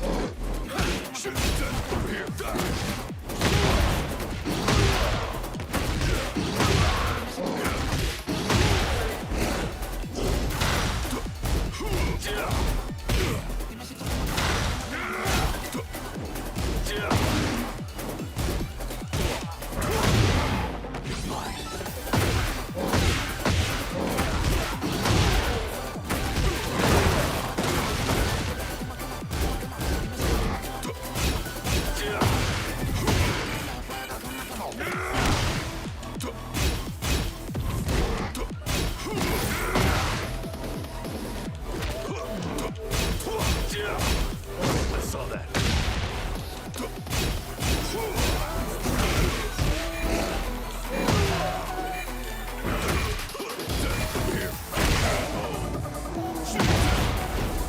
Round 3. Fight.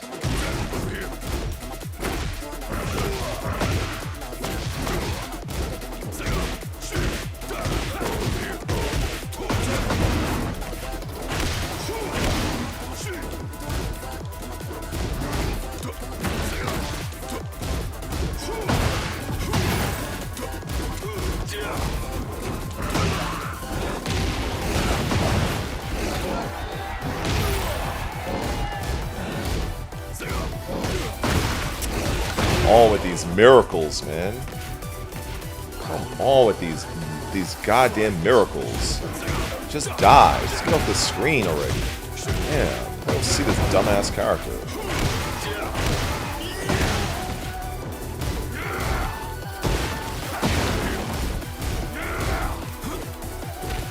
Oh, for fuck's sake. Look at this screw job.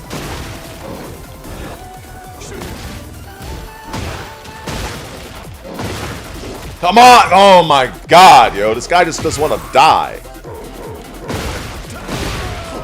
Just fucking die already, man. Damn. This stupid character. Shit. Oh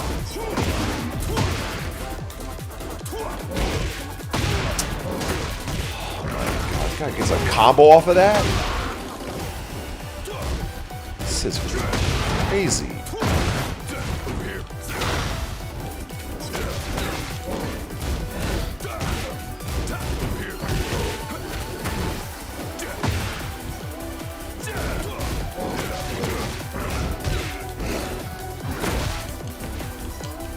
What? Bro, you sick.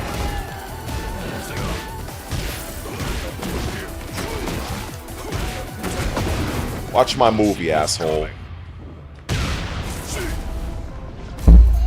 Jesus Christ. Annoying character.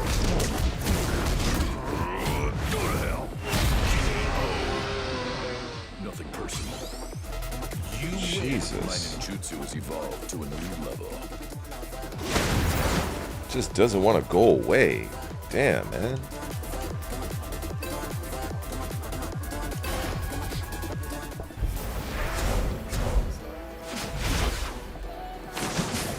Witness the results of my training.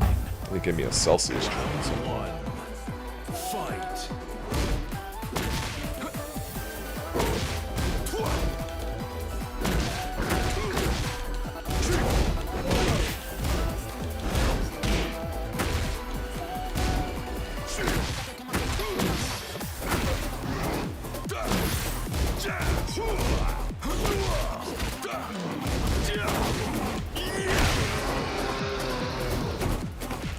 Round 2.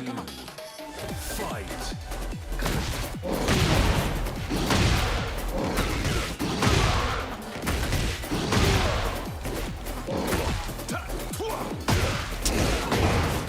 Alright already. Okay. Jesus Christ. My goodness. Annoying ass character, man.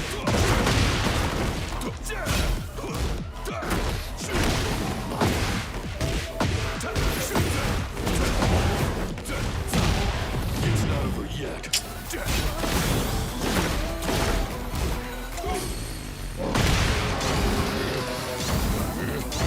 Round 3.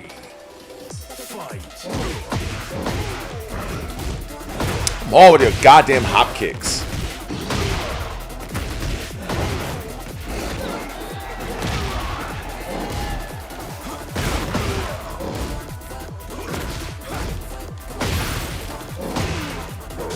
The fuck?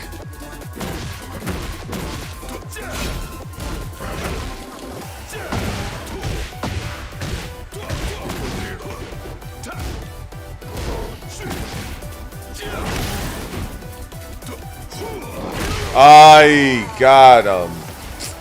Jesus. Fight.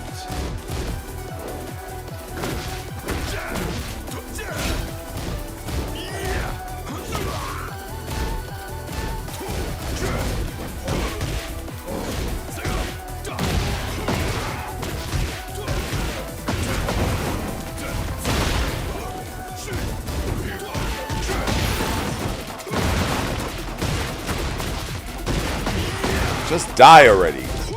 Oh, get out of here.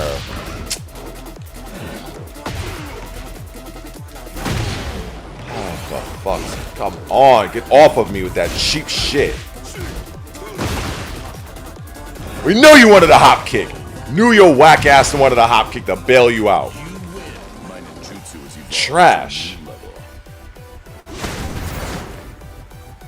God, man. Nonsense. Get ready for the next battle.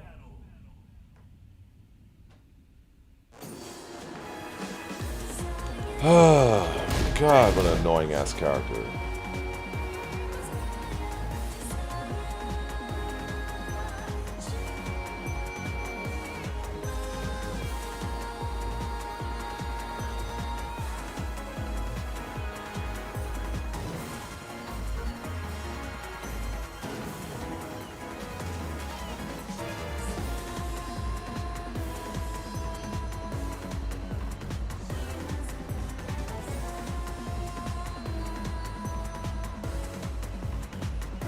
What's up, Parker?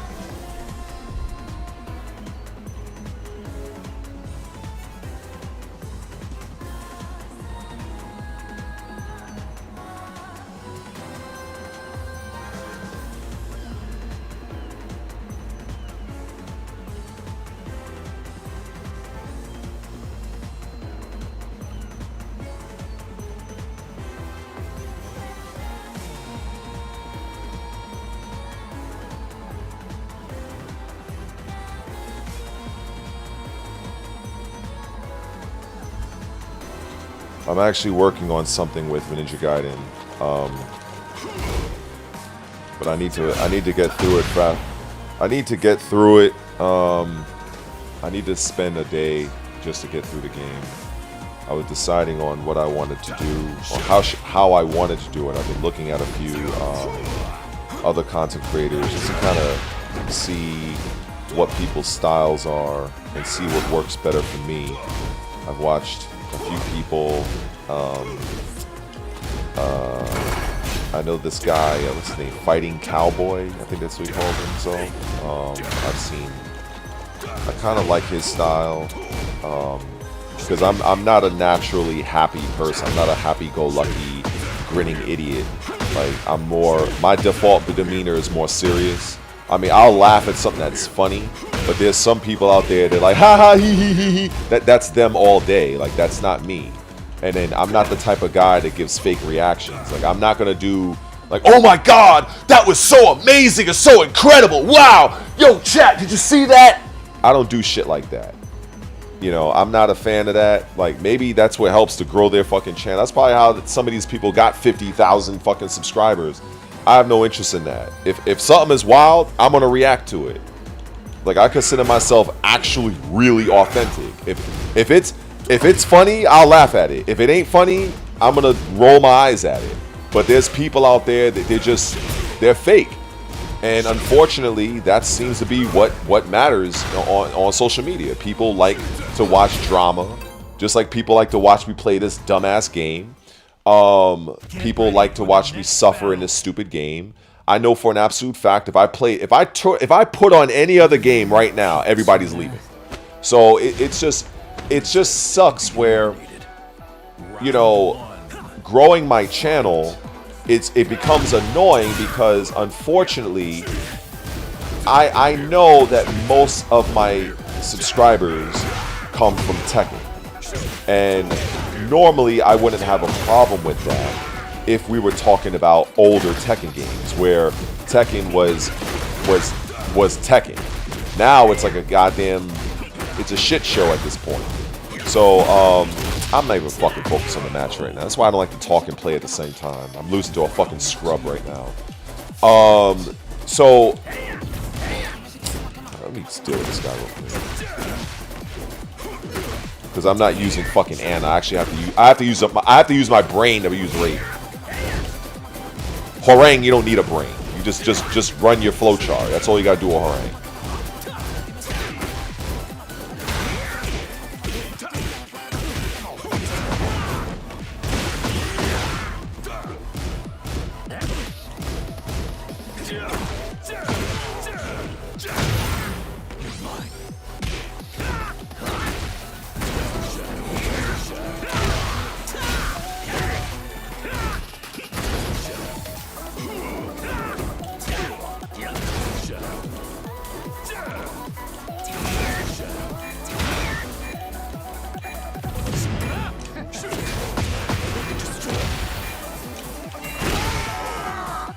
I hope you guys know that was a god tier level whiff punish I just hit him with.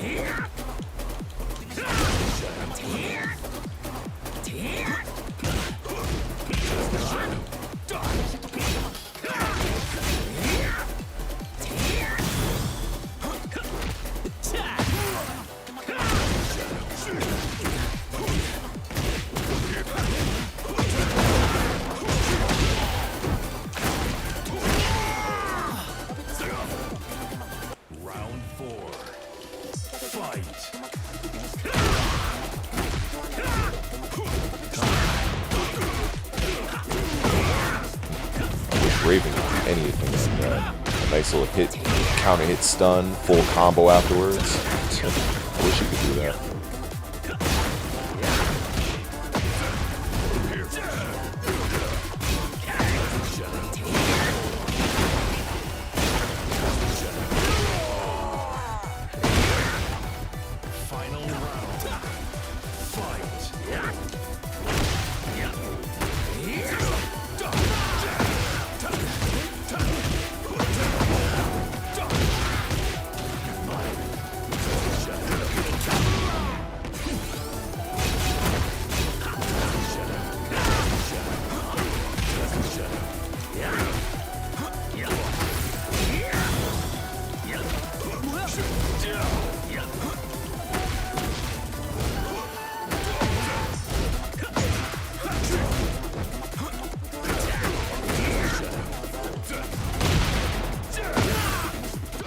Of fucking course, a fucking rage art, you goddamn scrub.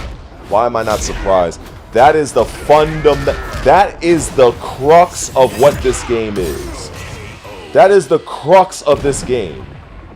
We're definitely markering this. That is definitely getting a marker. That is the crux right there.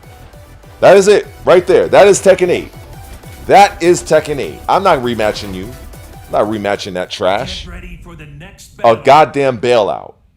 A goddamn bailout. I am busting this guy's ass, and here comes a goddamn rage art. This guy is using Hwoarang, an absolute brain rot a freaking 8-year-old could mash buttons with this character, and you have to resort to using a rage art. This is wild, man. This is crazy. I do my best trying to play this game, and I just it's very difficult for me to actually look at this game with any kind of respect. I have no respect for this game whatsoever. None. I only play this game because I'm on YouTube. That's it. That's the only reason. If I was not a content creator, I would... Let's put it this way. If I had the physical copy of this game, I would have snapped this game months ago. This game would not... My copy of Tekken 8 would have been smashed into 15 or so pieces long before Season 2 came out. This game is the worst fighting game I've played in years. In years. And I've played everything. I've played everything. Let's see. For chat, let's see. I've played Dragon Ball FighterZ at launch. I played DOA 6 at launch. I played DOA 5, DOA 3, every single Tekken, almost every single Virtua Fighter, Battle Area Toshinden, Eternal Champions, Teenage Mutant Ninja Turtles Tournament Fighter, Fighting Vipers, Bloody Roar, Primal Rage, Eternal Champions, if I haven't said that already, the Power Rangers fighting game, whatever the hell that one was. I think it was Off the Grid or some shit like that. I've literally... Soul Calibur, what else? MK2, MK3, MVC 1, 2, and 3. I've played damn near everything that has a punch or a kick or a slash button. And this is the worst game I have played in the last 10 years. And I've played everything. This is the worst abomination game I have played. Period. And I've played some really horrific games. This game, what you are allowed to get away with in this game is nothing short of virtual murder. It is the worst experience I have ever had as a fighting game. The worst. The only reason I will keep saying this, the only reason why this game is still even on my hard drive is because I am a YouTube and Twitch person. That is it. That's all. This game is absolutely trash. There are people out here that actually love this game, and they will come up with whatever odd, weird, asinine, or indifferent reasons as to that. I cannot speak to that. I just know that from a design standpoint, this game is absolutely horrific. It's horrific. Even if I was using a better character, it would not change the fact of what this game really is at its core. I don't care if I was using Steve, if I was using Jin, Dragunov, this game is still trash. People really only play this game because they're getting money off of it. That's it. That's it. There are far better fighting games out there. This game is just more popular because more Americans, especially in my country, prefer easy, brain-dead games. This is why Marvel vs. Capcom is so popular over here. Trash like that, but quality games like King of Fighters, quality games like Art of Fighting, quality games like Fatal Fury, quality games like Virtua Fighter are all under the radar because they actually require actual skill to take advantage of. This Tekken is one of those games where you don't have to be nowhere near as good as your opponent to actually either win or give them a run for their money. That's a fact. Many times I have lost to players solely because of the character they're using. That's what you call getting carried. There's a big difference between player's skill and seeing, okay, this person, they're doing this, they're doing that, they're trying to set this up, blah, blah, blah, versus, oh, we just have a character that is absolutely way overpowered, that should be nerfed, but that player is literally winning Evo with. A clear example of this was Tekken 5.0 with a Texas player named Crow, way back when. Now, I met him once time in person. He's a really cool guy, very good skilled at Tekken, but the man literally won Evo using a Steve Fox Infinite back to back. Now, am I supposed to say, oh, this guy was godlike? Am I supposed to say he's a godlike player? No, hell no. He won because of a goddamn glitch.